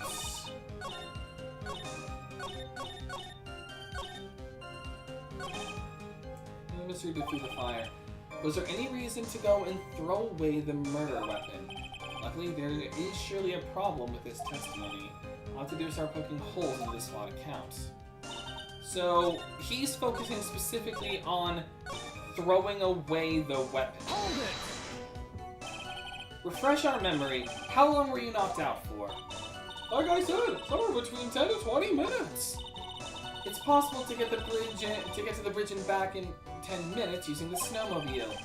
I have to concede that is more than enough time.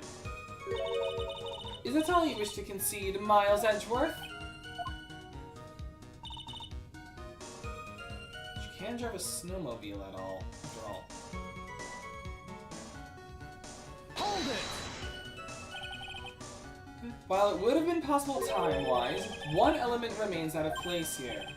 Oh, and what would this element be? The killer's reasoning, Your Honor. Why did the killer do all of this? Why go to Eagle River to dispose of the murder weapon when there are other methods? Too many unanswered questions. Your response, Miss Von Karma. Turning to me for help over the slightest thing. Why don't you think for yourself for once in a while, Your Honor? What? She's as over the top as always. Anyway, whatever the reason, the fact remains that the defendant could have done this. The murder weapon was disposed of in the river. Another point to me, Miles Edgeworth. Okay. Was there a reason to go and throw away the murder weapon? There's surely a problem with this testimony. To do is start putting holes into this one account. I feel like it's the weather reports. Hold it! You asked Phoenix Wright to report the crime, correct? Right. The one who trampled me. Seems she's the type with all the grudge. There wasn't a phone in the main hall, so I sent him to go to the bridge. Phoenix Wright. He didn't even have a cell phone on him. He had forgotten it at home, apparently. What's a naive boy, as always. Not only do I always carry my phone, but I always have my whip in hand, too. We know.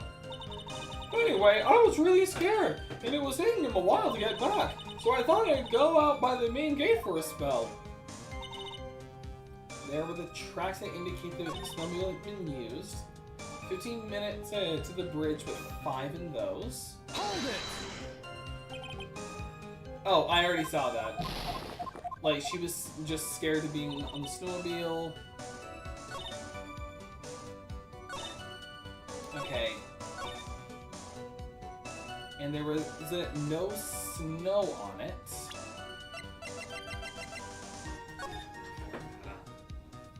After 5, the snow would have stopped falling.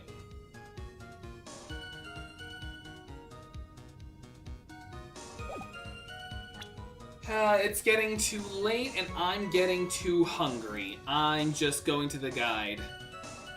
And this isn't part of that deal because I said that was just gonna be later.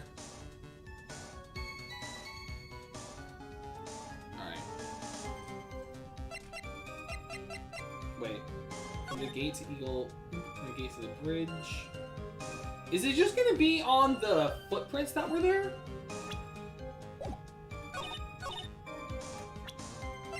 Apparently this is what I have to do. Objection! Alright. I admit this photograph proves something. It proves that the snowmobile was used on the night of the murder. You finally accepted the inevitable, it seems, Miles Edgeworth. However, if what the witness says isn't true, then why is there only one set of tracks? Oh, I didn't even think on that. There is only one track. What do you mean? Iris left Hazakura Temple, threw the weapon into the river, and then returned. If this was the case, then naturally there should be 2 sets of tracks in the snow. Those from heading out to the bridge, and those from coming back. Pegasus says, "Ooh, edgy, my boy!" Oh no, I've made Bikini sound like Pegasus, haven't I? Oh, you're right. Edgy boy, are you trying to steal my Millennium Eye? You're forgetting one thing, Miles Edgeworth. On the night of the murder, it was snowing. The tracks leading to the bridge were erased by the snowfall. This removes your precious contradiction now, doesn't it? You see, while she was at the river, the snow stopped, leaving just the return tracks in the snow. What do you have to say now, Miles Edgeworth? Is there a flaw in her theory? Yes, I can finally use this. There is a contradiction. The tracks of the river were covered by snow. What a nice theory. However, Miss Von Karma, that is impossible. Would you care to explain why there is a rude index finger currently pointed in my general direction? Or, in other words, could you explain why you're if it wasn't the index finger, could you explain why you're flipping me off right now? I was like, unfortunately, Von Karma, you're wrong. Imagine Bikini has a hobby of climbing people's buildings. It's a suction cup man. It's not suction cup man, but suction cup woman. Do we want to change from the Pegasus voice to the suction cup man voice? Let me wait until I can get another dialogue out of her to test. No need. The evidence will do all the talking for me. On the night of the murder, the killer went to and returned from Dusky Bridge. In order to dispose of the murder weapon, the outgoing tracks were erased by snow, or so claims Miss Von Karma. Mr. Edgeworth, present your evidence to the contrary, eh? No, but I was just trying to be funny. True, I did have to stop the suction cup man voice twice. So, but I am just going to be sticking with the Pegasus voice. Just because my throat's starting to get a little dry. It's the weather data. Take that! Witness, please tell us again what time it was when you witnessed the crime. Like I said, it was around 11. Of course. This means that the weapon was thrown away after that time, correct? On that note, please take a look at this data. It is the weather report for Eagle Mountain on the night of the murder. The weather report. Snow started to fall at 7 p.m., but it stopped at around 10:50. Therefore, when the sister witnessed the crime at 11 p.m., the snow had already stopped falling. It is impossible for any tracks to be made after that time to have been covered up. Thank you, Sniper. Order. Very well then. It looks like Miss Von Karma's claim has been snowed in, eh? It reminds me of the days when I wanted to be a stand-up comedian. It's too soon to be closing this trial due to snow. Miles Edgeworth, how pathetic of you to rely on the weather of all things. But it's a weather report from the night of the murder, and was also backed up by witness testimony. Answer me this then: when is a weather report ever correct? Von Karma, this isn't like Good Morning America. This was an actual meteorological report. I hate this element of the case. No. You got it all wrong. This isn't a forecast. This is actual data. Forecast, data, all weather reports have some inaccuracies. Not when they're taken on the night of the murder. In fact, Sniper was asleep at the moment of the gunfire. I guess he fired it with his foot. It's like, he just trained his, or actually no, maybe he's learned how to sleep fire his gun. It may still have been snowing in the vicinity well past, even though it wasn't. This is... Von Karma, do you not know how meteorology works? And apparently the judge isn't either. I'm not even gonna, what? This is how I feel right now. Edgeworth is how I feel about this case. It has stopped snowing at Hazakura Temple when the murder took place. You need to provide conclusive evidence of this. We've come this far. There's no turning back now. Very well. If all of you are going to be so inept, I too cannot allow any doubt to remain concerning this testimony. Ha! You can't back down, can you? Such a perfectionist, Miles Edgeworth. Very well then, Mr. Edgeworth. Here's your evidence that it had already stopped snowing when the victim was killed. It's the murder photo. Because there's snow on the statue, there's snow on the rocks, but there's no snow on the corpse. Take that! Ultimately, it all comes down to one point. That being, whether or not it was snowing in that courtyard where the victim was stabbed. That's right, but proving that is incredibly easy. If we want to know whether it was snowing or not, this photo will tell us everything. Of course, I'm referring to the photo of the crime scene. Look at this photograph! As you can see, everything is covered in snow, with just one exception. And that is the victim herself, Miss Elise Dona. Why is there no snow on top of her? Foolish, Edgeworth. It just stopped snowing in that area in particular. It was snowing everywhere else but there. The answer is simple. It has stopped snowing when she was killed. That's why. In other words, if the killer really did go to Eagle River to dispose of the murder weapon, then in this photograph, there should be 2 sets of tracks. Got her. Order, order. What are you... Just what are you suggesting, Miles Edgeworth? To be honest, I'm not entirely sure myself, but... This is simply what all of the facts point to. That night, someone used the snowmobile to leave Hazakura Temple. From the tracks left, it can be understood that they were heading for Dusky Bridge. At that time, it was still snowing. Of course it was, because those tracks were erased by snow. Then, when this person returned to Hazakura Temple, the snow had stopped. Thus, the return tracks remained.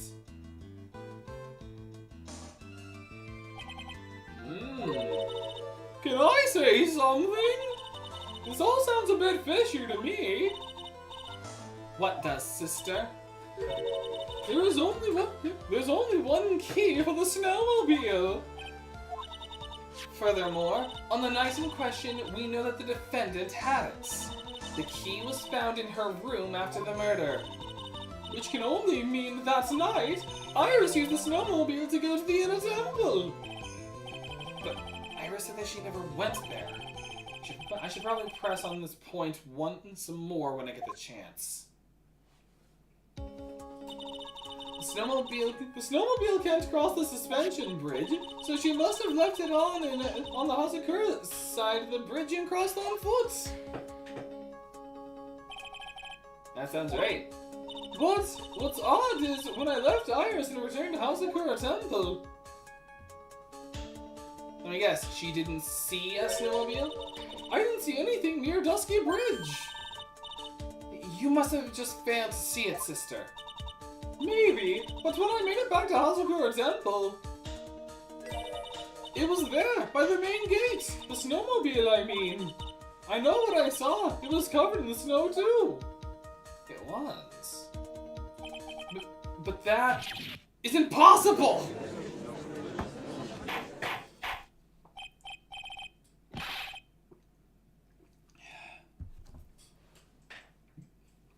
Order! Order! Order in the court! What does this all mean? So then what was the snowmobile used for? It wasn't taken by the defendant when she went to the inner temple.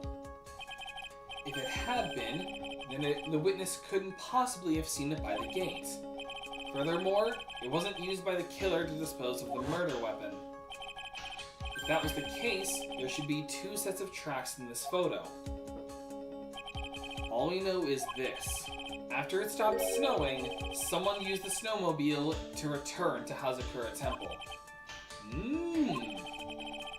Never thought a simple snowmobile could cause so much trouble.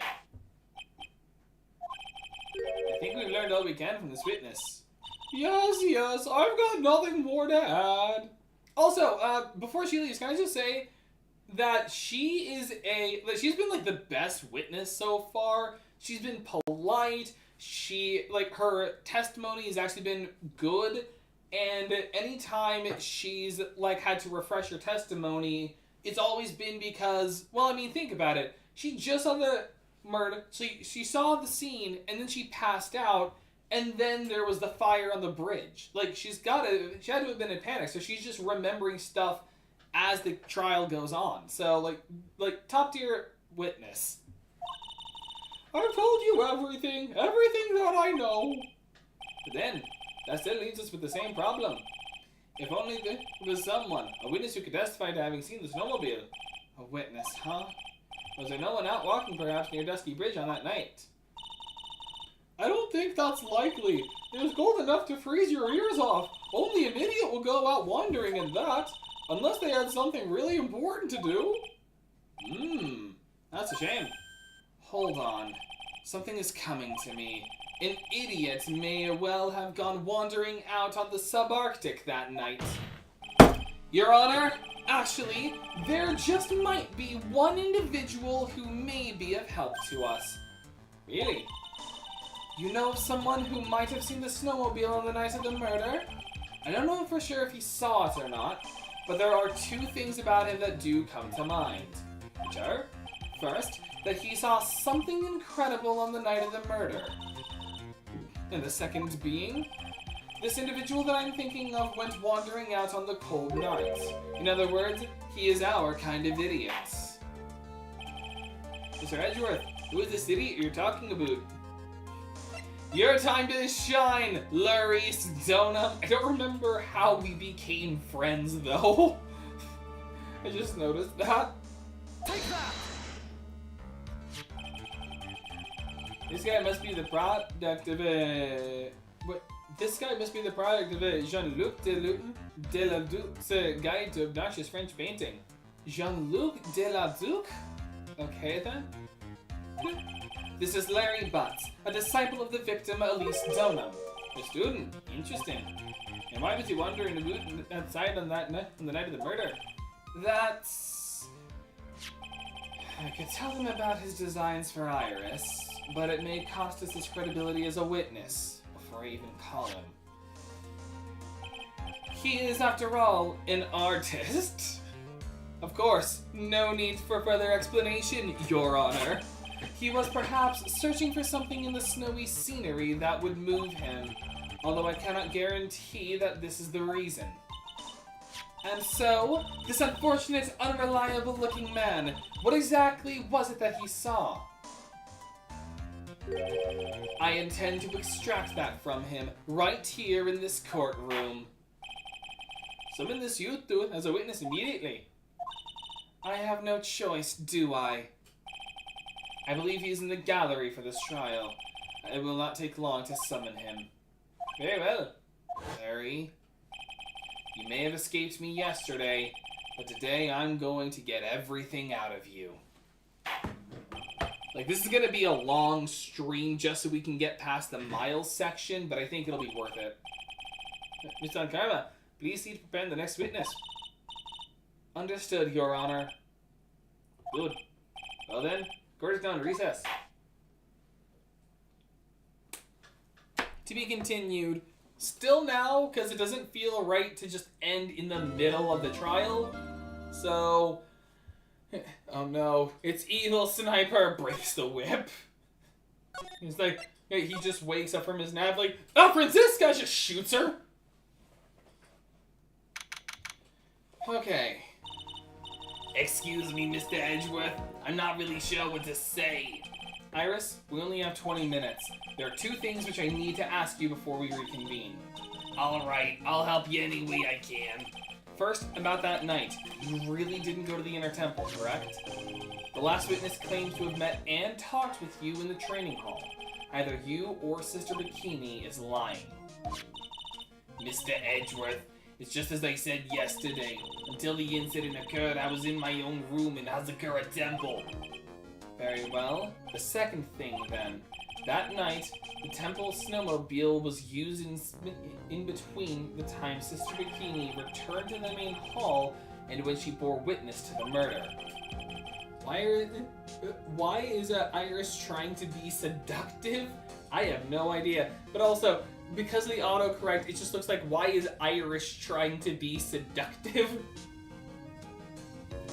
Sometime between 10:30 and 11 p.m. that night, were you the one who used the snowmobile? There's only one key for the snowmobile. The only person who could have used it was me. So it was you. But, oh, I forgot to do the smoker voice there. But why? What made you go out to Dusky Bridge? I'm sorry, Mr. Edgeworth. Oh, great. The background is vocal. Yeah, God, why the... First Larry and now you? Iris? Why are there 5 Cyclops? I can't tell you about that yet. Yet? Not until the safety is confirmed. Her? The safety of the Acolyte. The Acolyte, huh? She must be talking about Maya. Iris, look me in the eye and tell me the truth. Did you kill Elise Donham? No matter who or what may come, I could never take a life. As I thought, no psycho-locks. Very well. It is my job to get to the truth. You'll discover this for yourself soon enough. Hey, she might be Irish, even though she's Iris. Well, she must have been, but she's been smoking for so long that she lost the accent. Gert and I reconvene. Miss Von Karma, where's a witness? During the break, a man was detained for suspicious behavior in the gallery. Suspicious behavior? He was sketching something very intensely. I asked what the witness was sketching when he was detained. He drew a terrifying woman armed with a demonic face and a vicious whip. I wonder who he was sketching. I can only presume this next was to capture you. Anyway, it's time to drag this pathetic excuse for an artist before the courts. Larice Donham, I hope you're ready. Get in here. It would seem that whip is going to see plenty more use today.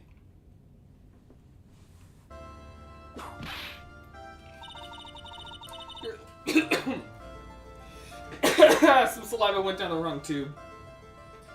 Like they do, we have a Canadian, a Russian lady, an Irish, and an American lawyer in the same room, but they totally have the right accent. True. Like, I've managed to give them all somewhat accurate accents. Your sketch is in contempt of this court. Like, zoinks! Oh, ouch! You tried to run away from the bailiff who was trying to hand you your subpoena, correct? Look, I'm nothing but a fledgling artist training out in the mountains. I'm only down here in the city because I ran out of green paints. Well, to use the technical term for the color viridian. Larry, this isn't an art store now, is it? I know, I graduated junior high, okay? Does that mean you graduated junior high and then just flunked out of college? Look, art is all about working in the fields, isn't it? Working in the fields? I presume you wanted to say field work. I hope. Why does she keep it? Why does she have like 50 whips? Where does she keep them? Pocket dimension. No further questions. That's it. Thanks, buddy. Like, zoinks. It's kind of sad that I was able to understand his mangled train wreck of a sentence. I just happened to stop in here and found a wonderful new model. So see, I've got nothing to do with this trial at all. I expect all of your faces to be red when you realize this mistake. Bright red. Or to use the technical term, Crimson Lake. Oh, that's a lot of whipping. Endo Judge? Stop your pathetic babbling and testify like a man. Refrain from whipping me, Miss Von Karma. Cross whipping is as bad as cross checking. Witness, that was all your fault. Testify now. Yeah, Zoe. Oh, this is too much for me. What I saw. I was at the lodge out in the mountains, looking up at the stars that night. I walked out to the bridge a number of times, but I didn't see a snowmobile. I didn't see anyone at the bridge that night either. The girl I was waiting for didn't show up. My teacher died on me. I'm all alone now. Aren't I edgy? Zoinks! Witness, please refrain from talking directly to the lawyers during your testimony. I'm just, like, zoinks, I'm just a nobody. Nothing but a small, worthless man, aren't I? And why wasn't I asking my name and occupation or anything else? Mr. Edgeworth, this man seems to have quite a severe inferiority complex. He's certainly been the cause of numerous incidents. I think he's finally realized for himself just how much of a nuisance he's been to other people. Yeah, that's right. I'm behind everything, every case, even DL6. Watch out, okay? Just touching me will make you eternally unhappy. Well then, let's proceed with the cross-examination, with no touching, thank you. We can delve into other details at a later time. What I saw. Okay. I was at a lodge out in the mountains, looking up at the stars. Walked up to the bridge a number of times, but I didn't see a snowmobile. I didn't see anyone on the bridge that night either.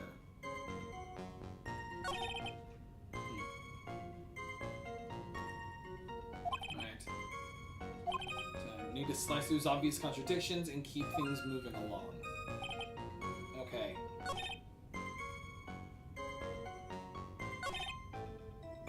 Hold it! Larry, you really didn't see it? Hey, no need to hit your desk. I can hear you. I didn't see it. I didn't see a snowmobile. Larry, say snowmobile for me, please. Snowmobile? If you truly have nothing to hide, then why are you stammering like you just flew over a cuckoo's nest? Shut up. What is this? I don't know. Don't ask me. Seems like I'll need to start from a more obvious contradiction. I'm going to strike the blow that will finally get him to spill the beans. Hold it! You didn't meet anyone? That's right. These have got nothing to do with this. I'm just here to buy some Viridian paint, okay? Come on, I expect to see those Crimson Lake faces now. It would appear that simply pressing him isn't going to be enough, Mr. Edgeworth. Indeed. Okay. Only 4 things.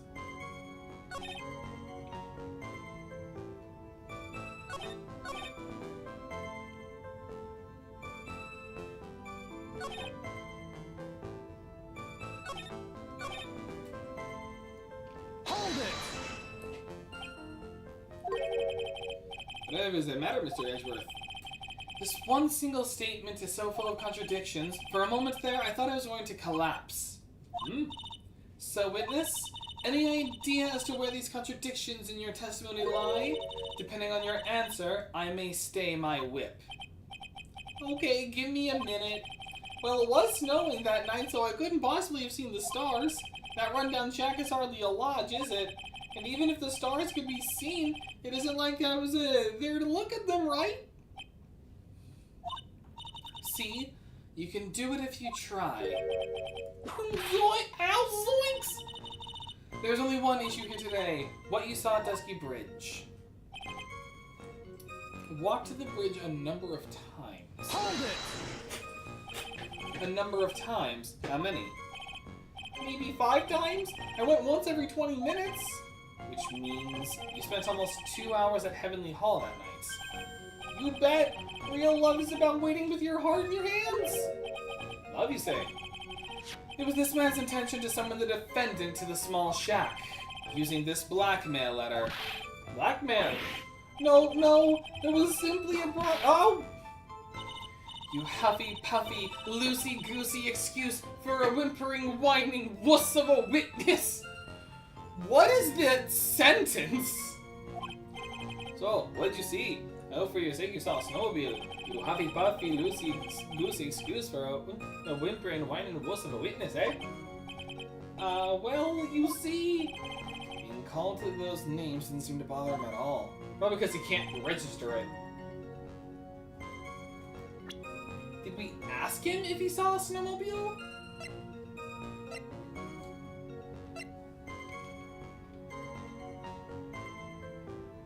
Objection! No? Okay. Okay. Once again, it's getting late. I don't want to have this take too long. And this is, like, the last witness, so... Oh, okay, I am an idiot. This was actually a first thought I had that I just disregarded. Objection! Alright, I'm an idiot, a little. Larry Butts. I can understand why you might want to throw your old life away. You're pretty pathetic, and you cause all sorts of trouble. I'm sorry. Butts, having realized just how much of a nuisance you've been... Okay, so I guess you have to do that Pure Seal challenge. Now, that was only when we're doing the other Phoenix Wright games. For this one in particular, it's fine. Because I'm not spoiling myself, because I already know this game and its lore. And not lore, but its story. It's only when we get to the other Phoenix Wright games. That can be considered a step in the right direction. Edgy, Zoinks, are you trying to console me? It certainly doesn't sound that way to me. However, I cannot forgive you for simply turning away from the incidents you create. Zoinks, you're totally pinning this on me. Now then, let us talk about the night of the murder. Sister Bikini, after seeing the murder take place, asked Phoenix Wright to report it. Thus, he headed for the public phone by the bridge. There, he happened across a certain nefarious individual. You, Larry Butts. That's right, me in the flesh. Listen carefully, witness. It doesn't matter if you change your name. So long as you remain pretty pathetic, you will continue to cause those incidents. That reality will not change. But what do you want me to do then? Larry, what you need to change is your inner self. But for now, what you saw that night, testifying truthfully about this one issue is all I need from you. Excuse me. Edgy, I think I've finally woken up. Well, I guess I could still be sleeping, but anyway, I'll do it. I'll testify. Well, I'm not sure this will go especially well. I'll ask again, then, witness. What did you see on the night of the murder? What I saw, part 2. I went to the shack at around 9, so it would have been around 10:30. I was lying under my bedding when a white flash almost blinded me. I looked out the window and Dusky Bridge was on fire. There was still some thunder, but I went right away to check it out. That's when I ran into Nick. You certainly saw quite a lot, didn't you? So, what happened to the bridge after it caught on fire? It was like me after a 3-day stint chasing the girl. Totally burnt out. Like almost totally gone. I mean, trying to cross the bridge from me. The burning remains was what caused Nick to fall. What did you say? Oh, don't worry. It's nothing life-threatening. He just caught a cold. I never know with that man if he should be called lucky or unlucky. Now, Mr. Edgeworth, please commit your cross-examination.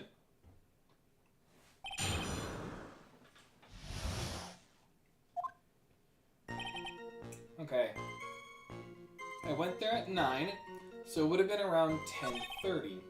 Lying under the bed when I saw a white flash almost blind me. That must have been the lightning strike. I looked out the window and Dusky Bridge was on fire. There's still some thunder, but I went right away to check it out. That's when I ran into Nick.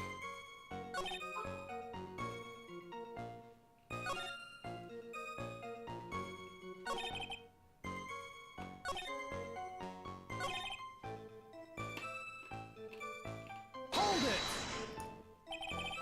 You said right away, but exactly how long after the strike was that? The lightning fell and the bridge caught on fire. Maybe around 5 minutes? I mean, I suddenly thought, gotta go check this out, man. So, how far is the small shack you were in from the bridge? Hold on. Well, it had pretty much stopped snowing. I guess about a 5-minute walk? How did Dusky Bridge look when you got there? Like I had recovered a piece of my childhood. I mean, not even the bonfires kids make during school camping trips can compare. Well, ask him a little more. I don't know. Why didn't you call anyone? Why did you go to the bridge? Well, he couldn't have called anyone. He could have used his cell phone. We know why he would have gone to the. Well, actually, why did you go to the why did you go to the bridge? Why did you suddenly thought to check out the bridge? Does this mean that you initially had no intention of doing so? Well, yeah, I guess it does. It was really cold. I didn't really want to go out there. If that's the case, why did you change your mind? I would like to hear your reasoning. In which case, please give testimony to that effect, witness. My reasoning? Okay, reasoning, is it? I thought I'd never get another chance to see something so big burning. Hold it! So you decided to go and see what was happening. That's right. We're talking about a massive suspension bridge burning to high heaven. Is that something you see every day? A real like really special? Can we really trust a witness who's unable to pronounce spectacle? Life seems to love witness for a witness below the belt. Well, my motto is hit life hard as back as you can. I'll give you a few hits too if you'd like, with my whip. Told me about the burning bridge yesterday. There's still something that doesn't quite fit.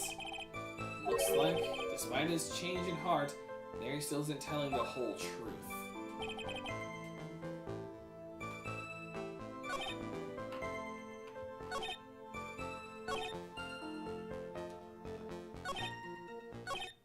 Hold it!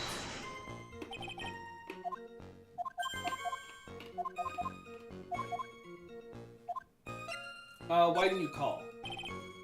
Larry, let me ask you one thing. What is it, Edgy? Was with a serious face. Why didn't you call anyone? Oh, what do you mean? Normally when faced with a towering inferno, one would try to tell someone. There is a public phone right by Dusky Bridge, correct? Well, of course, I thought of doing that. So then, let's hear why you didn't. Huh? Yeah, okay. Okay. It isn't that I didn't try to tell anyone. I just didn't have time to, okay?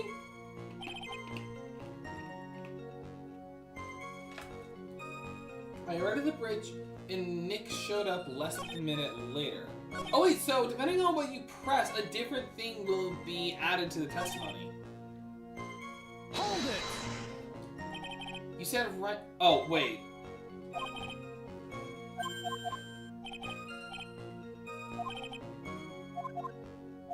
Wait, this is the exact same. Not now.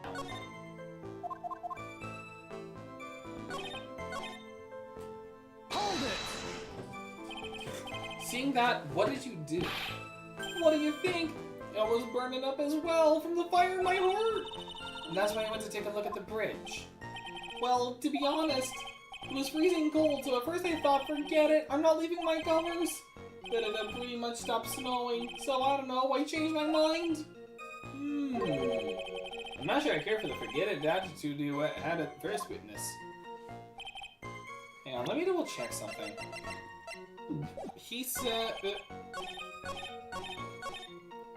it would have been around 10:30 when the snow was. Nope, wrong thing. Yeah, 10:30. The snow stopped at 10:50. And the lightning the lightning was fine. The snow is it. Lightning struck at 10:45. 30 minutes passed between the fires starting and going out. Went to the shack at 9, so it would have been around 10:30. I was lying under my bedding when a white flash almost Hold blinded it! me. Slight was, of course, lightning. Like, kerpow, man. It was like a slap from Naomi, honestly. A big bada boom. Or a little like that. Aw, this is more like a punch from Miranda. Witness, did you actually see the lightning hit the bridge? Well, I was a bit startled by the flash of light, so...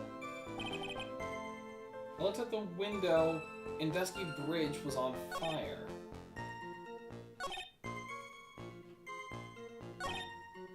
So some thunder, but I went right away to check it out. And I ran to the bridge, and Nick showed up less than a minute later. Hang on, I just thought on something. Hold it! Caught fire around 5 minutes. It's a 5-minute walk.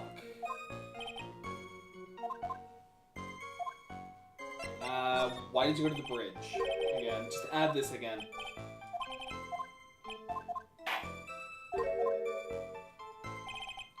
If I'd never get another chance to see something so big burning. Okay, what am I missing here?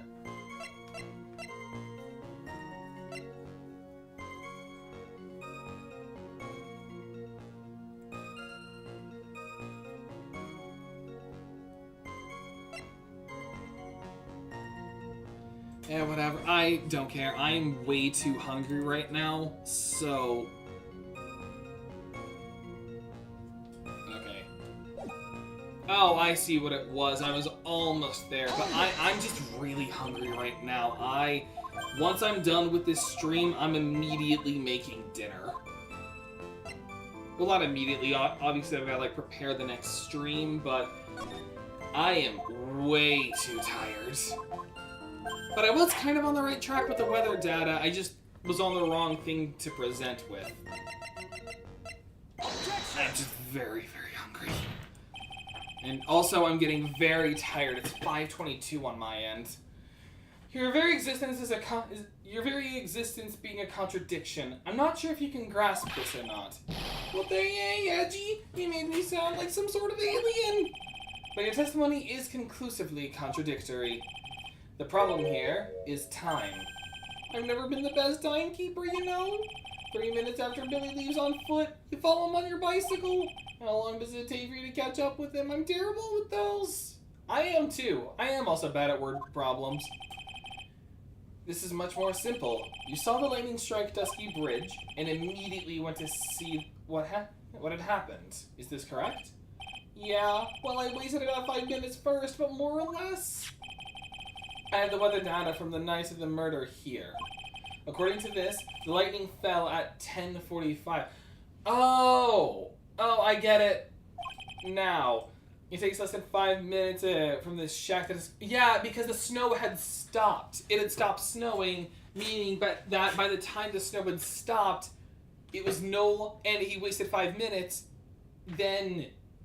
Yeah, okay. Meaning you probably got there at around 11. That all sounds about right, I guess? And then Nick showed up and did his falling act? That is impossible. What do you mean? 11 p.m. is when the murder occurred at Hazakura Temple. Thus, Wright was still there in the courtyard. There is no way that Larry could have encountered him at Dusky Bridge at that time. Yep. Excuse me, I have an objection. You do? Edgy, how many times do I have to say this? I'm not Larry, I'm going to die. It has not been proven that the murder occurred at 11 p.m. The sister only said around 11, in which case it could have been earlier than that. Watch your footing there, Miss Francisca von Karma. The slope ahead is slippery. But there is still no way that Wright could have been at Dusky Bridge at 11 p.m. And why not? It is clearly written here in the weather data report. It took around 30 minutes for the bridge to burn out. Therefore, the bridge must have been burning until at least 11:15 p.m. Which means, what exactly? Wright did not see the bridge while it was being consumed by flames that night. In fact, he did not arrive on the scene until after the flames had died down. Larry, you arrived at the bridge at 11 p.m., but Wright did not make it there until at least 11:15. I suggest you stop hiding things and just tell us the whole truth. Now. What happened during these missing 15 minutes? Zoinks! I feel like I just got brutally woken up by the toilet splashback. I guess I was still sleeping after all. Like, oh no, Poseidon's kiss! Order. Ah! So there's a missing 15 minutes prior to meeting Phoenix Wright. I hardly see that as much of a problem. Yeah, not your problem at all. Really? The bridge is burning before your eyes, and there is a phone right next to it. Why then did you not report the accidents? Yes, witness. Why didn't you? Were you there simply watching the bridge burn? And therein lies the problem. For even after the bridge had burnt out, he was still there. Staring into space, this witness didn't even attempt to fulfill his civic duty. That's what it sounds like. But this is Larry we're talking about, and even he is incapable of being so stupid. Which means there has to be a reason for his inaction. Edgy? I think it's about time I got serious with you, dude. Just as I thought. You've been playing with us all this time. Listen, I'm going to tell you everything. Are you sure you want to hear it all? Yes? I may really say it this time. Ow! Then say it! Thank you, Francisca. Very well. I have a terribly bad feeling about this. However, let's have a witness finally give us the whole truth. Now, for the 15-minute gap, what were you doing, witness? It's fun doing the Canadian accent. Like zoinks! I'm a totem. I'm an artist. What do you think I was doing? Sketching in front of the bridge. I was whipped up into a frenzy of art. The shock and awe that I was feeling, I transferred it directly onto the page. Before I realized it, the flames had gone out, and then he came running up.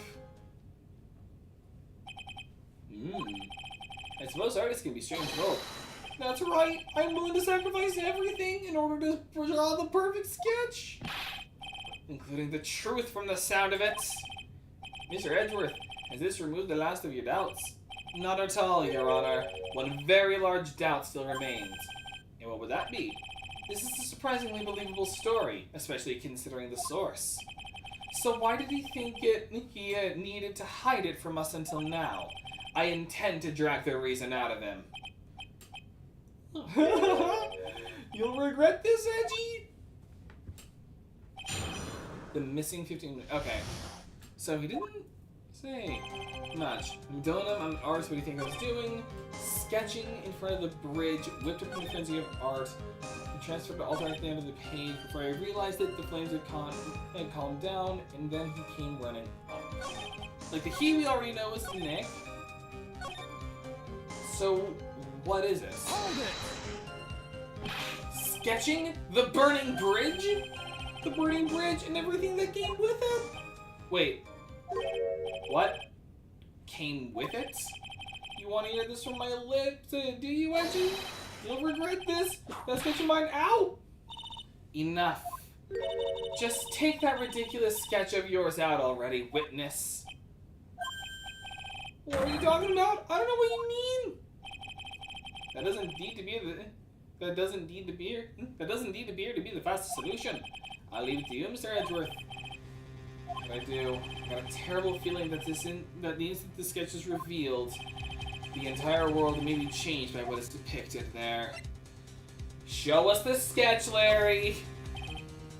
Larry, I wonder if you could show us your sketch, please?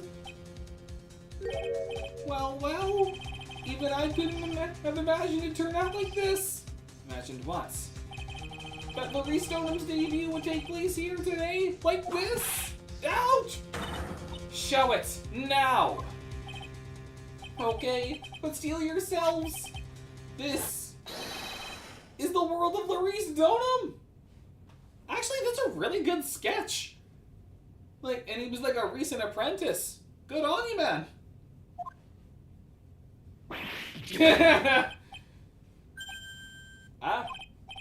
Well. So this is Dusky Bridge, correct?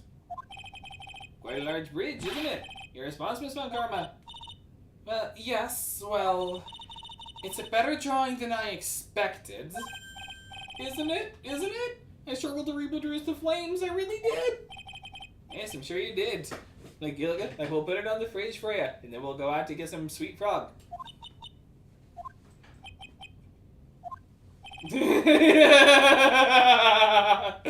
I'll always love that model of Edgeworth. This is going to get ugly. No one has the courage to bring it up, it seems. This mysterious flying object. Larry? What? The burning bridge is fine, but what is that unfortunate looking figure? You spotted that? I thought you might. However much I might want to ignore it, I can't. It's Iris, of course. Iris! I wish she'd take better care of herself. And you have to plan for her future, you know? What would have happened to her if she had injured herself flying like that?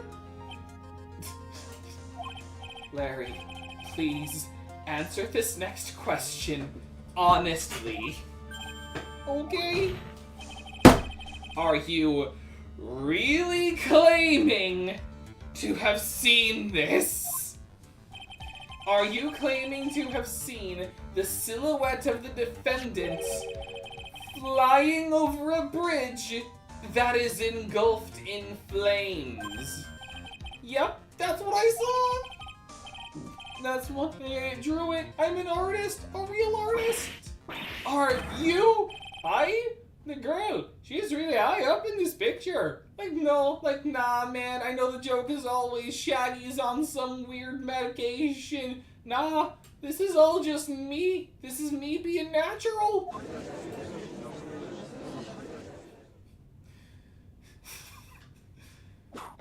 What? What was that for? This is all a bad dream. I was hitting you on the cheek to test that theory. Please whip your own chain from now if you wish to test your wild theories. Anyway, no court of law will ever acknowledge that people can fly. OBS Studio. OBS. There you go. Sorry about that. She was flying pretty high, my sweet Iris. She was about 30 feet above the bridge at least. It was really something to see. This has to be some kind of mistake. Mr. Edgeworth, please bring the witness back down to earth. What? Me? This witness is your friend, is he not? Accessory to foolishness, Miles Edgeworth. Let's get back to the cross-examination, by force if necessary. Mr. Edgeworth, I expect you to expose the obvious contradiction here. Yes, Your Honor. It's back, it is. Looks like I've got another reason to remember this moron. Well, what do you think of my debut piece? Get a thing away from me. Horrible sketch of what he saw the night of the crime. I don't think it's horrible, it actually looks really good. Now, hurry up and cross-examine him. Yeah, so he sketched the bridge. I saw Iris flying, her white hood fluttering. This hood? Objection! Larry, what did you really see that night? Not that I particularly care. In your position, that's just being irresponsible. I drew exactly what I saw. I'll give you a whole $1 if that's the truth. That's the truth. If that is really the case, then there's only one thing that we can say for certain. What might that be? That the person who flew over the bridge could not have been the defendant Iris. What? What do you mean? I don't understand. Ow! A foolhardy folly of a foolish statement by an equally foolishly foolhardy fool. How exactly can you make this claim? Tell us, Larry. According to this picture, the individual whom you say you saw was wearing a hood, correct? Of course he was. That rundown shack is quite away from the bridge. The hood is what told me that this floating angel was my Iris. The hood is my darling Iris, and Iris is my darling hood. Your what? Ow! It seems there are bigger fools in this world than the one at the defense's bench. Larry, there's something you need to be made aware of. On the night of the murder, Iris wasn't wearing her hood. She had given it to Wright as a gift. Are you going to change your story now? Perhaps suggest it was flight. It was Wright who took flight? What are you talking about? I think you understand what I mean just fine. Why? Why did Nick have Iris's hood? What? Angie, what's going on with Iris and Nick? Why, you Nick, you dog! I shouldn't say dog. You're nothing like Scoob.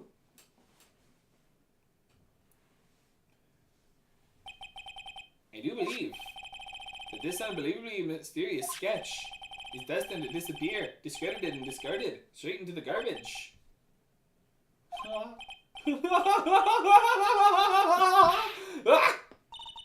What is it now, witness? It feels like I've been waiting 25 years for this day to come.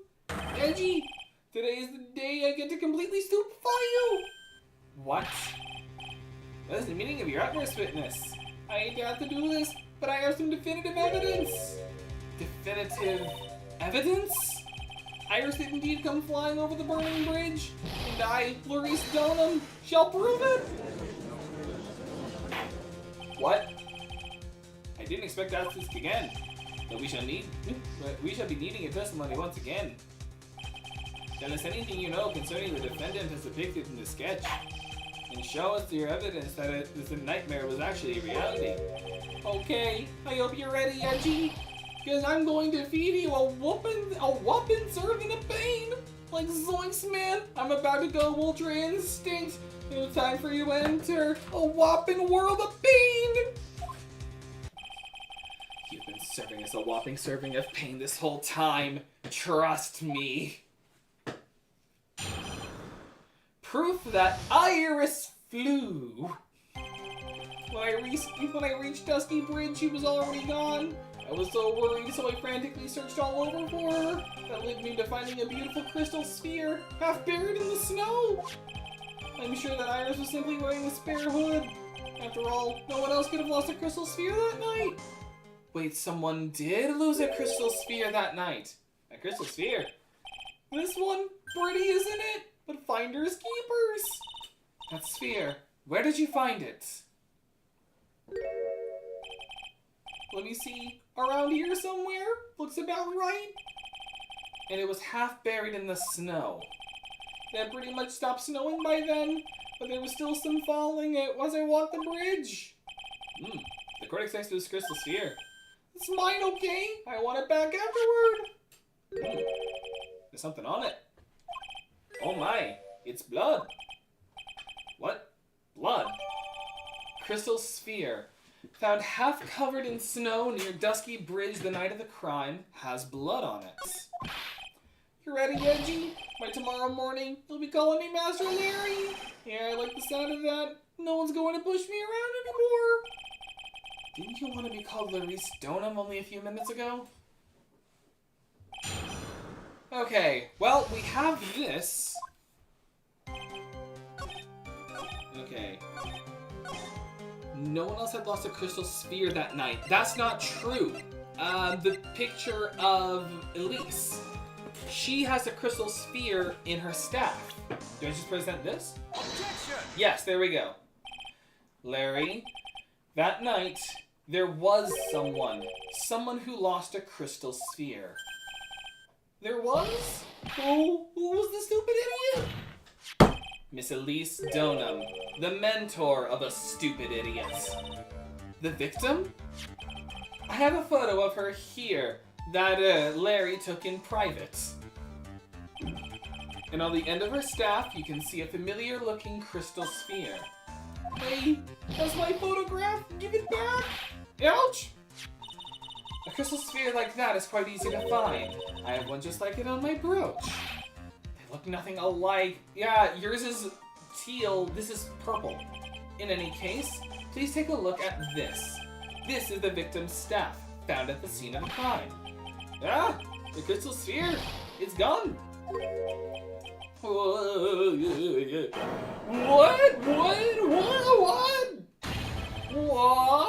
Like sweets? What is this? Just what does this mean? If anyone jumped or flew over the bridge across the bridge that night, it certainly was not Iris. After all, she was not wearing her hood. More importantly, the crystal sphere found at the landing site was not hers either. This is such a complex case. That means the one who flew and dropped the sphere was the victim, Miss Elise Dolan. A fool alongside another fool on a fool's errand to reach a foolish conclusion.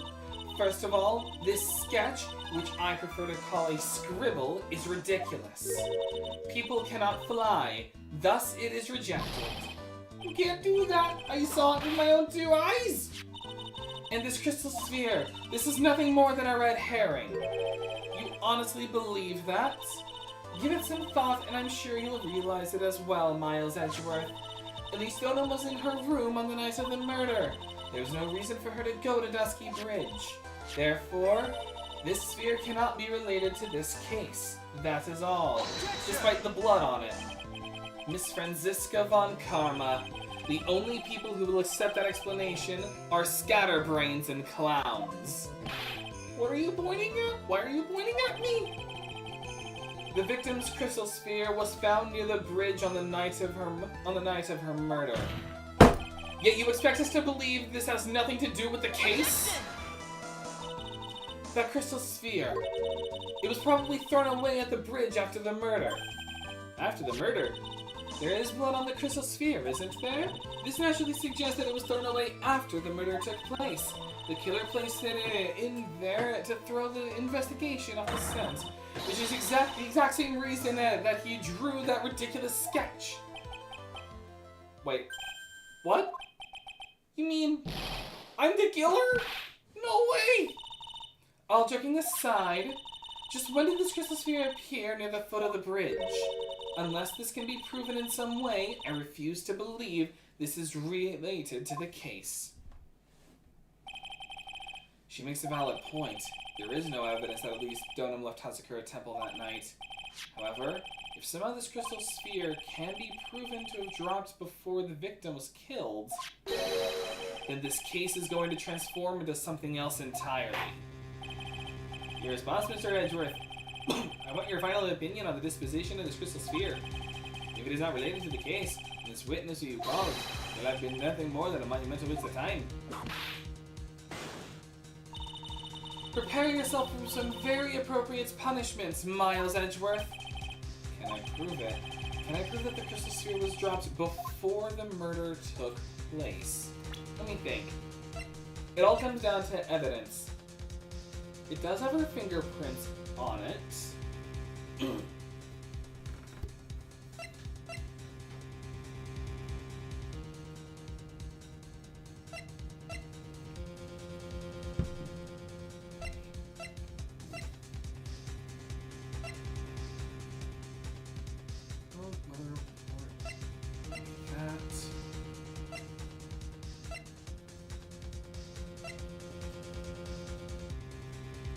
Courtyard where Elise Dolan was murdered. Her staff and crystal sphere aren't here. I'm back for a bit. I think we're almost done. And nothing in here. Can I prove that the crystal sphere was dropped before the murder took place? I see we're at the part where Larry is Larrying it up. Indeed we are. It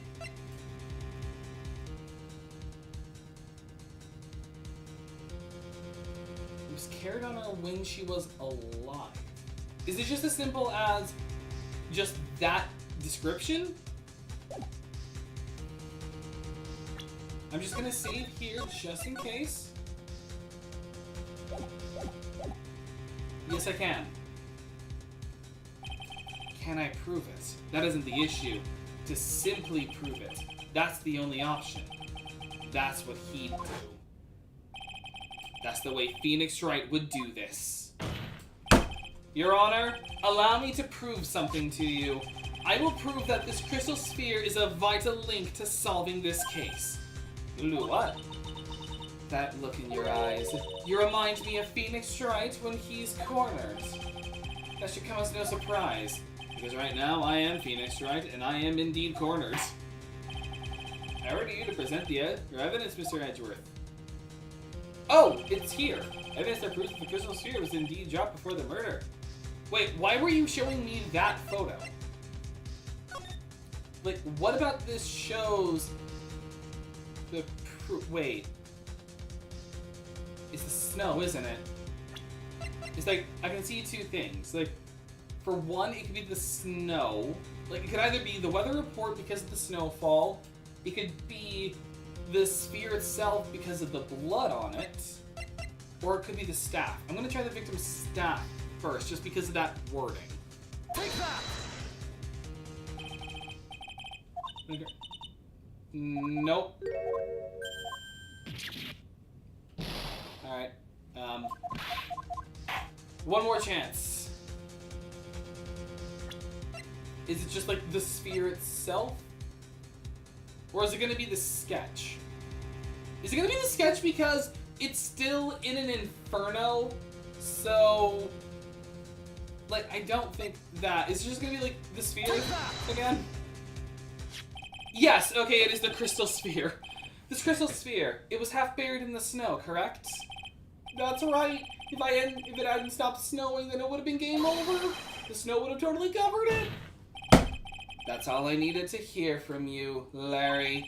Oh, it was the crime photo because we already proved that it had stopped snowing at the time of the murder because there was no snow on Elise's body. So if the crystal sphere was half buried in the snow, then that means that it had dropped off.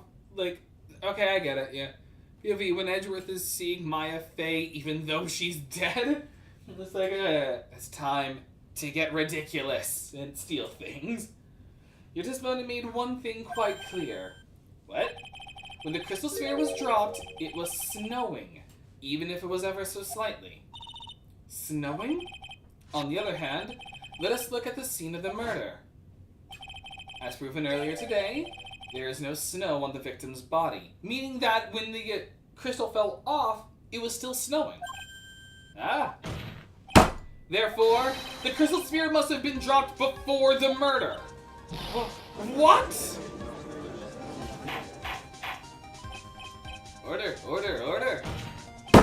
On the night of the murder, the victim did indeed go to Dusky Bridge, and there, something occurred that caused the staff's crystal sphere to come loose. What could that have been? This sphere. There's some blood on it, isn't there?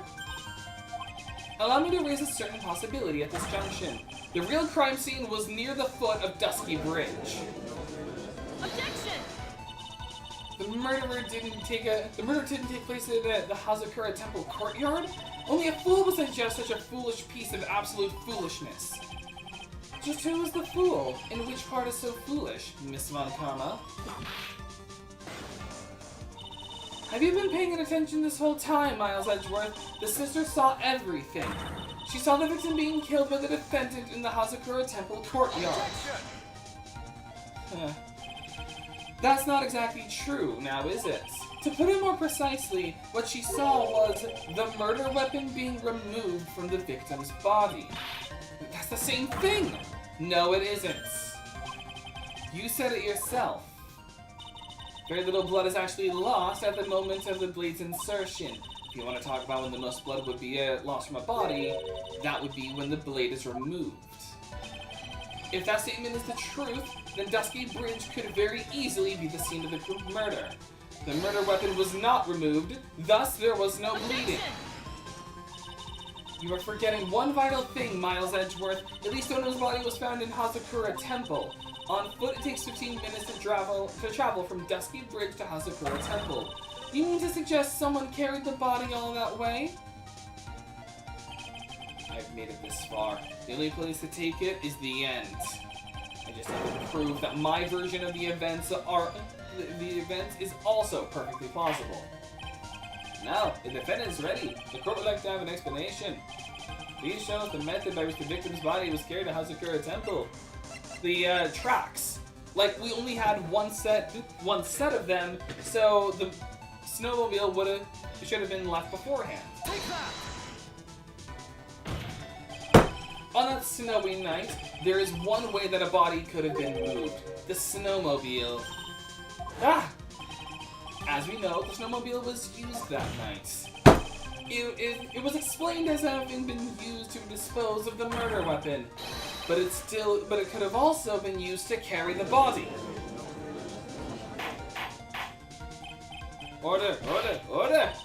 This is completely unacceptable, Miles Edgeworth. You've dug yourself into your own grave. What do you mean? The only one who could have used the snowmobile was the defendant. She's the one who moved the body. Doesn't that put the final nail in your coffin? You're too late, Franziska von Karma. And in fact, the defense has proven something else entirely. We have shown that this case requires further investigation. What? Where was the victim Elise Stoneham really killed? If her body was moved, whatever for? And finally, just what does this image mean? Do you even need to think about that? Such a creature could never see the truth, let alone describe it! This witness certainly sits on one of the lowest possible branches of humanity. Oh God! However, he would never utter a lie that could hurt a girl with whom he is enamored. He drew this, so it is something that actually happened. The defense stands firm on this point. Edgeworth? Zoinks, thank you, man! I'll treat you to a hoagie later. I got some coupons for Jimmy John's. That settles it then. I cannot give a verdict under these circumstances. Got her? Right. I seem to have fulfilled my part of this. It is just as I thought. Franziska von Karma, you made a wonderful partner. Excuse me? There was one reason, and one reason alone, for me being here. To expose the darkness lurking in this case, and then pass it on to Wright. Really? That's what this was all about? You could have just told me that from the very beginning. Then I wouldn't have had Francine whipping me and out! Miles Edgeworth, I don't care what you were here to do. This was my chance to finally grind you under my heel. A shame that your chance seems to have slipped you by. What a shame, Francie! This is all your fault! Such a terrible witness. You are an affront to all the legal system stands for! I demand satisfaction! Larry's dead. I cannot believe that the witness's testimony relates to a national event. However, there has to be some sort of answer for the questions it raises. Have his words here today been the truth or lies? Next time we gather in this courtroom, those are the matters that shall be addressed. I am counting on thorough investigations by both the defense and the prosecution. And with this, the rest is up to you, Wright. Court is now adjourned. Thank you, Canadian judge. Larry, it did happen, but I forgot there were several more creatures. Like, I forgot to say there were some fairies there and a cyclops. Although, actually, now that I think about it, I think they were sirens. Edgeworth, I think we're in Homer's Odyssey. Okay, it is 6 till 6 on my end. This stream has gone on for a long time. Not as long as my longest stream. That was the stream before my break. But this still went on a long time. Yes, thank you. I am very hungry. I don't think we'll be able to finish this case to Wednesday. I think we may have to move it to Friday. Because this is like a huge case. So much so that the anime had this split up. It had it split up in like 7 parts. So we're but we will at the very least be finishing Phoenix Wright Ace Attorney Trilogy this week. How many more games are there? I don't know how many more there are in the Phoenix Wright series as a whole, But this is the final case of the trilogy.